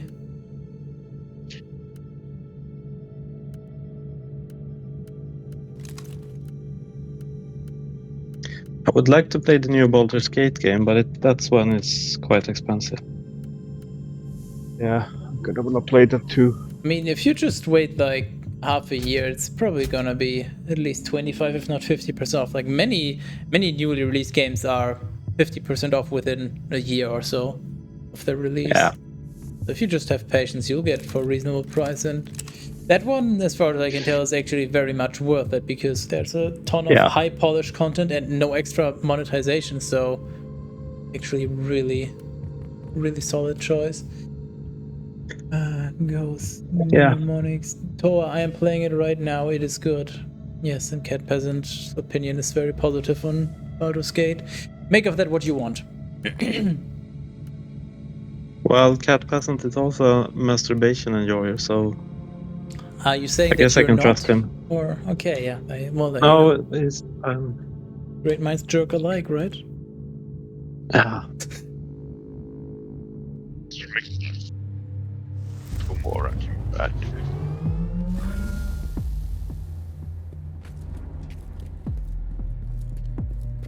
Go ahead, Mikko. Yeah. You. Hey. But yeah, I think I will wait with Baldur's Gate because now. Yeah, because no time to play anything else. I mean, the good thing is, as long as you avoid spoilers, you're not really in a rush. Like, it's not a live service, so it's not like you're missing the first season or whatever temporary content. So.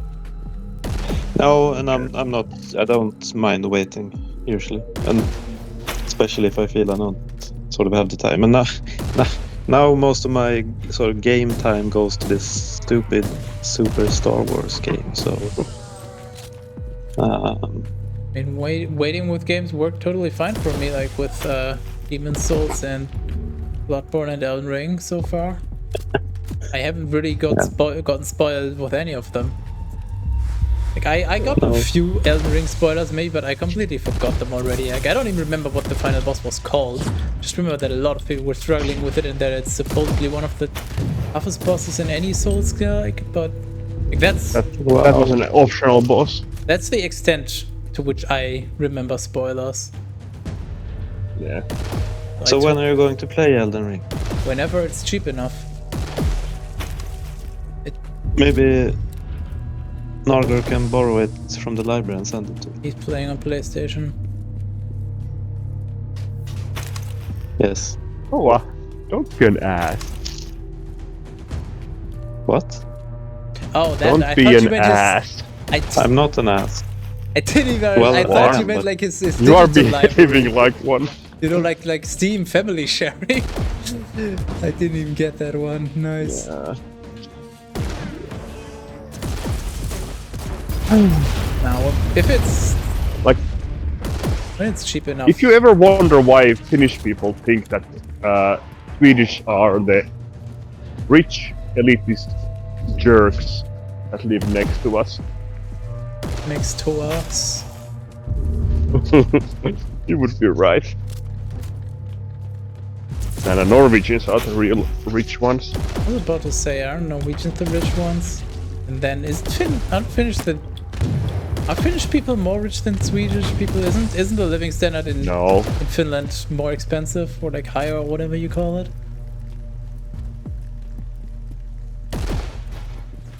No, Cost of Swedish living, that's what I'm talking about.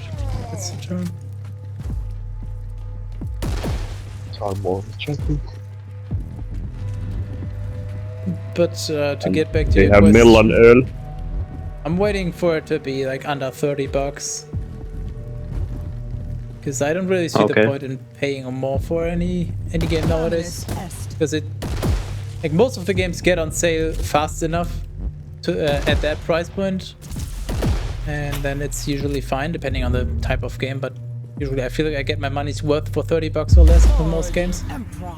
Elden Ring I will probably even at a higher price point, but the thing is I'm not in a hurry, so might as well wait and get a cheaper one, get it for cheaper. Because there's enough other games I still have that I want to play through. Yeah. And well, I mean, I did Demon's Souls not too long ago, and then well, whichever one gets cheap enough first, like either Lies of P or Elden Ring will probably be next. Yeah, Lies of P and also Lords of the Fallen. I'm not sure if like I'll play that. I saw I like to watch reviews primarily by Precious blood. James, Stephanie Sterling, and Skill Up. I tend to find their opinions very well thought out and all that. And Skill Up's review was not particularly like the game wasn't bad, but it wasn't particularly amazing or outstanding either. So. Well, I think they basically concluded the review with, if you're really desperate for more Souls-like, go for this, but there's Lies of P out there, so go for that first. right.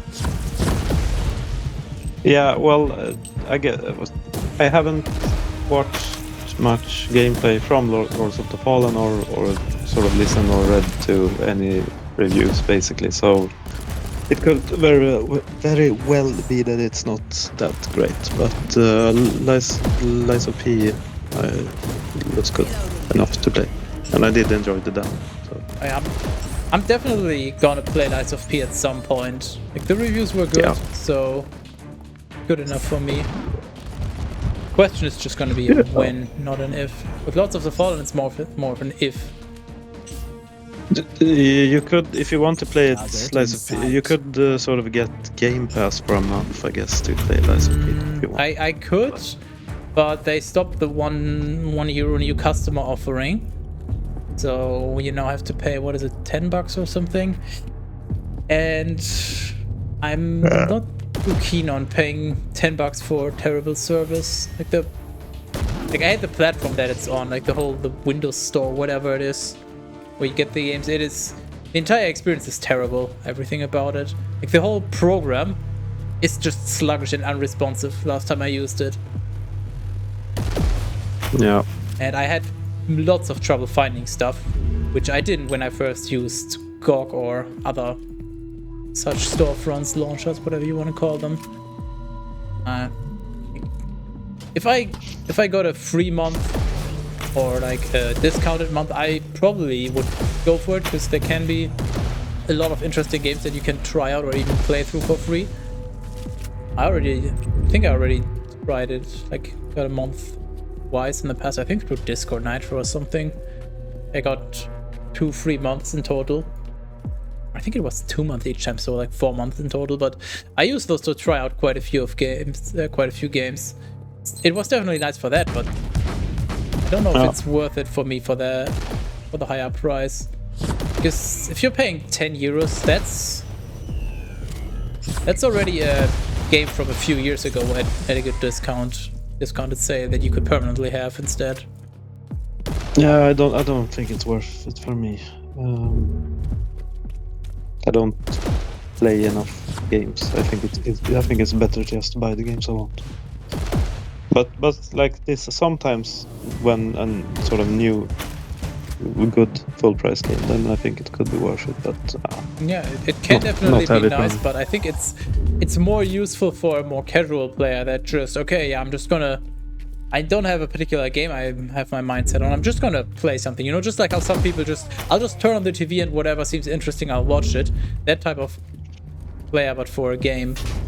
So you just, oh, well, there's a new new game added to Game Pass, I guess I'll play that. And if it's removed, well, I guess I'll play something else. Whereas I do have the PlayStation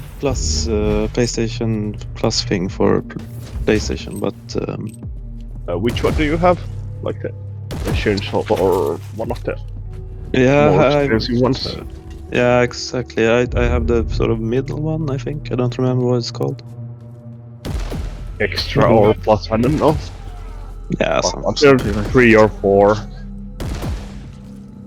I've had the cheapest Foundation sort of for like 7 years now, and I usually get it for like Black Friday deal, Yeah. like 30 euros a year, and I get maybe 5 or 6 games I wanna play from that. My backlog every year, so it's kind of worth it. Okay. Well, this is like, I don't know, 10 euros a month or something like that. About that. I mean, But the they do downside is have- you have to obviously continue subscribing, otherwise you lose access to those games. So, Yeah. but Yeah. if they regularly add games that are interesting enough, then I can very well see Well, it being worth it. They do have quite good stuff. Like the Demon Souls remake is on there. Oh yeah, there's Final definitely they definitely have high quality games. It's just whether you care about them or not. You know, for example, if they added a new Formula 1 game or a new FIFA, well, they're not called FIFA anymore, but whatever. You know, one of those or the new Call of Duty, that's not really enticing to me. Oh no, not me. Me neither. Whereas if they had Elden Ring on there or something along those lines, that's a different story. Yeah, exactly. Obviously, that's completely subjective. You're describing nearly all the Microsoft programs. I know. Isn't that sad? Well, Teams got better, to be fair, with the new version they released like a few weeks ago. I haven't tried it myself yet, but supposedly it got a lot better. Coworker tried it and said it was good. Oh, so it's not everyone doesn't have it yet, or? They are gradually rolling it out, but like as an update, but you can manually download it, but only for Windows, because go fuck yourself. Maybe Mac, I'm not sure, but not Linux. And my work PC is on Linux, so get fucked. Oh, okay. Well, I haven't noticed any changes. So I guess maybe I'm still on the old version, If or you just didn't. like the new version is like a lot more responsive. You know, every like if you change the tab from like the call history to the chats or whatever, it always takes like a second or two to load, and even out of that is supposed to be a lot more responsive. Switching organizations if you're in multiple in teams is also a lot faster supposedly, so it would very much be noticeable from what I've heard. Nope, our entire team doesn't like the new version. You can swap between the two. Wait, why don't they like it? I mean, I only heard from one person so far, as I said, but they said it's a lot more responsive and faster, so they liked it. Games? No, teams. Games. Shotgun is for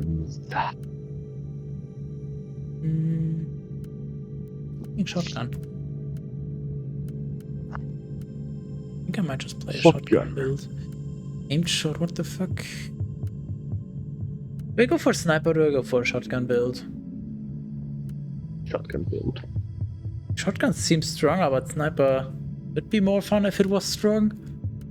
I guess area effect with a shotgun. Can I check? Go. Long range. Are these area or not? Single target. Area of effect. Single target, okay. And this? AoE. Single target, okay. You know what AoE it is. What do we have here? What is the center point? Minus 2% from the remaining cooldown on hits. So cooldown reduction? No. To mind skills? Wait, what? 3% bonus damage bonus to area of effect skills. 3%, that's doesn't seem like a lot. Maybe. Okay, no. Support. No. Health.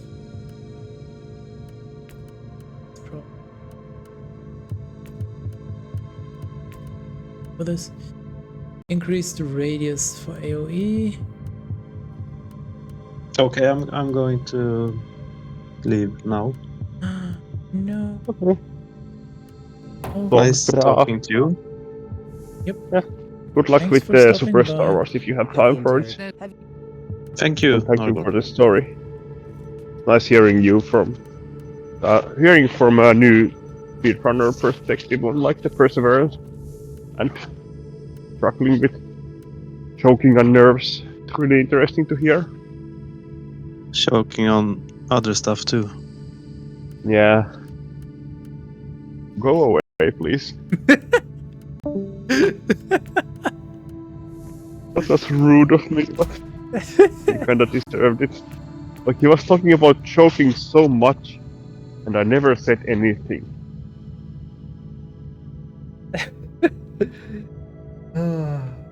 Okay, where was I? We got the version several months ago. No, that must be a different one.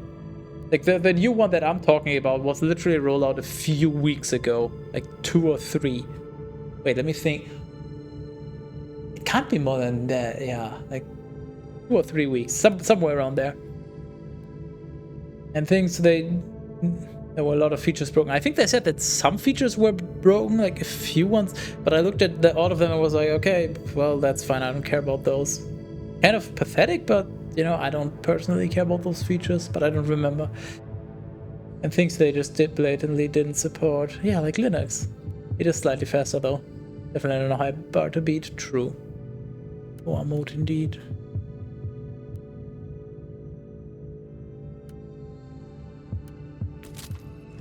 E5.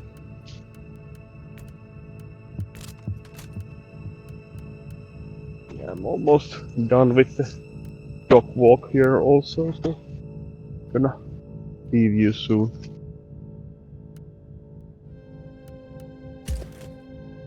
Gonna leave me. Yeah.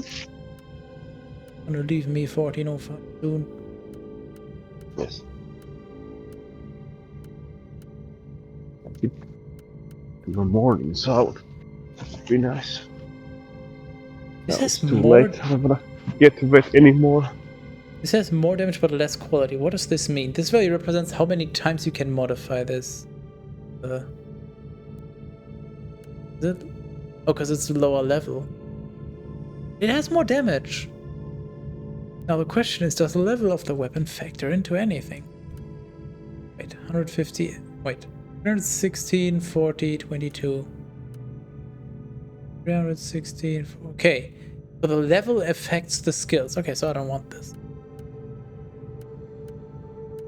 Interesting. I'm gonna switch to the other side and actually see what you're talking about. Talking about, well, not games, but singular game. He left. Okay.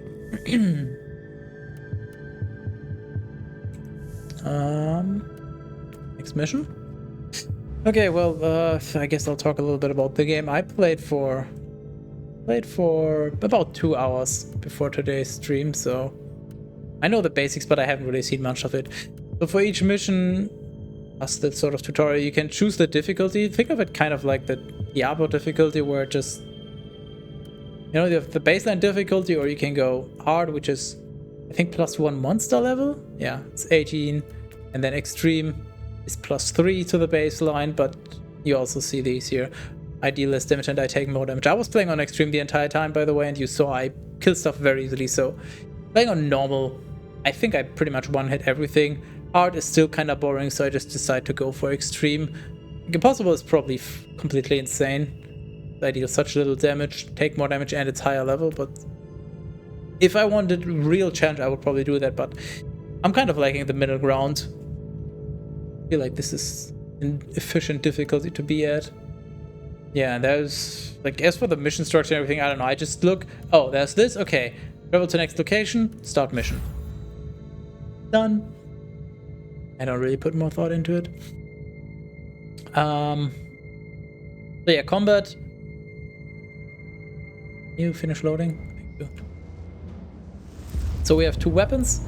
When you swap weapons, there's a short global cooldown, as you can see here. I like to have a sniper for the long range stuff.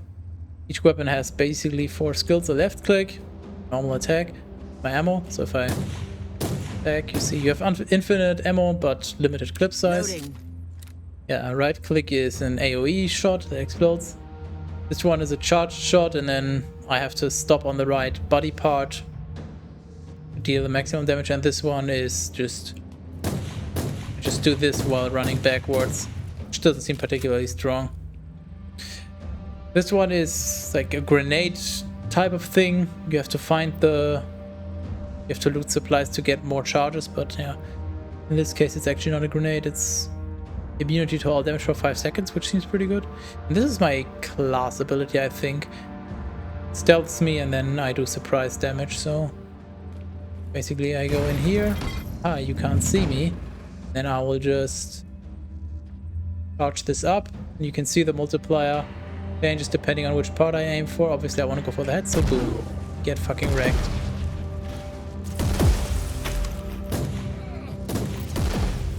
Yeah, but I'm still just, if I use my explosive shot thingy, I one hit stuff, so I guess I'm still overpowered.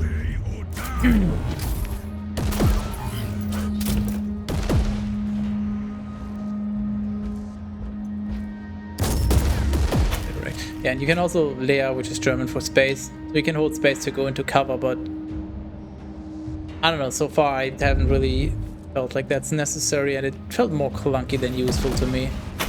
But maybe I'm just a pleb.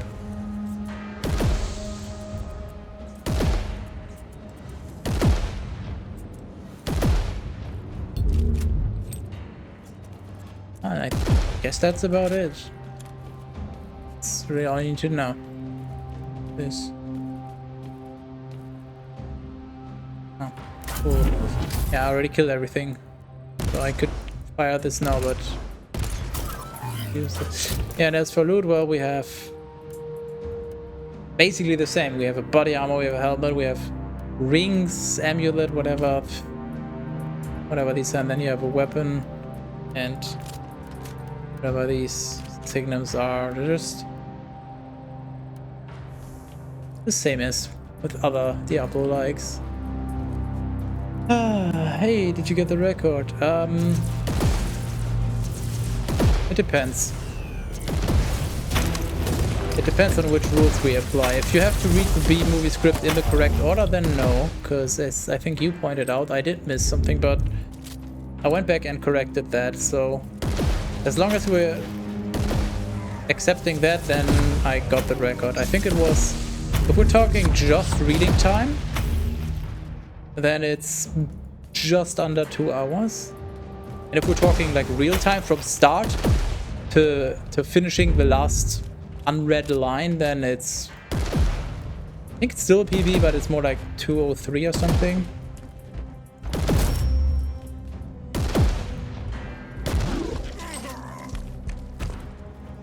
It was a PB, but by a lot less than I anticipated.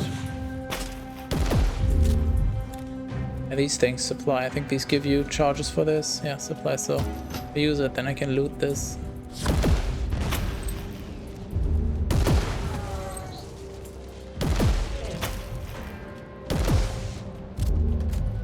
I'm liking the sniper playstyle with this.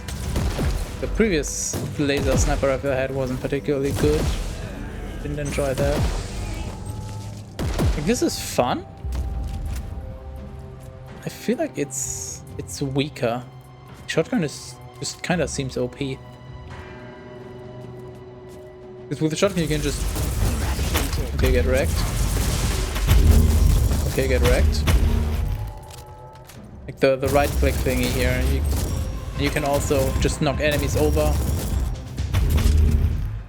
I don't know, maybe I'm imagining things or something, but it seems super strong. Like, this ability is super fucking strong, and then yeah, these two have knockback. No, wait, not knockback, knockdown. Yeah, knockdown. So like, if there's a tanky enemy, I can just knock him to the ground and screw him up. I just do this, chill a little bit in cover, ability's ready, get fucked, go into cover, knock him over, and he's dead. This feels almost cheesy, what I'm doing. Obviously I'm also exposing myself to more risk by being so aggressive, but You have, like it says no 0 health per second, but when you're out of combat, you can see health regenerates. Oh, yeah, one thing I forgot. Healing item. You can change what it, like, you can change some effects, like I think it's always 10% per 5 seconds, but then you have 2 modifiers you can put on. Like one to either reduce cooldown or have it have a prolonged effect. Something I decided to put a damage bonus on. There's a few modifiers you can slot in. Kiss of death. Think of it kind of like the different legendary potions from Diablo 3. They all heal you, but you know, they have a slightly different effect depending on what you prefer. Purged. No, no, no! Why did you cutscene me? That's fine.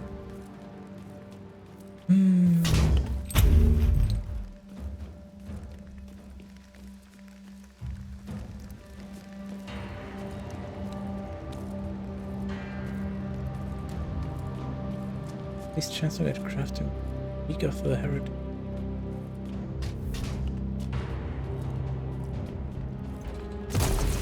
Oh, by the way, interesting thing to note. This skill is gone.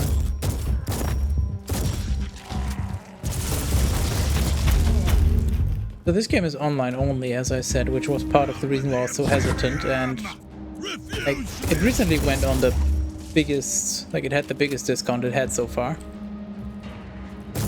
And they actually made a follow-up news post where they were basically saying, some people were wondering like why we put this game on such high discount if we have plans, like if we're shutting down the server soon or something. And they said that they don't have plans to do that, and they're even working on an offline mode. So, you know, maybe this game will have an offline mode soon, which would be cool.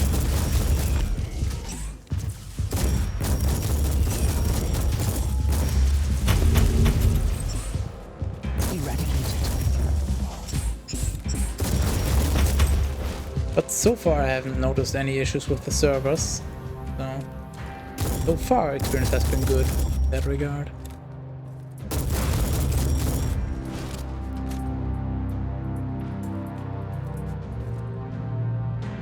Just gonna wait for my health.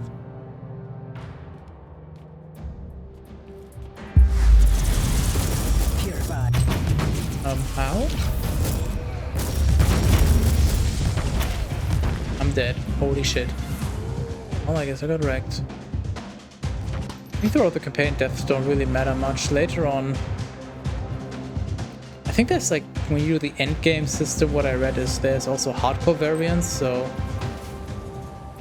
now think of it like a dungeon where you are not allowed to die in the dungeon or you lose all your reward. I think throughout this, death doesn't really matter much. Target locked.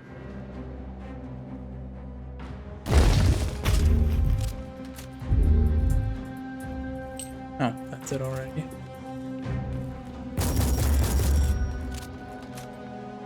Bro, move.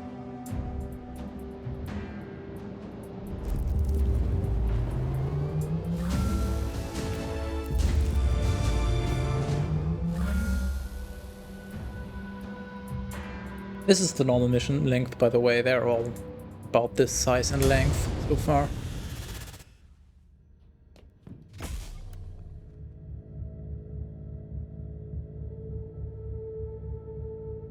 Inoculator, that's my healing potion. Plus 15 capacity. Remove. So, if I want to use the health potion just as a damage boost, I have to get life on kill or on hit. An interesting way to use it. Captain, how? Shut up, I don't care about lore.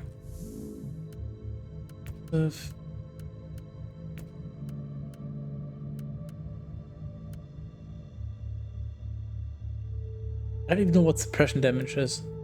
Annoying me. 1% of max HP heals just doesn't seem enough.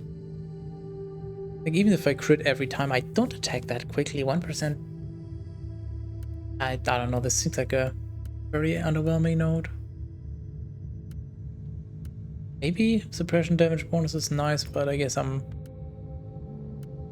try working towards this one, yeah. I think I'm gonna do one more and then go because I don't talk anymore. Not only that, I'm completely wrecked in every regard, basically. I was doing physically exhaustive things yesterday evening and today before I streamed. And then I was doing mentally exhausting things and vocally exhausting things, so I'm just about ready to depart. Typical cutscene. Target eliminated. This is safer but slower.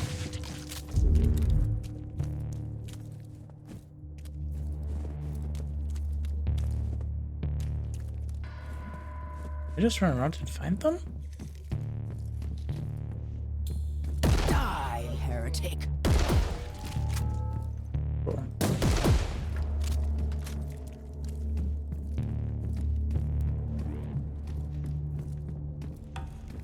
Recoil unclean. I hate how delayed the loot is. It's so weird. The enemy is dead and then the gods send you some loot or something.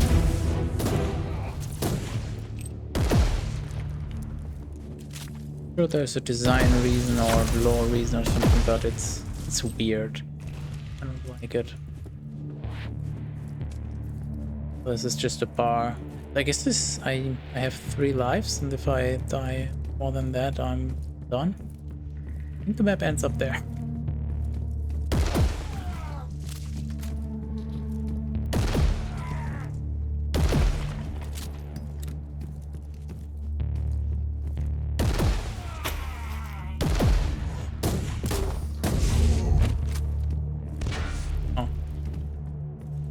Orbital nuke.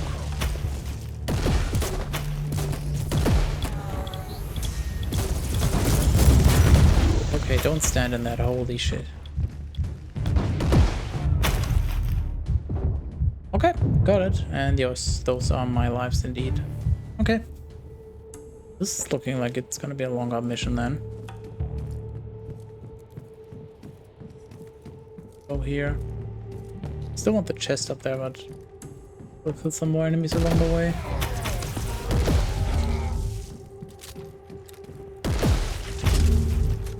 I'm gonna leave after this mission.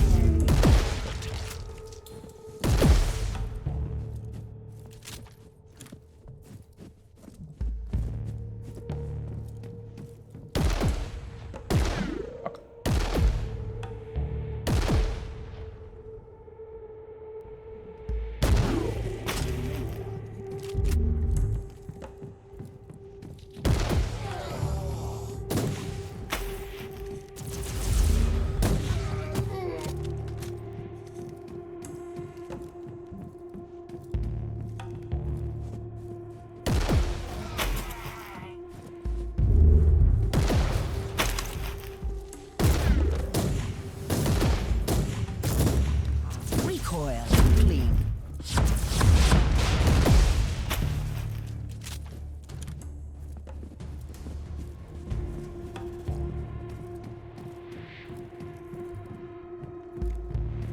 Why does the map look so stitched together?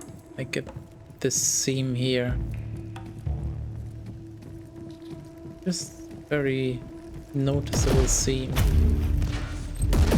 Is this just different tiles that were generated? Don't really go well together. Dude, why? From where? Ah. Loading. Thanks a lot.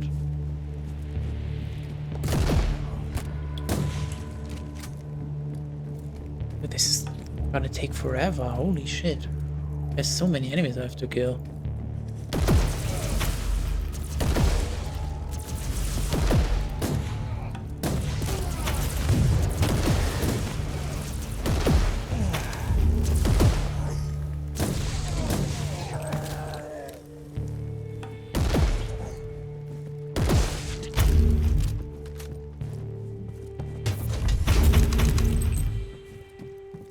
wait, kill streak gives base damage? I thought it only gives experience. That's nice. I just gotta go on killing sprees. Maximize my DPS. Boop. Off with you. And so I get damage bonus. Then also the kill streak bonus of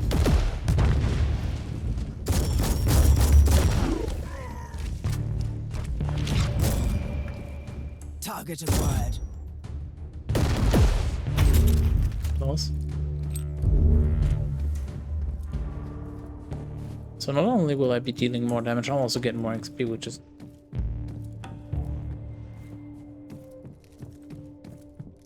I feel like this mission is going to be incredibly painful because it says exterminate all enemies. Like if I miss a single enemy somewhere, I'm going to have to run across the entire map again. Be super annoying.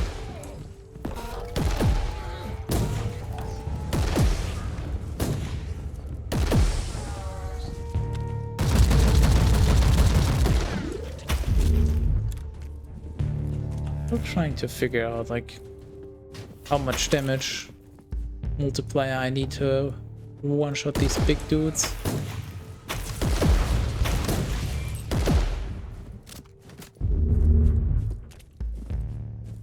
I should be using this next time. Getting bomb. Just do this. Now you can't harm me. Get fucked.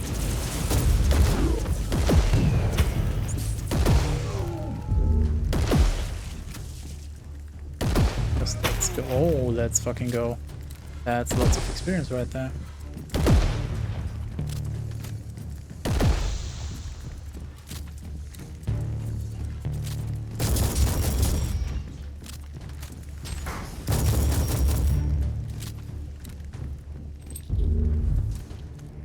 Based on. I don't understand why my kill streak like now doesn't reset.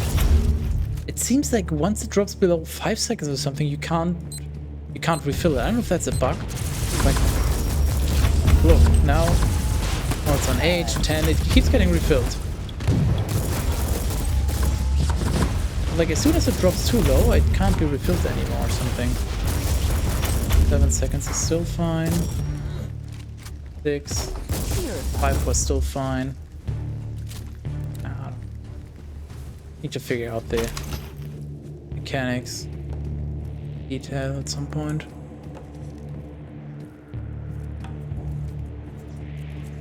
Cleansing shots fired.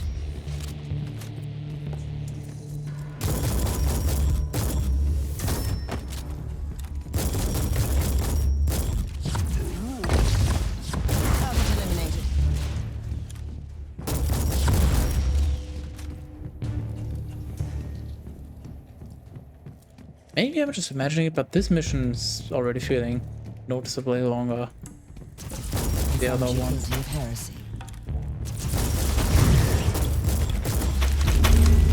Maybe it just feels longer because it's only one objective instead of multiple.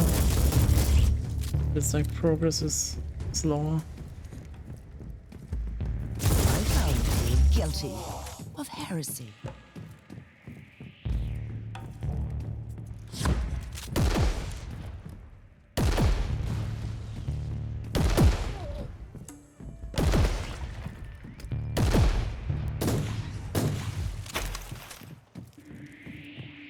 Okay, now I just need to clear out the middle part.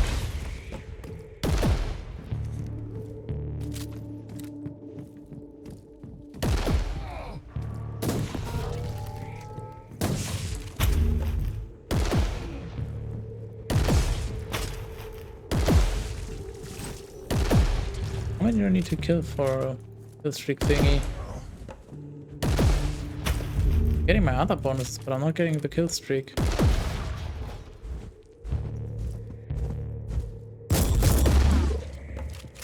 Okay, so times 8 will probably always one hit. Or if not, I can always do just one single follow-up attack and it should kill.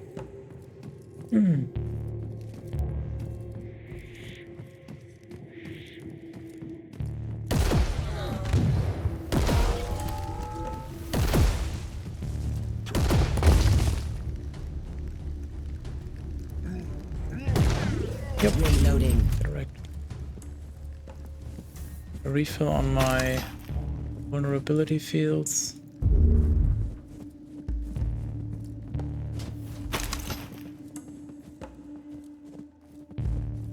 I guess we'll see in a moment if I missed anything. There's something very satisfying about just sniping the enemies at the corner of your screen. The Inquisitor must die! Kneel Oh, to none! you. No, you.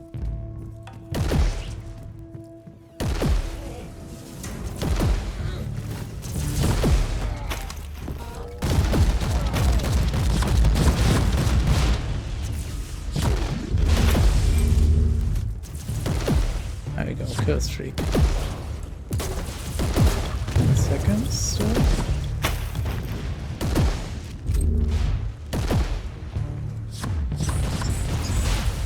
Seconds, and it didn't reset. It seems like when it drops below 5, it's gonna be gone for good.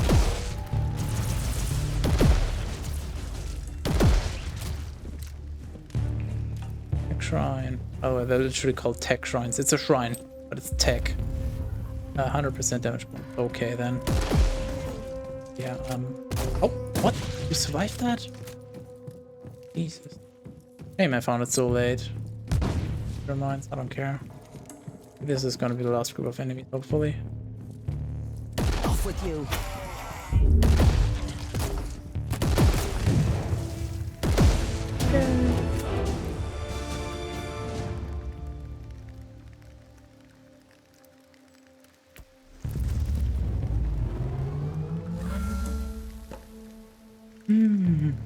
Yay, achievement! I have found Omicron arc. Like nuke through. Hey, area point. Ref gun. Hold mount. This point. It is right. Melee damage. Yeah, I have a dodge, I keep forgetting about that. Component slot. Even more. Jesus, yeah, okay, I unlock things, I get it. Okay, yeah. So here we see. You have one of these. It shows damage bonus. Maybe crit would be better.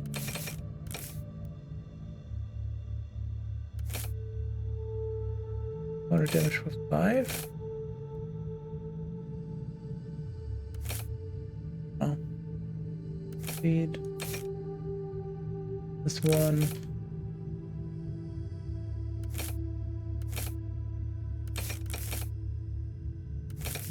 And depending on what you pick, you get less charges.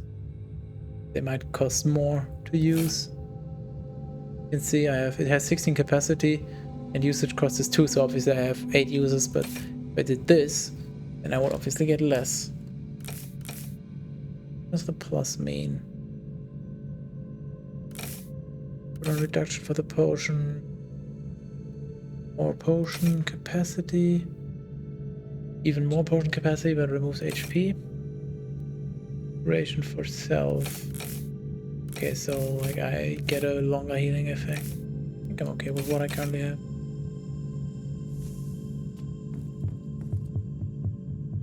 Inquisitor, I am not interested. So it's just like if you find more clues, you get more rewards for your quests when you turn them in. That's all there is to it.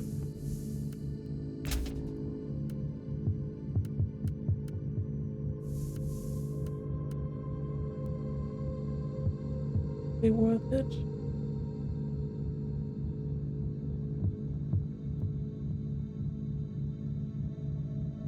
Loot quantity is nice and accuracy is probably good though. Stick with it a little longer because loot is probably valuable.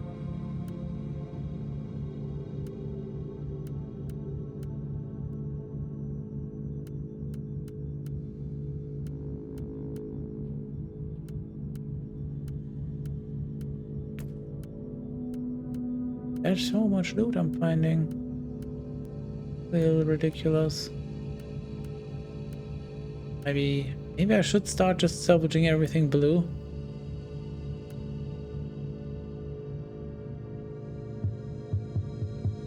Higher item level. More damage. More crit chance, but I lose the range damage bonus. Yes, it has more damage. Put that on. Put this here, obviously. This the green one. Shit. Oh. Christ. With the cursor. I like my force field though. Force field actually seems... That might just be what I want to be going for the entire time. Effective energy shield equal to 100 times the... Okay. That. There we go, that's the grenade I was mentioning earlier.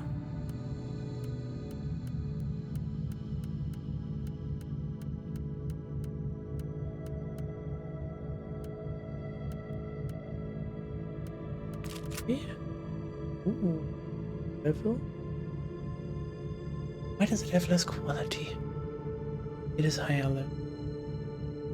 It has more damage.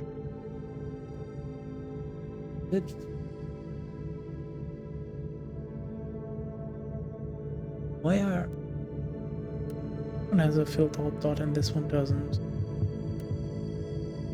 What the fuck?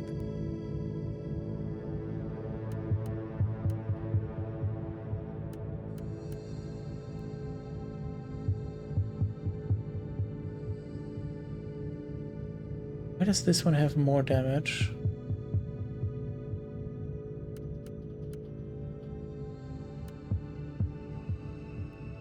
What am I missing? One is for Manstopper. I guess they have randomized damage, right? I'll have to see the stat range. I don't know if it's possible at all, but guessing they just rolled lower because this one has higher damage, so it should be really better, but it isn't, so eh.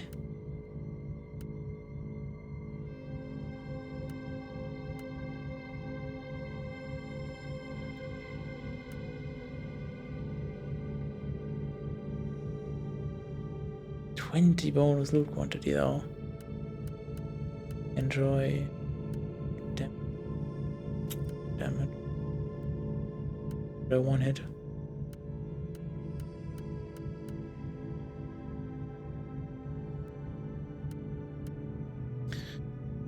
Experience game.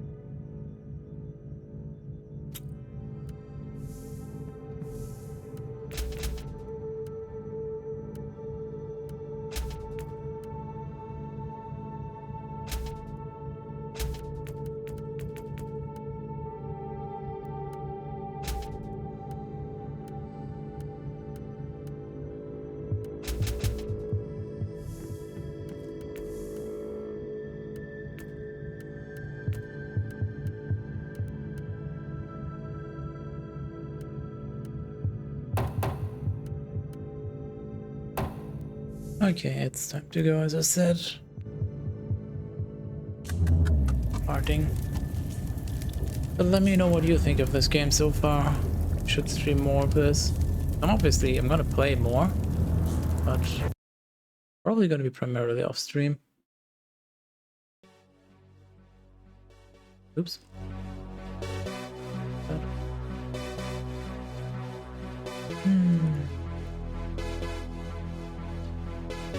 Well, I hope you enjoyed your purchase, Cat Peasant. I think you got a good value out of that money spent.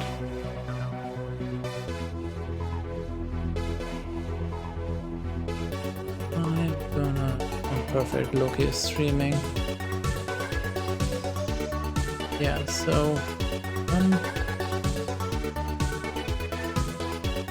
gonna have to figure out what my actual PP was, like real time and reading time, sort of.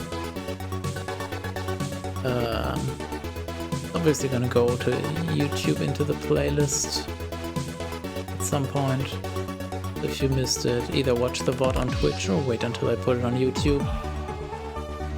I'll be back on Monday, probably finishing the Entropy Center, and then...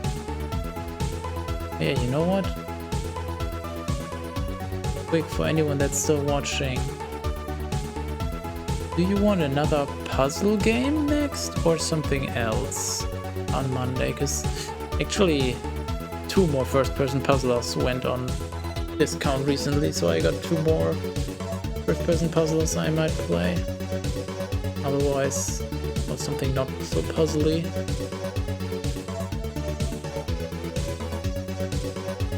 I haven't really decided yet, so that's why I'm asking. Next weekend should be Bible with Nargor, and obviously Terrace, because Terrace is always there, but Bible with Nargor, so no, I'm back with next Saturday, probably around the same time, or more reading. I mean, you all enjoyed the reading, clearly. How about I read the Bible and actually interact with chat for a change? What the... Huh? Oh. Okay. Yeah, so... Monday, Entropy Center. After that, I don't know. Peasant wants more puzzles, so maybe another first-person puzzler. And next Saturday, Bible reading. We're raiding Loki. He's obviously doing Left 4 Dead 2 speedruns. Feel free to join the raid if you would like, or something else to watch. Otherwise, go find something else to do. I'm probably gonna watch him for a little bit and then go to bed, because, as I said, I am completely wrecked. And my voice is... You can tell that my voice is done, but that's not the only thing that's done. Here, join the Discord if you haven't already. We talk about interesting stuff. And I have puns that I can post there. I am leaving. Good night.